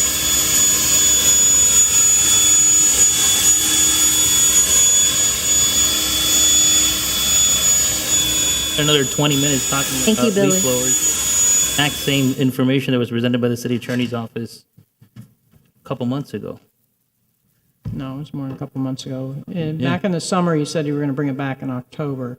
Correct. This And we had a conversation. The city attorney's office is still waiting to hear back from the other municipalities. South Miami is actually considering revoking it because they haven't found a way of implementing. Right, I The understand. mayor told us that at our Sunshine meeting. I believe they did revoke. They did. That's what Okay. Ms. Bellawellen referred to in September, as we spoke in South Miami, sort of backtracked on their gas leaf blower ban. We've spoken to Key Biscayne and Miami Beach. They are enforcing, although I think it was Miami Beach, Matt, who mentioned it's a little hard to. Key Biscayne mentioned it's a little hard to actually enforce because it's not the property owner, it's a landscaper, et cetera. But we did have an ordinance on first reading. It has not been brought back because we were wanting to see what other municipalities were doing, and we spoke with the sponsor about that. So. Right, so it's been several months, and I wanted to know what South Miami's doing and be able to discuss this in the Sunshine. You may have had one-on-one discussions this month with folks, but I think it's important that we all be on the same page because I have residents also contacting me wanting to know, where are we? I thought this was coming back. I thought it was coming back in October, and so we need information to be able to proceed to make decisions with. Okay. Okay? The sound we heard, is that a good sound? Depends on if it's outside of your window. I think somebody almost fell down the steps when they heard that. That's just my opinion. Well, we did the video so I could be honest and show you they do have a sound. It's a different sound. It's a higher pitched sound. Maybe the dogs will hear it. I don't know. Would you be so kind to go through the manager? Something that I wanted to mention to the manager before is I'd like to see if we can get maybe like 5 to 10 items that we can send in a flyer to all the residents in our next mailing. Because we have to do a special mailing. I don't want to spend money. Next mailing. One of the points is remember, these are the times that you can cut your lawn on a Saturday morning and use a blower. Please be thoughtful of your neighbors because we are getting emails right now. I don't want to mention the institution, but an institution here that's doing tree trimming and stuff on a Saturday and Sunday, and we want to kind of remind them, please be careful. Another thing, please make sure you break down your boxes unless you have a disability. Number 3, please make sure that you don't bring your garbage cans out to the side of the street. That's our staff's job. Number 4, just things that we've done that are commonplace things that I think that if we just send a quick reminder, hey, just keep trying to keep our city beautiful, trying to keep something of that effect. And I'm not asking for a special mailing. I'm just asking for an educational piece that maybe hits on 10 things. Hey, by the way, electronic recycling is on these days. Coming up, put it on your calendar. Did you know that you can't have a car on the swale with a cover? Little things like that, just that make sure that we just reiterate things that we're working on in the city. Things like that. I'll work on it with the manager, and if my colleagues want to add things to the list, they're more than welcome to add to the list. Remember to not put your garbage out a week before. You can only put your garbage out the night before in the swale, things like that. Anything else, Madam Sponsor? No. I just have a real quick question. On the times that they're allowed to use it, when was the last time those were visited? I can try to look it up, sir. It's been a long time. I'd love to maybe another time, another meeting, discuss. I think it was probably at least in the last 7 years because I recall it being done not too long ago. Yeah, but there we was can some- certainly send you that. There were some changes to the entire ordinance, which may not be this exact section, in 2016 and some in 2018. So we can find out exactly when the we'll hours were. bring it back 2024 to discuss, perhaps. Oh, that's all. So I'm going to run through my items just really quickly. So I have a F6. We've done the research staff was gonna come up. I just need a location to bring this project here to the city so we can start collecting film, so I don't have to keep clogging up Publix's site. So So we we- already got residents that they saw that we talked about, and they were very interested in it, so. Yeah, so my team did look at two companies, Nextrex and Terra Recycling, which are the two largest. what I looked at. It looks like that Nextrex is more economical for us to do. Involves getting the bins for free. It just puts the onus on staff to then take whatever's collected to a distribution center. One of those is like the closest Winn-Dixie or something like that. That, through the Keep Coral Gables Beautiful program, we can take a look at. And then TerraCycling, there is a much more substantial cost because you have to pay per box that we would receive. And then every time it's mailed back. I wanna and limit proposed- costs. I know, yeah. I wanna recycle and but limit. We are, I will say, Mayor, that we are, one last piece of information that we're looking at, Solange and I are looking at through Keep America Beautiful, does have a partnership with TerraCycling, and we're seeing if there's any grants that could help with that. So that's the one piece. But right now with Nextrex, we're trying to set up a meeting with them to see how we can. So you wanna touch base in 2 months? Yeah, I think, yeah, maybe in a month. No, give me time. Okay. Billy, we'll come back at the end of January. Okay, thank you. it- Great job, Matt. Does this handle all forms of the plastic? Yeah, it was. Beyond the 2 and 4? So it could take grocery bags, bread bags. Now, I do want to remind residents again, do not put them in your single stream recycling. It is not for that. That's an example of what you would put in that one pager. Do not put Yes. this in your recycling. You Yes, because it is not accepted in single stream recycling. It is a separate specialized service. And that's kind of what we're looking at and seeing if we put it in a facility. And then also too, if we recycle 1,000 pounds, they can then convert it into a bench that, I don't know, we can put into a city park or wherever. Some company will sponsor it and buy it, and then we can put it somewhere. Yeah. else. So. All right, or we can name it after somebody. We've done something good for the community. All right, number 7. I only brought this back quickly because the county, after we talked about it, the county allocated $700,000 to address iguanas in all their parks. It was in the Herald. It actually covered the city of Coral Gables having that same discussion. I'm not saying I want to spend any money for the city in regards to addressing the issue in parks. That's not my point. My point is, I would like to do something similar, if you think it's a good idea, where we can say, look, these companies, we're not advocating for these companies, but these are companies that are licensed and insured and that do this humanely. If it even exists. If you don't have an interest on it, I won't bring it back. I'm going to move on because right now the way it's being dealt by teleguns up and down North Gables, which I don't think is a bad idea. It's allowed. But again, it's not very humane. I think the only thing the city attorney said, we couldn't advertise the company. So, right, so if it was some kind of like voluntary program where anyone who wants to be on the list can be on the list and we include a very That's what I'm explicit disclaimer that we have Yes. not vetted or endorsed them in any manner, we could do that, but then everybody gets on the list who wants to be on it. Yeah, the reason why is because you're getting calls from people, like, for example, I got a call this weekend about a person with a bird. And I said, listen, we don't have a program in the city to address a bird. You can pick the bird up and put it back or take it to a shelter, or you can call 311. And we went through the process of calling 311. The actual police and firefighters showed up and they helped out. But when people call me about these type of situations, I said we can at least refer them to the page and say, look, we have a page where it has 10 firms. They seem reputable. It's all volunteer. You have a nice disclaimer there, and they can address it by hiring that company. They do handle things other than iguanas. Yeah, There's other invasive lizards that I don't remember the names of. Yeah. Okay. That's all I said. If you want to do that, the manager, I leave it up to the manager. We don't need to vote on it, just to do something like that. Sounds good. F8, easy one. The other day I was with Carelia Carbonell. We were looking at some white-way lights. And as I got closer to it, something that I mentioned to the manager, I think it was like 6 months ago, 6 or 7 months ago, 8 months ago, I can't remember when it was that some of them had some had a little bit of a tinging. They had some rust of the brand new ones. I know those are being taken care of, correct? Correct. And we actually have a pretty detailed specs of how to maintain them. So This is all I want to say. This is a very long day. Staff's been here all day. I know everybody's got issues they got to take care of. I would like the commission to entertain that we work on a simple maintenance plan. This is the maintenance plan. That every year, twice a year, there's 80 white-way lights. We do this in a day or 2 days. You literally go and you hit it with a soft pressure cleaner and you just clean them. If you get off on the white-way lights, and I ask my colleagues to do this, maybe you're walking by one, maybe you're in a car, park the car and look at it. If it's on the grass on a swale, you'll see that what the landscapers do is they spit up a lot of the grass onto it, and it dries. It's normal. Again, they don't do it intentionally. They have a job to do, and they're not gonna be there polishing the whiteway light when they're done. I think it would be nice to be able just to, you provided a simple coat of water, clean it once a year, and then when you're close to it, you can see whether there is a damage to it. Like when I drove by it, I saw this little orange thing. I got off and I started looking at it, and I said, this whiteway light's not even a month old, and it has rust on it. I brought it to the attention of the manager a few months ago, and they're working on it because we have obviously some sort of warranty.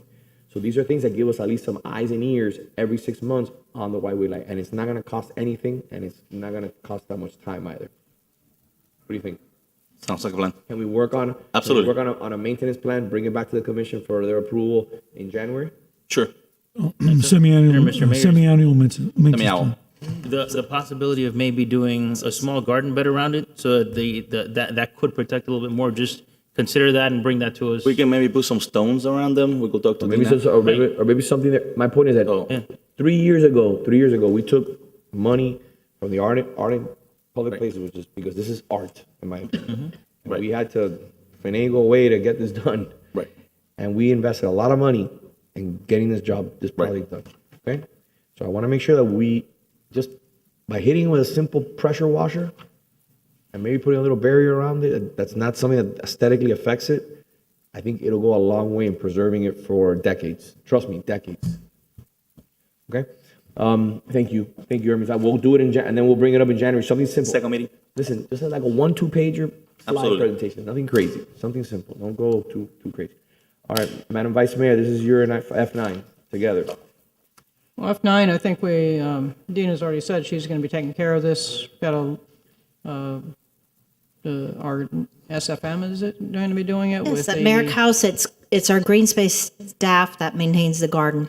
Right. Superior, our tree company, is already scheduled this week to start the canopy removal of these vines that are on the east side.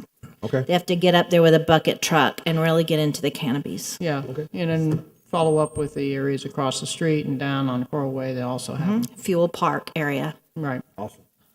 Perfect. Great job. Perfect. Okay, F10.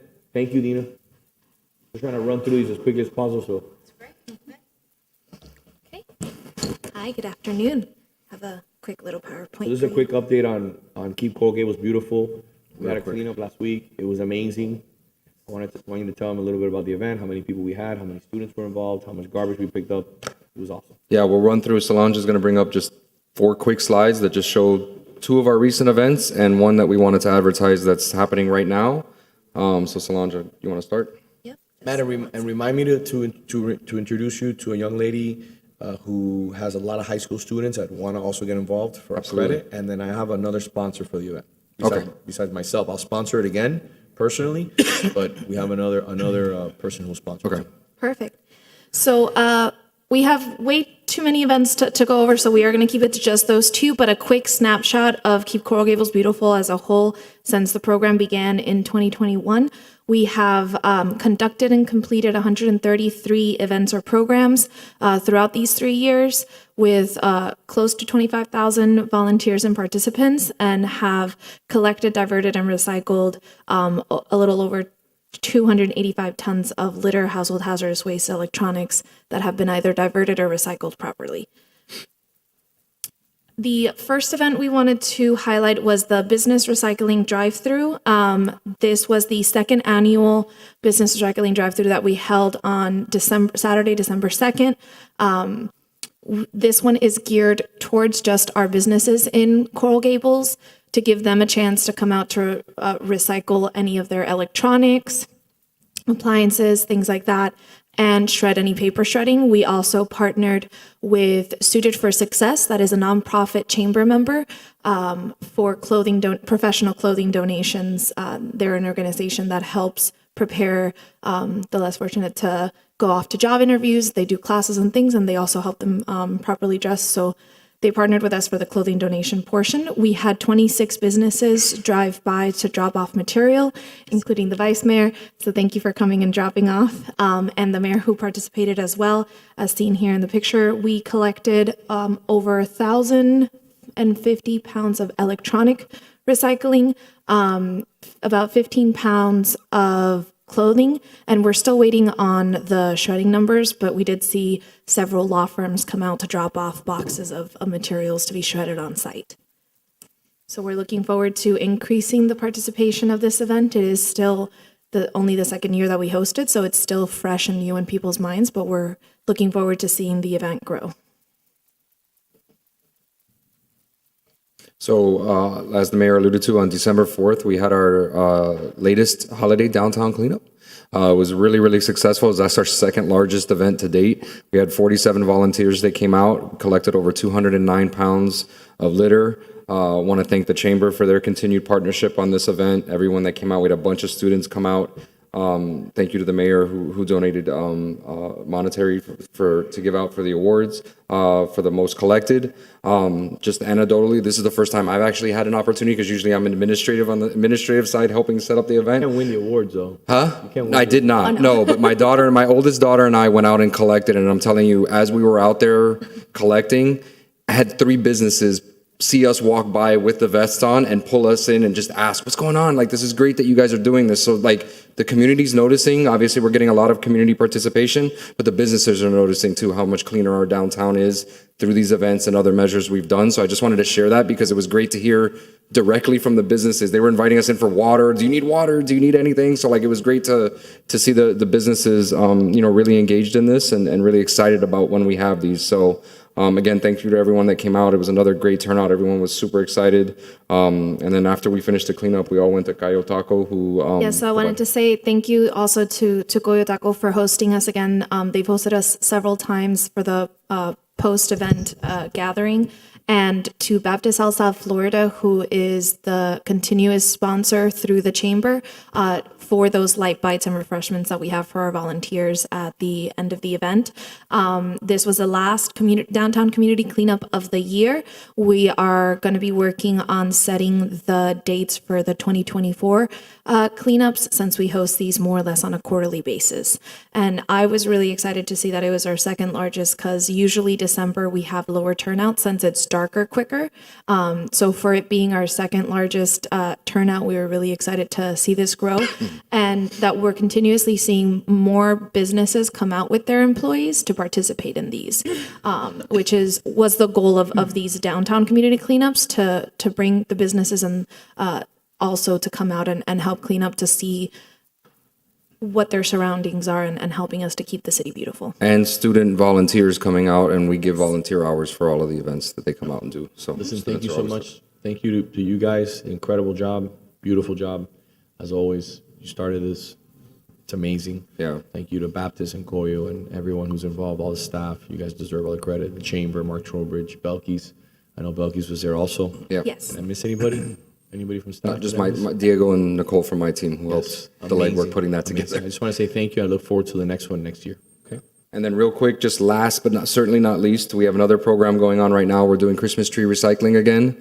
So December 27th, the team is going to be going around and starting to collect Christmas trees. Please remember to remove all decorations and lights as you put them out. We're also going to have a drop-off location at the youth center, where we had it last year, and we actually already have cardboard recycling going on. So we, in partnership with Waste Management, put a bin out there right now in the corner of the youth center parking lot to be able to, so folks, as they did their holiday shopping, go out and they can take their cardboard boxes and put them into the bin to make sure we're recycling them properly. So the cardboard recycling began the day after Black Friday, and this is the second year that we offer this additional bin. We know that online shopping has increased over the years, and especially during the Black Friday Christmas season, because a lot of gifts are being purchased.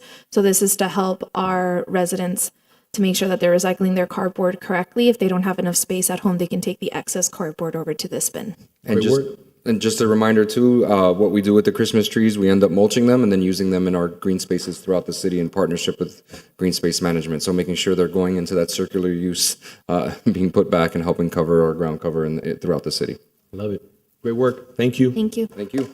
Moving on to F11. Yes, this is just a recap and an update on the recent trip to Tallahassee, legislative trip that Commissioner Castro, Commissioner Fernandez, and myself, we went there to promote our legislative priorities. We let them know that we'll all be going to Tallahassee in 2024. We met with Senator Alexis Calatayud, Representative Demi Usada Cabrera, Speaker Designate Daniel Perez, Senator Ana Maria Rodriguez, Representative for Senator Jason Brodeur, Representative Vicky Lopez, Representative Robert Andrade, and Representative Juan Carlos Porras. Very productive. We learned a lot about what's going on behind the scenes in Tallahassee, because sometimes I think it's not until you're there do you hear suggestions or recommendations, like, for example, certain items, certain issues are not, in their opinion, are not going to be moving forward. Others, they say now is the perfect opportunity. We wanted to, I guess, re-engage our legislators up there, especially the ones that have always been there for the city. I did my best to follow in your footsteps, both of you, Vice Mayor and Mayor, in terms of fiscal responsibility, triple bond rating. We made it clear that the city has had for a long time its house in order, and we shouldn't be punished for that, but we should be rewarded, at least considered. And it was very productive. I think we had a good exchange of ideas, informal, well received. The city is held in high regard, which I'm happy to continue to say. I don't know if any of my colleagues that were there want to. We went over all the projects.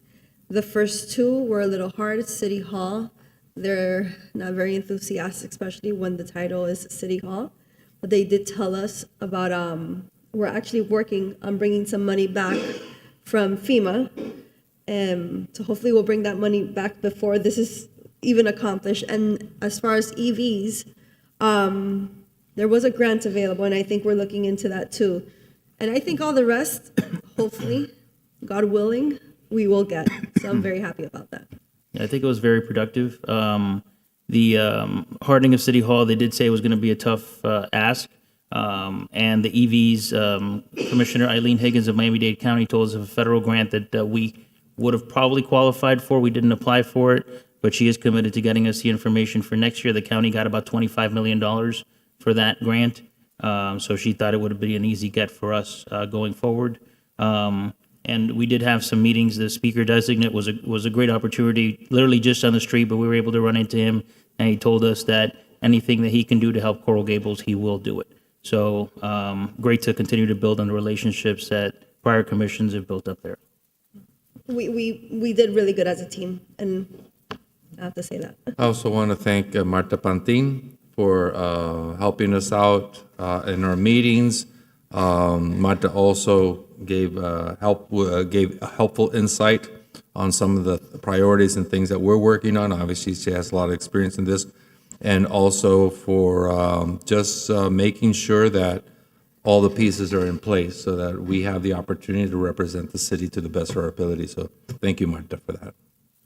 So after your trip, I've gone to a couple of events, and I've also heard back from some of the representatives. And before your trip, I also had talked to some of the representatives about, when they have approached me, and as I've gone to, the speaker's event that was down at the University of Miami, I've gone to other events and bumped into our representatives. And it's fiscal responsibility is something that this legislature holds in high priority as far as responsibility on how we manage our money. Okay, and actions that we've taken have resonated with them. The actions where we're fiscally responsible, they recognize, but some of the actions that we've taken, in particular, I heard back from the representatives, there was no gray area in between that because we didn't move the elections and we wasted money there because of the pay raises that we've given to the commission. Okay, because there has been talk of dipping into reserves and lowering pension contributions. It's not sitting well. And that appropriations were not going to be available this year unless we get our house in order. That's the message I got back. So it wasn't so rosy. And it wasn't from one, it wasn't from two, It was from a number of folks. Okay, and I understand it was told directly to your face. Okay. Well, Commissioner, the Demi interesting Posada. thing is we had, like I said, a great many meetings, and they're very enthusiastic, very positive, making calls while we were there. So I felt personally that it was, talked about everything, all the issues. Nothing was left off the table. But in the end, we walked away thinking everybody's willing to work together and work on these priorities, and we're a team. We're all a team. And I think the sentiment that we got from that legislator, the only one that even mentioned it as we left, was, I appreciate the fact that you have started funding some of the capital improvement projects that have been kicked down the road for many years. And the actions taken by this commission to pass our budget was seen as a very positive thing, because we're putting our money where our mouth is on a lot of the capital improvement projects. The other comment that was made by the folks in appropriations was they appreciated that we were ready to do match funding on a lot of these projects already. Where other cities come in, they're basically getting projects approved without match funding. So not the sentiment that we got in Tallahassee at all. On the contrary, everybody was very hopeful that this will be a good year for Coral Gables, just based on the decisions that have been made by the commission here, the relationships we've been able to build there, and the fact that our asks were, what were the terms that they were used? Reasonable and manageable. Reasonable and manageable. And there were projects that were important, not just for Coral Gables, but for the entire community at large. They talked about another local government entity comes up with 20, 30 pages of funding requests. The fact that we're able to narrow it down collectively, obviously with administration, to those key items that really make a difference in the lives of our residents, infrastructure projects, sidewalks. They appreciated that, because they describe sometimes they see all kinds of things in there. So everybody agreed, 2024 comes around, going back and continue working as a collective group, everybody on the same page, moving forward. At the end of the day, we'll find out. Yeah, no, I understand, we'll find out. I did spend time individually meeting with each one of the representatives before session began. And this was a sticking point for them, because unless we manage our house well, we can't rob Peter to pay Paul. Can't be doing that. And they look, just like the employees do look, on how we manage our own finances and look out for them. Plenty of employees have come up to me and appreciated, the positions I've taken on certain things, because we can't leave them behind. I never want to leave them behind. Okay, so dealing with this house in the financial condition it is in a conservative manner is one of the principal things that matter to this Florida legislature. Well, thank goodness So- we have the triple A bond rating. That's a good thing. And I think we've taken they love actions that. today to continue on that as well, correct? So if I may, I want to add a few points to this. I've been working on this for a decade to try to increase funding on multiple different fronts in regards to appropriations.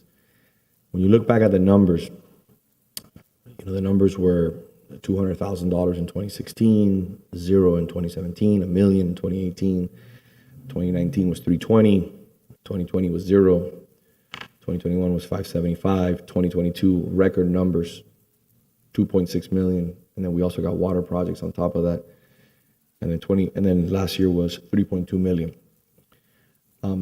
Look, I have personal relationships with all these elected officials.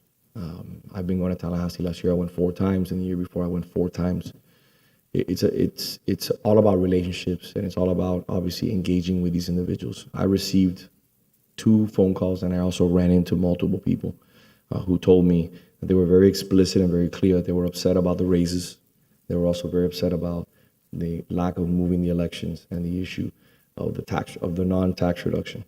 So I'm just telling you that I tried my hardest to have a conversation on how is this salvageable, similar to what Commissioner Castro had with that state representative. How can we salvage this situation? How can we move forward and address the situation?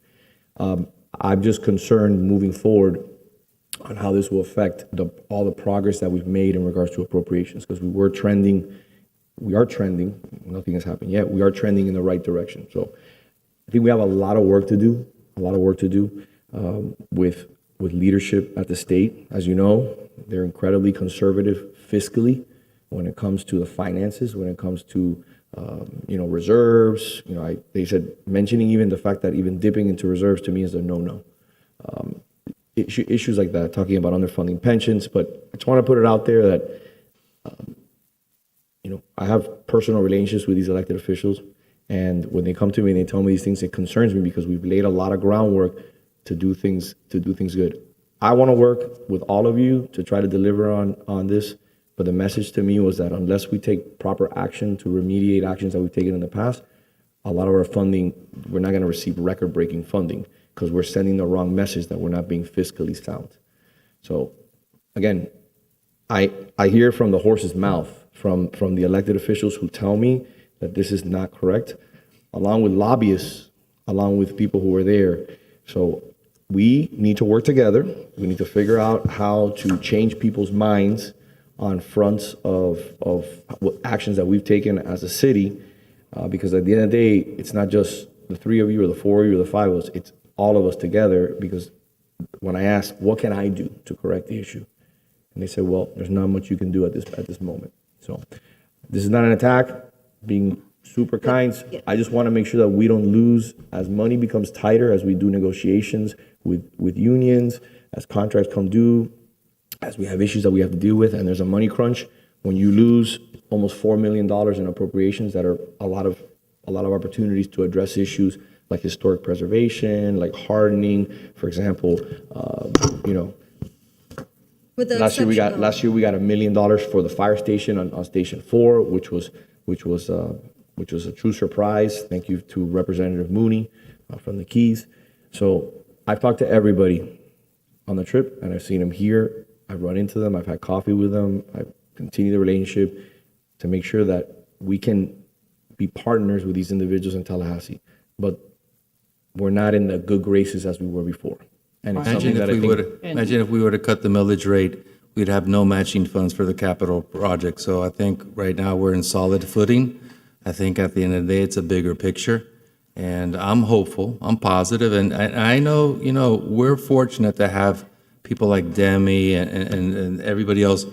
They're outstanding at what they do. And I know, the people that they serve are confident that they'll be able to do an amazing job and help the city get those funds. I mean, like I said, it's a team, and everybody does their part, but we're fortunate to have people that I know up there can get the job done. So South Miami Mayor also heard from Ms. Cabrera and spoke to me after that trip, because I had a meeting that I went to where he was also present.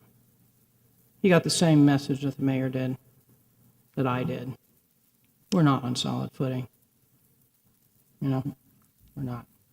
Well, with the exception of one elected official, everybody else was wonderful, very positive. In fact, I pulled some to the side to actually pick their brain to see if this was even something that was brought up or something they're talking about in the background. I'm pretty good at that. It wasn't. So I think we're trying to make this a bigger deal than what it really is. I think we should just drop it and focus on the good. Exactly. And I think the sentiment that we got from our own lobbying team, which was praised by every single member that we met with, was our legislators are behind us. So if you're hearing something completely different, there are many things we heard up there that we should not put on the record. But let's just say they were happy that we were up there. Okay, perfect. Good news. All right. F12, moving on to Alhambra Circle sidewalk connection between San Rafael Avenue and Tarragon Drive.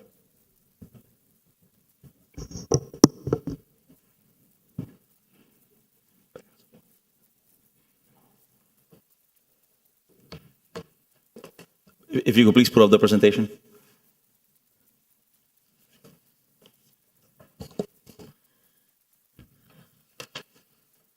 Melissa Desires, Transportation Division Manager. So the the original plan for Alhambra Circle was to install a sidewalk with a curb because we thought that the tree roots would be under the pavement at that location, and then with a curb, it would be 6 inch higher, so it would be like less of an impact to the trees.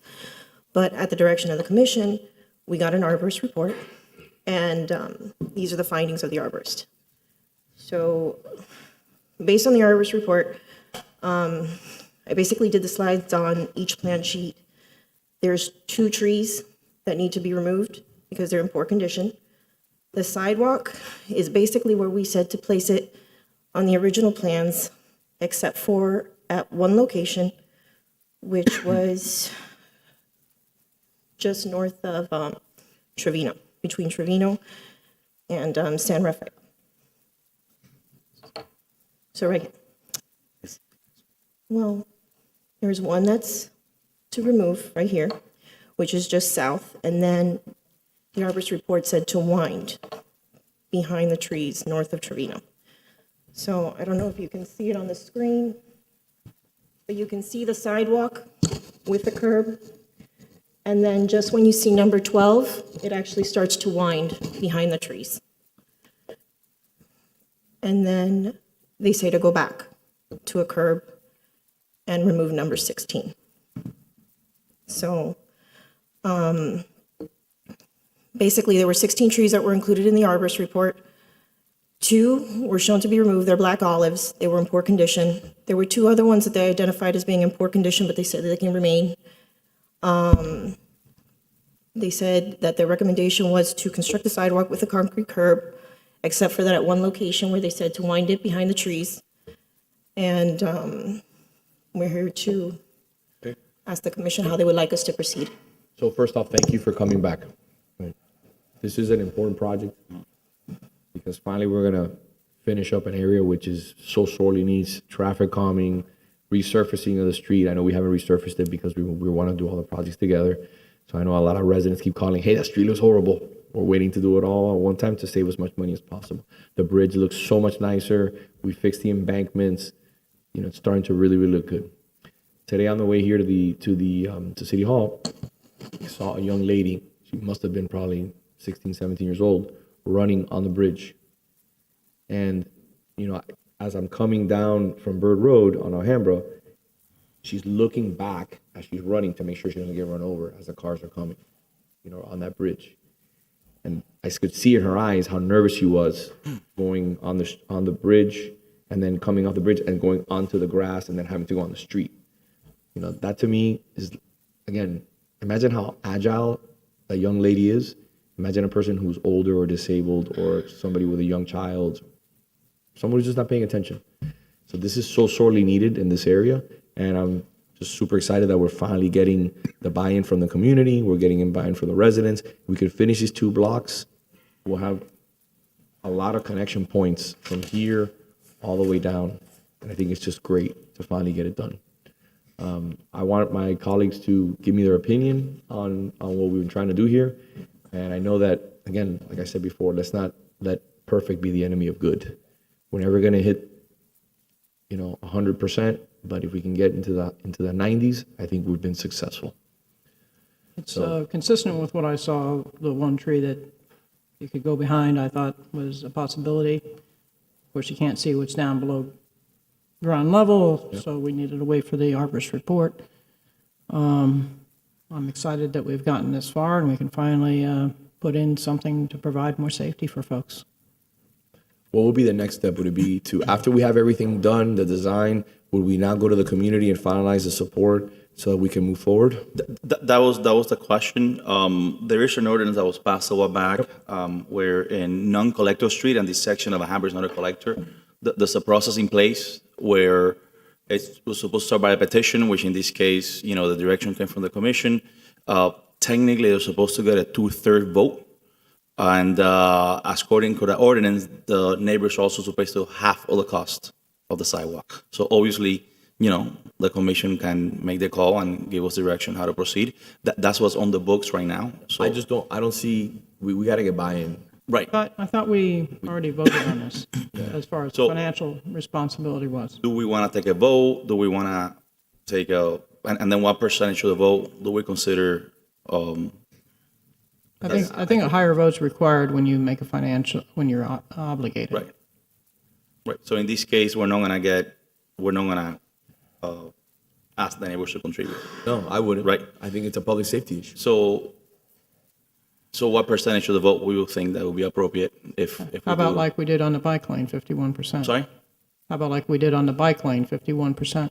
I mean, that will be your call, absolutely. And we could take a balloting the same way we do for traffic calming. There's 5 residences within the project limits. We could ballot those 5 residences. My question would be, would it be return ballots like the traffic calming projects? I have no issues with that. And we only ballot the residents that are going to be directly impacted by the sidewalk, not the ones across the street. Just those 5 and that's it. And But there's no sidewalk on the other side. We got to get this done. You're Correct. literally, everybody's bottlenecking into a bridge. Right. And we got to. It's dangerous. But I still have a problem with this whole process. The arborist report that was requested was submitting the plan as the city had it. It wasn't asking whether the sidewalk should be on one side or the other. It was whether the sidewalk should be where the city had planned it on the curb. correct, And that's not what was discussed on site.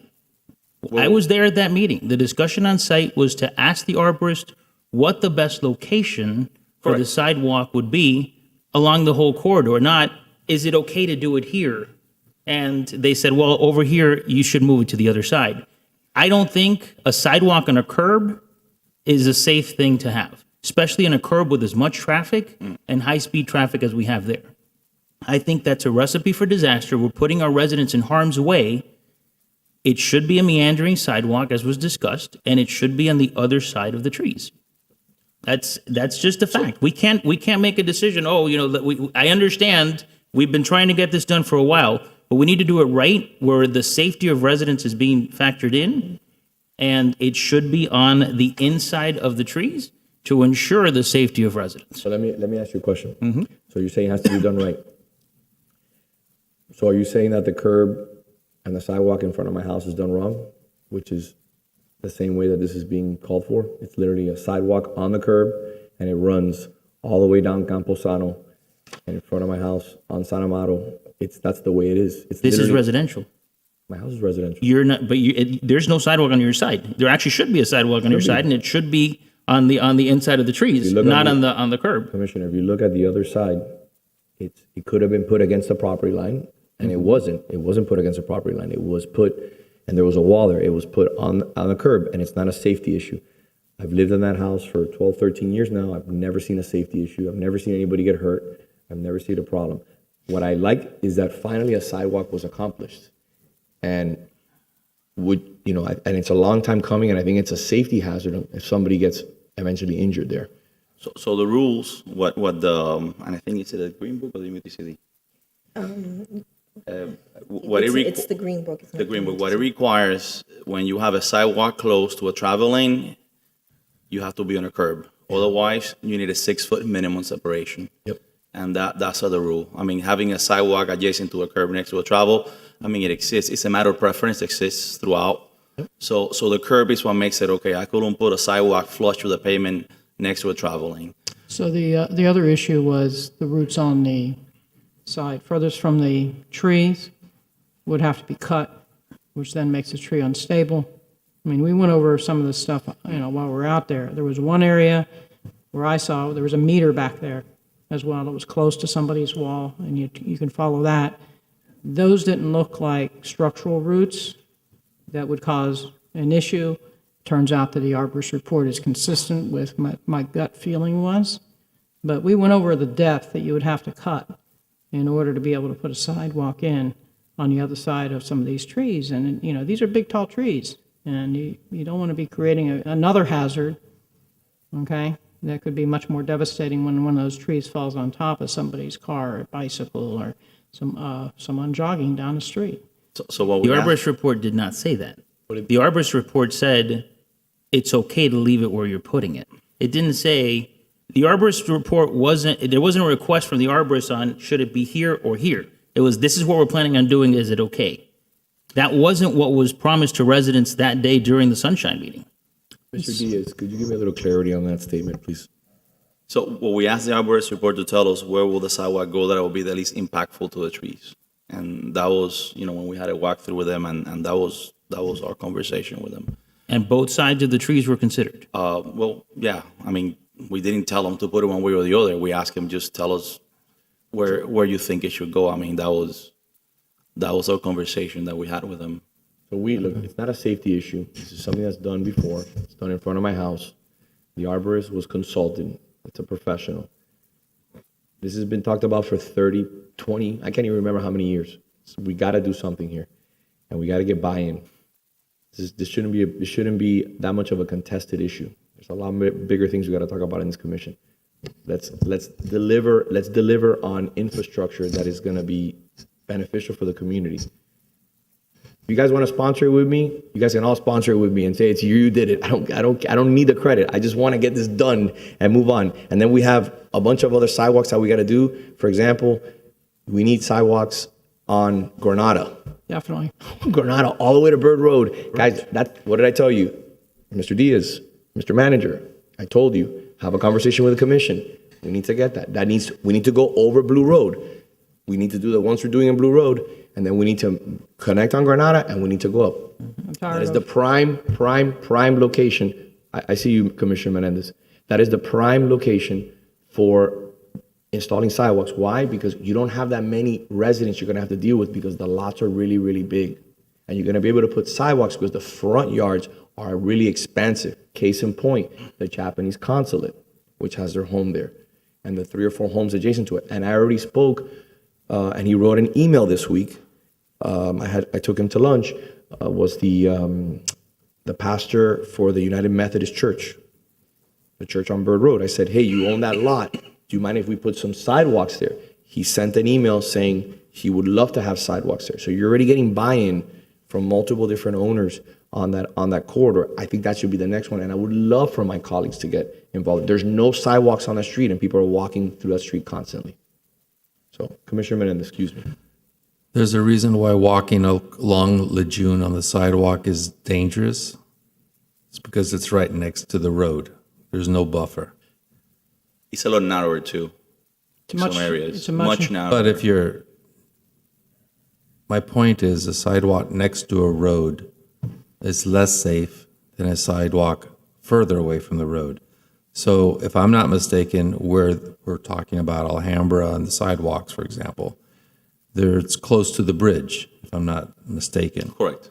And if I'm not mistaken, I've heard mentioned here that there have been accidents at that bridge, people hitting the bridge. Correct, twice. Okay. And when the arborist is asked, does this endanger the trees, the arborist obviously would answer one way or the other. But the arborist isn't a professional in answering whether the sidewalk there endangers the people that are walking along it. So there are two issues, the trees' safety and the people's safety. And we have to find a compromise. And even though, like I said, it's been documented here, so that road weaves greatly when you get to the bridge, especially at night. They've hit the bridge. I understand. You weren't out there. You didn't walk it, so. I did. I walked it, not that day, but I walked it before. Okay, so let's walk it together. I'll show you the routes, that if you cut through them, then we got to take down the trees. So there's no easy answer. The residents don't want the trees taken out. This is the problem. We are agnostic as far as the location of the sidewalk. We were asked to preserve the trees. And then when there was a discussion about the best place of the sidewalk, we got outside arborists to see where would be less impactful. The reality is that any construction in this area, there's going to be an impact of those trees, right? So the question is, where is it going to be less impactful? Could we potentially put the sidewalk in the back? Possibly. We'll probably have to observe the trees and see what happens moving forward. But, we did what we were requested by the commission. We got an arborist who took a look at where the less impact will be, and that's what we're presenting. At the end of the day, what we're looking for right now is direction of how to proceed. Is there anywhere in Coral Gables that we have sidewalks not along the road but behind trees? Anywhere else in Coral Gables? Typically, most residential neighborhoods, the sidewalks are behind the trees of the property line. That is the typical cross-section that you see in residential streets. How many of those are older trees, I'm sure? They've been, some of those. It Right, depends and- on the placement of correct. the tree. They just didn't drop dead. And the issue is that they're big black olives, they're rather large. Big exposed, they have The huge roots, exposed roots. Some of the roots are great, especially on the backside area. So. I mean, So, but quick question. Sure. Let's talk about safety, because that was an item that Commissioner Menendez brought up. So, having that in front of my house, having a winding road like San Amaro is, and it goes into Camposano and it winds around the university.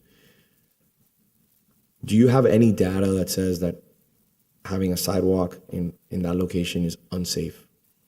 No, I mean, we follow the Florida Green Book, and like I said, the Green Book, if you have a sidewalk next to a pavement, you need to have a curb. Yeah.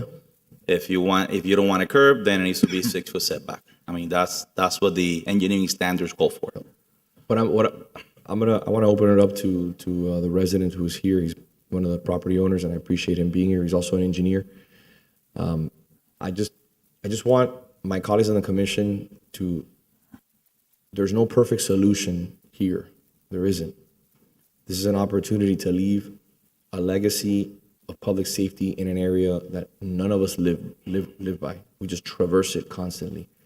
This area needs sidewalks. And then you got to go across the street. Once you get on the other side of the bridge, it's a good opportunity to start working on sidewalks all the way to Bird Road.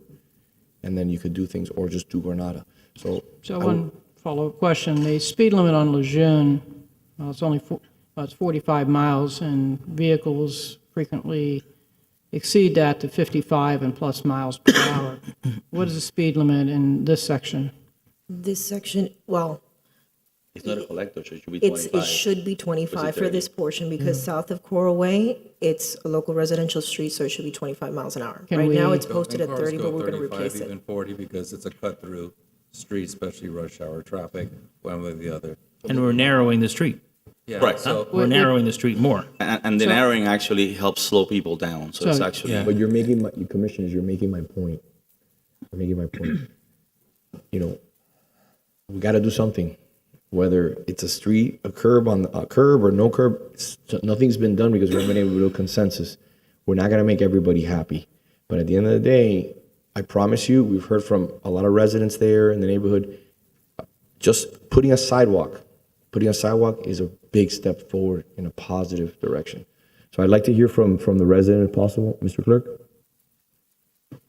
Yes, Mr. Mayor? I think we have somebody who would like to speak. He was just here to listen. No, sir. Did you not sign up? Do me a favor, just tell us your name, where you live, and then fill out a card if you can. Will do. Thank you, my friend. Sorry, thank you for being here. You've been here a few thank hours. you. I appreciate it. Thank you. So my name is Roland Rodriguez. I'm at 3310 Alhambra Circle. And the property they're talking about going behind the trees is my property. So ultimately, do we like the sidewalk back there? No, we don't like the sidewalk back there. We would prefer it in the front with a curb. Like the mayor mentioned, I'm an engineer, so and I've worked with the What type of department. engineer are you? Excuse me? What type of engineer are you? I'm a civil engineer. So, no, because the reason I asked is so I understand that you know about sidewalks, curbing, infrastructure, all that I've been kind of working stuff. with the Department of Transportation for 25 years, and if you go down Kendall Drive, 3 lanes of road, and they all have curb with sidewalks. If you narrow the sidewalk, it lowers the speed. You have a curb, like you mentioned. You're allowed a sidewalk. Otherwise, with no curb, you have to have a certain depth. So we've seen the plans. We've been asked, and we've always been requesting information. We just now saw the Arbus report, so this is the first time I get to speak on it and just kind of see what's happening. So we're still concerned with the sidewalk. Our only home, the only home behind the sidewalk, the trees, is our home. And if you see the size of these trees and the size of the roots, and there's an old report here that shows, depending on the diameter, breast height, even on this it says no excavation over 4 inches within half of the clear zone. So this is 12 feet, and now you're coming in to excavate, to put in the sidewalk. And I see in the Arborist report they also put in their protection of the roots, which I've done before. Root But this barrier. is for half of the tree, and if you see the size of this tree, you're now weakening the root system on that side of the tree, which is coming toward my house. And this is for both of them. So yes, it's a concern. The other concern is it's an 8-foot sidewalk. Or the plans that I've seen at least are an 8-foot sidewalk. Is it necessary to have an 8-foot sidewalk? A standard sidewalk is 5 feet. All the side streets are 5 feet.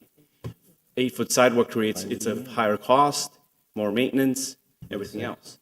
So I've been the only resident that's vocal on this situation. There's the resident behind me they bought the house, nobody lives there. So I don't know what they're doing with that home. The next one on Trevino just moved in and he started asking questions. Why were there stakes in front of this house? Again, nobody informed us about putting stakes or doing anything. So No, but we've talked multiple times. yes, but all the other neighbors haven't been informed. So there was a sunshine meeting. I wasn't there. So I think it's a little bit of lack of communication with the residents that are indirectly affected by this sidewalk. But I think that before they go out and before staff goes out and has like a formal discussion, they wanted to talk to the commission. Right. Because they wanted to get consensus from the commission moving forward and say, okay, look, this is where we're going to attack this issue so that we can move forward. And then they were going to, I mean, correct me if I'm wrong, then the plan was to sit down with the residents and say, look, this is the plan, this is what it is, okay, how do you feel about this? Like what you brought up right now, the 8 feet, I hadn't caught that before. No, I just want to make sure that what we're looking to do is a 6-foot sidewalk with a potential narrowing further around trees where needed. You could narrow the sidewalk in some areas as little as 3 feet. That's fine. If necessary, when you're running into some issues. So, but your standard sidewalk is 6 feet, not 8. Right. So, I mean, even that would reduce the impact of, and also for future, I mean, construction-wise, costs, and also maintenance on this. Our concern is those trees. I mean, if you go out there, I think all our neighbors that we've spoken to would like to voice their opinion as well and with the commission on site. And those trees are concerning. I think they're listed as fair, but at least one of them is in very poor condition. At least my arborist has told me, and again, I'm not an arborist, I'm a professional engineer, so I can speak to the areas about sidewalk and placement and everything else and safety, but I can't speak to the arborist report. So what I would like to do is maybe have a sunshine meeting on site with the arborist and the neighbors so that we can go over this plan and any questions that the commission has and the neighbors have can be answered before we give a final go-ahead. I don't have any issues with that, but I think that we need to come to consensus and the commission needs to come to an understanding that not everybody's going to be happy. Where there's no way to build consensus and make 100% of everybody happy. So the tree that you were concerned about, I believe is going to be designated to be taken out. And there are No. 2 trees, isn't The there? trees on my property show to stay. And they Okay. have a root barrier on my side of the property, which is, I don't have the map in front of me, nor can I see it up on this screen. It's, So the trees on his property are the ones that are being asked to be taken out. It's the one south of his property, the residence south of his property, and the one directly north. The 3 that are in front of his property are actually to remain because they were in fair condition according to our arborist. So let me ask you a question. If we have this sunshine meeting now, what would be that, how long would we need to host this meeting? Have a discussion with the arborist. We need to get a change order for the meeting because an additional meeting. I mean, sometime after a year. Okay. We gotta move, we gotta move. Let's have it before the first commission meeting in January. if it's this possible. Saturday? Well, depending on when you set the dates, Is that our might be meeting. January 9th. Well, I don't think we're Attorney's going to gonna have it run. on New Year's Day, Right. assuming it's later. So maybe. Let's find out when Let's the find a date, date is, and then, Oh, it's January 9th. January 9th. You haven't voted on it yet. It's up for, January 9th. Some of us are not gonna be around. Okay. I'm available on the 8th. You Figure it pick, out. we'll show up. I think that before the second meeting in January. Yes. Okay, Yeah, that's yeah. even better. All right. Sir, thank you for being here. We will Thank invite you to the meeting along with the other residents. I look forward to meeting with you out there. I and appreciate your also input and your guidance. The and neighbors know as well. I mean, I'm in communication with them now. So at least the one neighbor on Trevino, and then we've also had small conversations. Do me a favor, if you'd like, I'm more than willing to pick you guys up over the weekend if you want, and I'll take you to university so you can see what we've done in university with the sidewalks there. My, They look my, great. my father-in-law lives right there, right next to the roof, so. They're not done yet, but they're gonna look really nice. They're gonna look really nice, okay? All right, Yeah, thank you. I see students on them all the time, so, all right, let's Thank you. figure out when the arborist is also available. Thank you. I'm gonna defer F13. Commissioner Castro, F14. How are we doing in time, Commissioner Fernandez? Very short. So I gotta be out here in should about I 15, 20 should I minutes at defer most. this? Yeah, If you can. yeah. Okay. Defer Okay. F14? Yes. Okay. F15? That's just for me to give you two dates. I'm working with staff and our city attorney's office are doing some slight tweaks to the language. Meet again on January 24th and on February 6th. So this should be ready to go to planning and zoning. I'm talking about the Mediterranean design language in mid-February.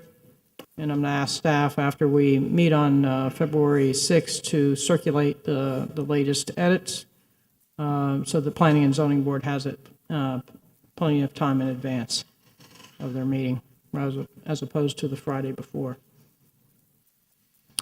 That's it. All right, thank you. Moving on to G1. G1 is a resolution of the City Commission granting approval of a residential waiver by four-fifths vote for Justine Chichester, nominated by Vice Mayor Anderson in accordance with Section 2-52B2 of the City Code to serve as a member of the Coral Gables Advisory Board on Disability Affairs for a 2-year term, which begins June 1st, 2023 through May 31st, 2025. Okay. And this does require a four-fifths vote. Any questions? I'll just present that the prior member I had on the board was also a member that was from outside the city. I chose her particularly because she was very well educated on disability needs for individuals in wheelchairs. This person meets that criteria as well. And I think needs to be that voice on the board that, we will be missing. We have plenty of folks that are well-versed on other types of disabilities, neurodegenerative disorders, but we lack a person that has been familiar with using a wheelchair, lived in a wheelchair, and can bring that aspect to this board. Okay. So that's why I chose this person.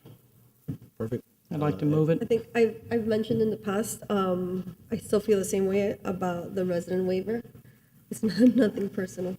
It's nothing to do with the resident waiver. It's about doing what's right for the city.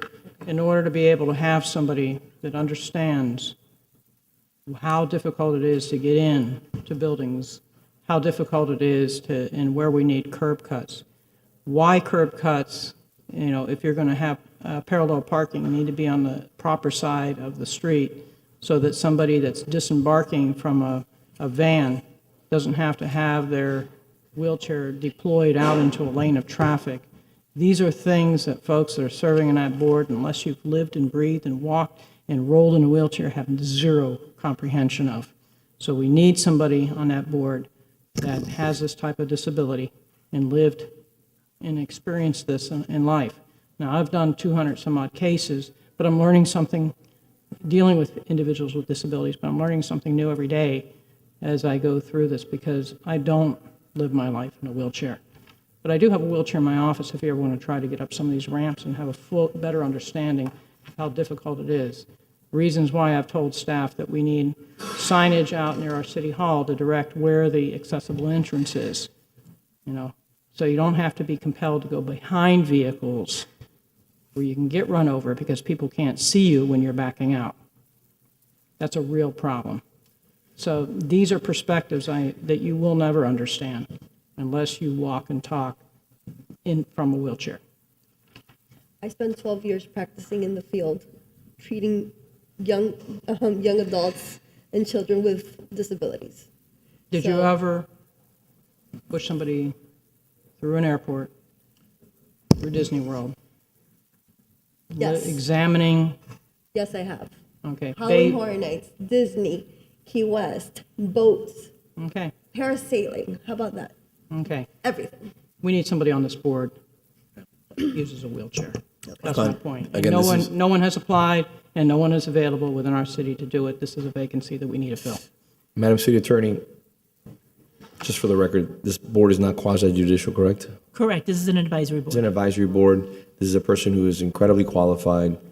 And again, I have no issues with this individual. The Vice Mayor has an extensive knowledge in regards to the disability services and disability community. So again, I'm taking her on her word, and I think that she's more than capable, and I welcome this person not only to the board, but to the city. So, does anybody else have anything else to say that? And I'm just if you going to didn't, add, they work in the city too. They work in the I'm city. just going to add that I think through the city attorney's office, if I'm not mistaken, at some point in the past, I sat down with you all. We need to do a comprehensive review of situations like this, because we're going to be tripping over ourselves left and right, and everybody has a good reason. I'm not saying any side of this discussion is wrong. Second thing is, I encourage everybody when we talk to each other to try to avoid words that can be interpreted as disrespectful. I'm just saying that. With regards to this candidate, I know her personally. I know she's outstanding, and she would be a definite, wonderful, valued addition to the board. And though I am not happy with the situation we are with this type of vote, and Madam City Attorney, we need to revisit again. Sure. But because I know Justine is exceptional, I will be supportive. So, may I have a motion? I moved it. May I have a second? Second. Commissioner Fernandez, No. Commissioner Menendez, Yes. Vice Mayor Anderson, Yes. Commissioner Castro, No. Mayor Lago. Yes. All right, moving on. So we won't have someone that can take care of those types of disabilities on this board. Understood?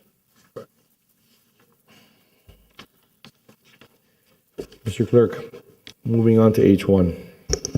H1 is a resolution of the City Commission accepting the recommendation of the Innovations and Technology Department to waive the competitive process to purchase Tyler Technologies maintenance service as a special procurement bid waiver pursuant to Section 2-691 of the Procurement Code for a period of 5 years to cover September 23 through September 2028 at a total cost of $1,875,000, $375 per year. Mayor, Commissioner, Vice Mayor, this is the permit system, so that's going to allow us to continue paying for maintenance of the permit system for the next five years. There is a maintenance agreement, so it's to extend it. Now, is this current software or old software? Because I was under the understanding that this is software we already phased out. No, this is the software that we have, InnerGov electronic permit and license. All right. Tyler, the company Tyler owns also the legacy that we are facing off, which is Eden. Yes, this is for the cloud system, for the permit system. Yes. Got it. Tyler Technologies bought the prior, Yeah. the prior system. Yes. Any other further questions? I'll entertain a motion. I'll move it. Second. Commissioner Menendez, Yes. Vice Mayor Anderson, Yes. Commissioner Castro, Yes. Commissioner Fernandez, Yes. Mayor Lago. Yes, moving on to H2. H2 is a resolution of the City Commission accepting recommendation of the Innovations and Technology Department to approve the Master Service Agreement piggyback addendum, $2 million for 5 years, which will piggyback the State of Florida Department of Management Services Mobile Communication Services contract with Verizon. That's a piggyback out of the state of Florida to continue paying for Verizon services, voice and data, for the next 5 years, so to extend our capacity to continue paying for those services. And I just want to make sure it reflects 2 million because it is missing a search, a zero in the. Yeah, there was a in the typo. agenda. Okay. Yeah, I saw Yeah. it. Yes, sir. I caught it after the final print. Can I get a motion? I'll move it. Second. Vice Mayor Anderson, Yes. Commissioner Castro, Yes. Commissioner Fernandez, Yes. Commissioner Menendez, Yes. Mayor Lago. Yes, moving on to H3. H3 is a resolution of the City Commission accepting recommendation to waive the competitive bid process of the procurement code and contract with Allen Architectural Metals, Inc.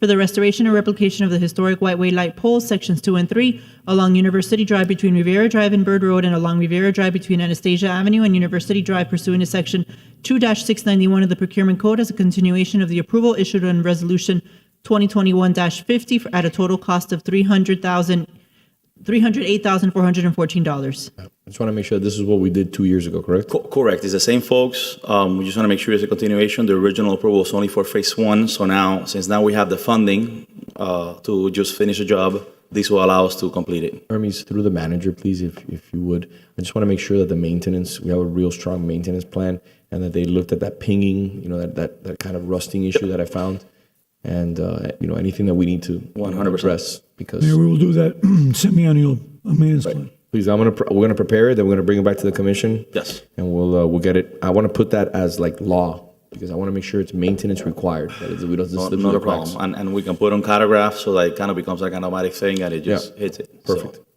I'll move it. Second. I'm sorry, who moved it? Moved it. Thank you, sir. Mr. Clerk? Commissioner Fernandez? Yes. Commissioner Menendez? Yes. Vice Mayor Anderson? Yes. Commissioner Castro? Yes. Mayor Lago? Yes. Moving on to H4. H4 is a resolution of the City Commission authorizing the city manager to enter into a public transportation grant agreement in the amount of $253,000 as identified in the Notice of Grant Award between the Florida Department of Transportation and the City of Coral Gables to provide flex route transportation service using Tesla vehicles and to amend the fiscal year 23-24 annual budget to recognize the grants funds as revenue and appropriating such funds to be used for such services. Seems pretty standard, correct? Does anybody have any questions? Anything else? I want to thank you guys for all the time you've been putting in to make this happen. I'm very appreciative and thank you for your receptiveness. I'll move it. I'll second. Commissioner Menendez? Yes. Vice Mayor Anderson? Yes. Commissioner Castro? Yes. Commissioner Fernandez? Yes. Mayor Lago? Yes. Thank you, gentlemen. I appreciate it. J1, city clerk items. J1 is a resolution of the City Commission in accordance with Section 2-30 of the City Code entitled Regular Meeting, Special Meeting, setting forth the City Commission meeting dates through December 2024. Here we go. How are we looking, Mr. Clerk? We've circled the dates to you, to the commission. If you have any issues with any of the proposed dates, please let me know. Otherwise, that would be the proposed meeting dates for next year. Make a motion. Second. Could you just, the May date, just for my May, remind me, May, what you have? Okay, give me 1 second. May would be the 7th and the 21st. Two reasons for that. One would be that we only have one meeting scheduled in April, so we didn't want to leave too many dates in between. No, it works. And second, Memorial Day is May 27th. So rather than come back from Memorial Day and have a meeting the day after, we did it the week before. Okay, thank you, I appreciate it. It works for me. Okay, we're good? Yeah. All in favor? Aye. Thank you. Moving to H5. By the way, can we move H6 for the next meeting? Is that okay or no? Yes, Mayor. Perfect. H6 we defer. Let's do H5. Last item of the day. Good afternoon, Mayor and Commissioners. Naomi Levy Garcia, Assistant City Attorney. At the last commission meeting, you all gave some direction to come up with some different options for collecting Coral Gables resident feedback in response to their feelings about annexation. So we've put together some options. I can run through them pretty quickly. It's 4 options. Can I have the presentation, please? Okay. So option 1 would be a Coral Gables special election where we piggyback off of a existing election, either in August or November. The cost would be approximately $18,000. The submission deadline for ballot language would be May 24th for an August ballot and July 26th for a November ballot. The elections department at Miami-Dade County would handle the vote counts and the signature verifications. We could also do a Coral Gables special election mail ballot. This would be a mail ballot with just the annexation question on it. That would have to take place between April 1st and May 15th. We would still be on the elections department's schedule. They'd need to fit that in between their existing elections.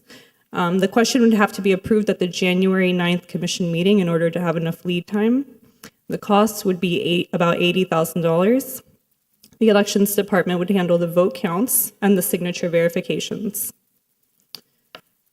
So if we moved away from the ballot option, we could also go with a mailed petition. This would be similar to what occurred when we were collecting the petitions in favor of annexation pursuant to the requirements of the county code. The cost would be about $47,000. We'd have a self-determined deadline for deciding petition language and the return date. The only issue with this is that we would not have a way to validate the signatures. So, whether to require signatures would be optional. We could have language to the effect of a declaration under penalty of perjury, and the petitions could be uniquely numbered and coded to ensure that only one petition is returned and they wouldn't be duplicated. The other consideration with this is that city staff would have to be responsible for processing the returned petitions. So they wouldn't be given over to the county for any verification. It would have to take place in-house, so there's another really cost associated with staff time, which I don't have quantified, but something to consider.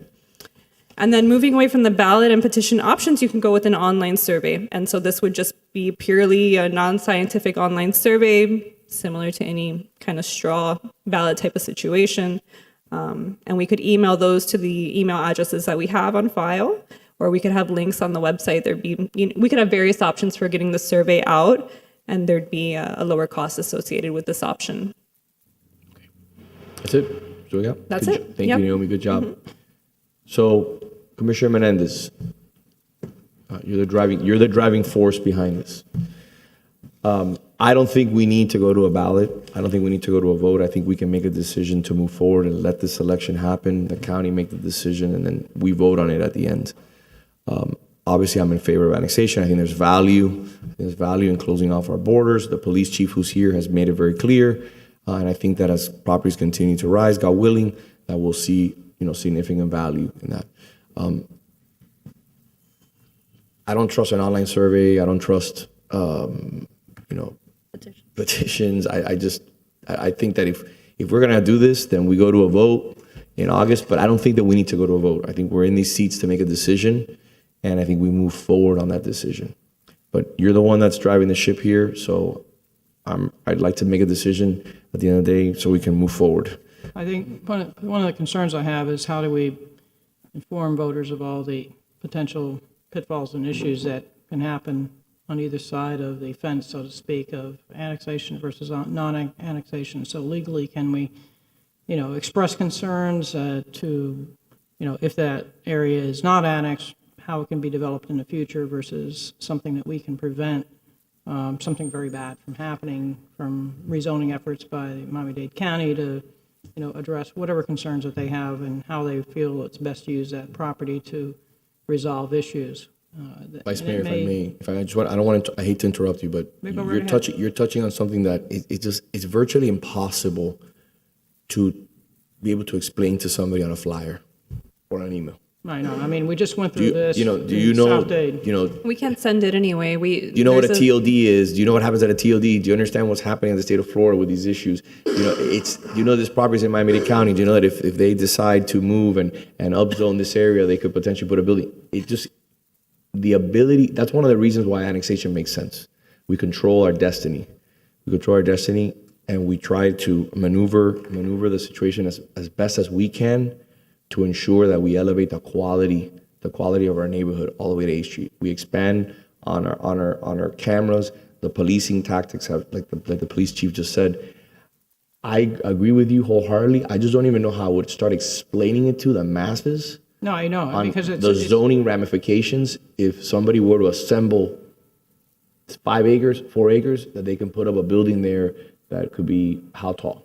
Yeah, I mean, it's happened to us on our doorstep with the county in a couple of places. It is a very big concern that I think that everybody has, because it's not only how it impacts the land use there, but it's the impact on the neighboring homes and around the area, the traffic, the density, what it's going to be used for, all that kind of stuff that we won't be able to weigh in on, where even our highest and best use, which, I have no appetite to do that at all in that area.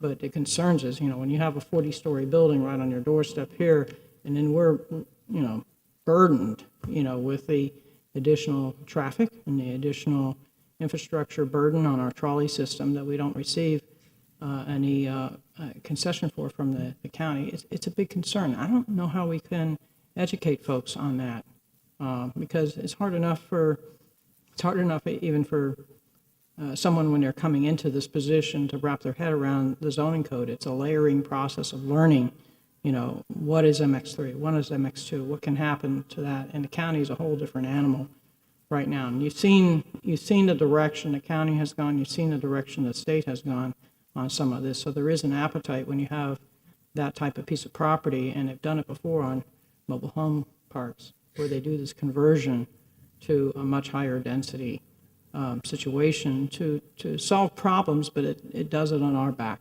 It does it on the Coral Gables residents' back, because we're impacted with the traffic down the road. And we're, you know, and then when someone asks us, well, why do we have a 40-story building there? You know, what can we say? Well, we don't control that land. We don't control the zoning on the land. So that's my concern. I don't know how we educate folks on those choices there. I understand the cost issue. Quite frankly, that same cost issue exists throughout the North Gables when you compare it to residences in the South Gables. You know, but then again, we also have a central business district up here that helps support the North Gables as well. So there's no easy answer to this. I think we should sleep on this and we can resume the discussion in January. But that rezoning potential is Big problem. huge, huge issue, as it will impact everybody in that surrounding neighborhood. By the way, as you guys know, I mean, you drive that area all the time. There's a lot of commercial property there, which is a benefit for annexation because, again, you can't homestead it. The property value keeps going up, which will be a good supplement for the city, just like the downtown is. The downtown supplements the residential neighborhoods. But somebody assembles a property over there and is able to get enough land, they could potentially put together a pretty significant project. I still believe that we should get the input of Gables residents. It was a request that was made by residents during this campaign. They have a desire to be part of the process. It's going to affect a lot of them. And we heard comments here, you know, the only ones that are going to be affected are the people who are around it. Financially, it's going to affect every resident of the city of Coral Gables. So everybody in Coral Gables should have a say. So I agree with the vice mayor. I think we have something to digest, and I think we should make a decision on this item come January. So let's do this, if I may, Mr. Commissioner.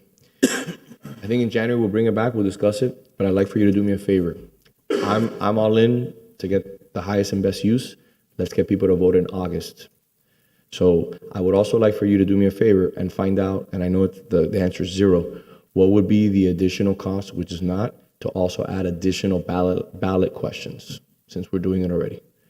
I would add elections in November, which is something that Commissioner Menendez wanted to do anyways, so we can add it there. I don't think you incur an additional cost unless you use a second page. Yeah, So as long as you're on the same page. Commissioner Menendez said he wanted to add that a while back ago, so we can, since we're doing this already, we might as well do that. And we can add the November elections on the ballot. And I would also like to add one more, if my colleagues would indulge me, and we would put the nail in the coffin and put this to a rest. And that would be, let's put the salaries, whether residents should be the ones approving the salaries of the commissioners, or whether the commissioners should have their own rights to approve their salary. And I would add whether members of the commission should be full-time and not have outside employment. Perfect. Well, there's a little bit of a problem. We have a charter review committee. Exactly. That's been assigned to Address these provide. issues. So, But we can run both. We can do, there's no issues, Madam City Attorney, whether a charter review reviews something and you have a If it's the referendum. will of the commission, you can certainly proceed. it sounds like we have a divided commission, so, Very. yeah, so Well, I I mean, guess I think we should. this is talking about I don't saving want to money. put Naomi in the middle of this, so Yeah. we should take a vote to see what we want to do. So Commissioner, you don't want to do, you said you wanted to do Make a November. motion, Mayor. Make a motion, we're good. Okay, I'll make the motion. We'll have we will do the elections in August, and it will be for the November elections. It will be for the raises, whether, we'll put the wording, whether raises should be addressed through resident approval. We will do the request for annexation consideration. And I think Commissioner Fernandez said he wanted to add something else to that, which dealt with whether you should be full-time. So, I mean, if we can do this. Or if you're and full-time, Save the residents money and only spend the $18,418 and resolve these issues once and for all, I think it's a wise expenditure of the money to get that done. Well, there's a motion on the floor. Is there a second? I'll second it. Okay, let's put it to a vote. Commissioner Castro, No. Commissioner Fernandez, No. Commissioner Menendez, No. Vice Mayor Anderson, Yes. Mayor Lago. yes. I'll make a motion to place annexation on the August ballot I'll for second. Coral Gables residents. I'll second. Need more, I'm going to vote no at this time. We need more information as to how we can inform voters about the pros and cons. That's just why I said to digest it in January. And there's a second. There's a second, but was it the mayor's proposal a little while ago, include annexation in August? You did. Okay. You voted for it. There's a second. But didn't you also say you wanted November elections on the ballot and you said you didn't want it now? Why not? You had a potpourri of When did I issues. say that? I don't know, like 4 or 5 months ago? You did. Well, you Did- change your mind you don't pretty re- you, for, often. you forgot already? I don't know, we've been here for 9 hours. No, listen, I could be here another 9. It's perfectly fine with me. All right, we got a first and a second. Commissioner Fernandez, Yes. Commissioner Menendez, Yes. Vice Mayor Anderson, At this time, no. Commissioner Castro, Yes. Mayor Lago. I'm going to vote yes. Let's do it. So we'd have to bring the ballot language back. Yeah, we'll bring the ballot language back. It needs to be submitted by May 24th. So sometime early next year, we'll bring back the proposed language for you all to vote up or down on, and we'll proceed accordingly. Perfect. Thank you. Thank you for All your right, work. well then, the meeting is, I don't think there's anything left on the agenda to discuss. Madam Vice Mayor, what would you like, is there anything you'd like to discuss before we close out the year? Happy holidays, Merry Christmas, Happy Hanukkah, Happy Kwanzaa, have a Happy New Year. I won't see you until then. So, Commissioner Castro? Yeah, let's not put our employees or our staff in situations like this, please, moving forward. This is very unnecessary. Besides that, Happy New Year and all the rest. Commissioner Menendez? God bless us, What movie do you have for us? No movies this year? To close out the year? Oh, yeah, and well, it's a little bit too early, but I'll have in 2024, I'm showing a Marx Brothers movie at the Art Cinema, and I'll be showing E.T. at the Miracle Theater. All good family-friendly experiences, not quite like the commission meetings, but, you know, there's a relationship. It's a comedy on occasion. Commissioner Fernandez, what do you got? Just want to thank all the residents for supporting us and for putting up with us during our not-so-fun moments. But thank you for trusting the 5 of us with representing you. It's been an honor to serve here these last 7 months with the 4 of you and advance the needle on a lot of things that I think residents wanted. So thank you all for putting up with me, and I wish you all the best the next year. See you next year. To the residents, I wish you a happy birthday. It's a joke. I'm trying to play off my buddy over here, Commissioner Menendez. Merry Christmas, Happy Hanukkah, Happy Holidays. Just a quick recap. We had a sold-out gala. It was incredible. I wish my colleagues would have attended. We raised a ton of money for the Liga contra Cancer and the Coral Gables Community Foundation, just like we did last month at the wine auction that we had. We raised over $125,000. I will also be collecting toys in my office for needy children.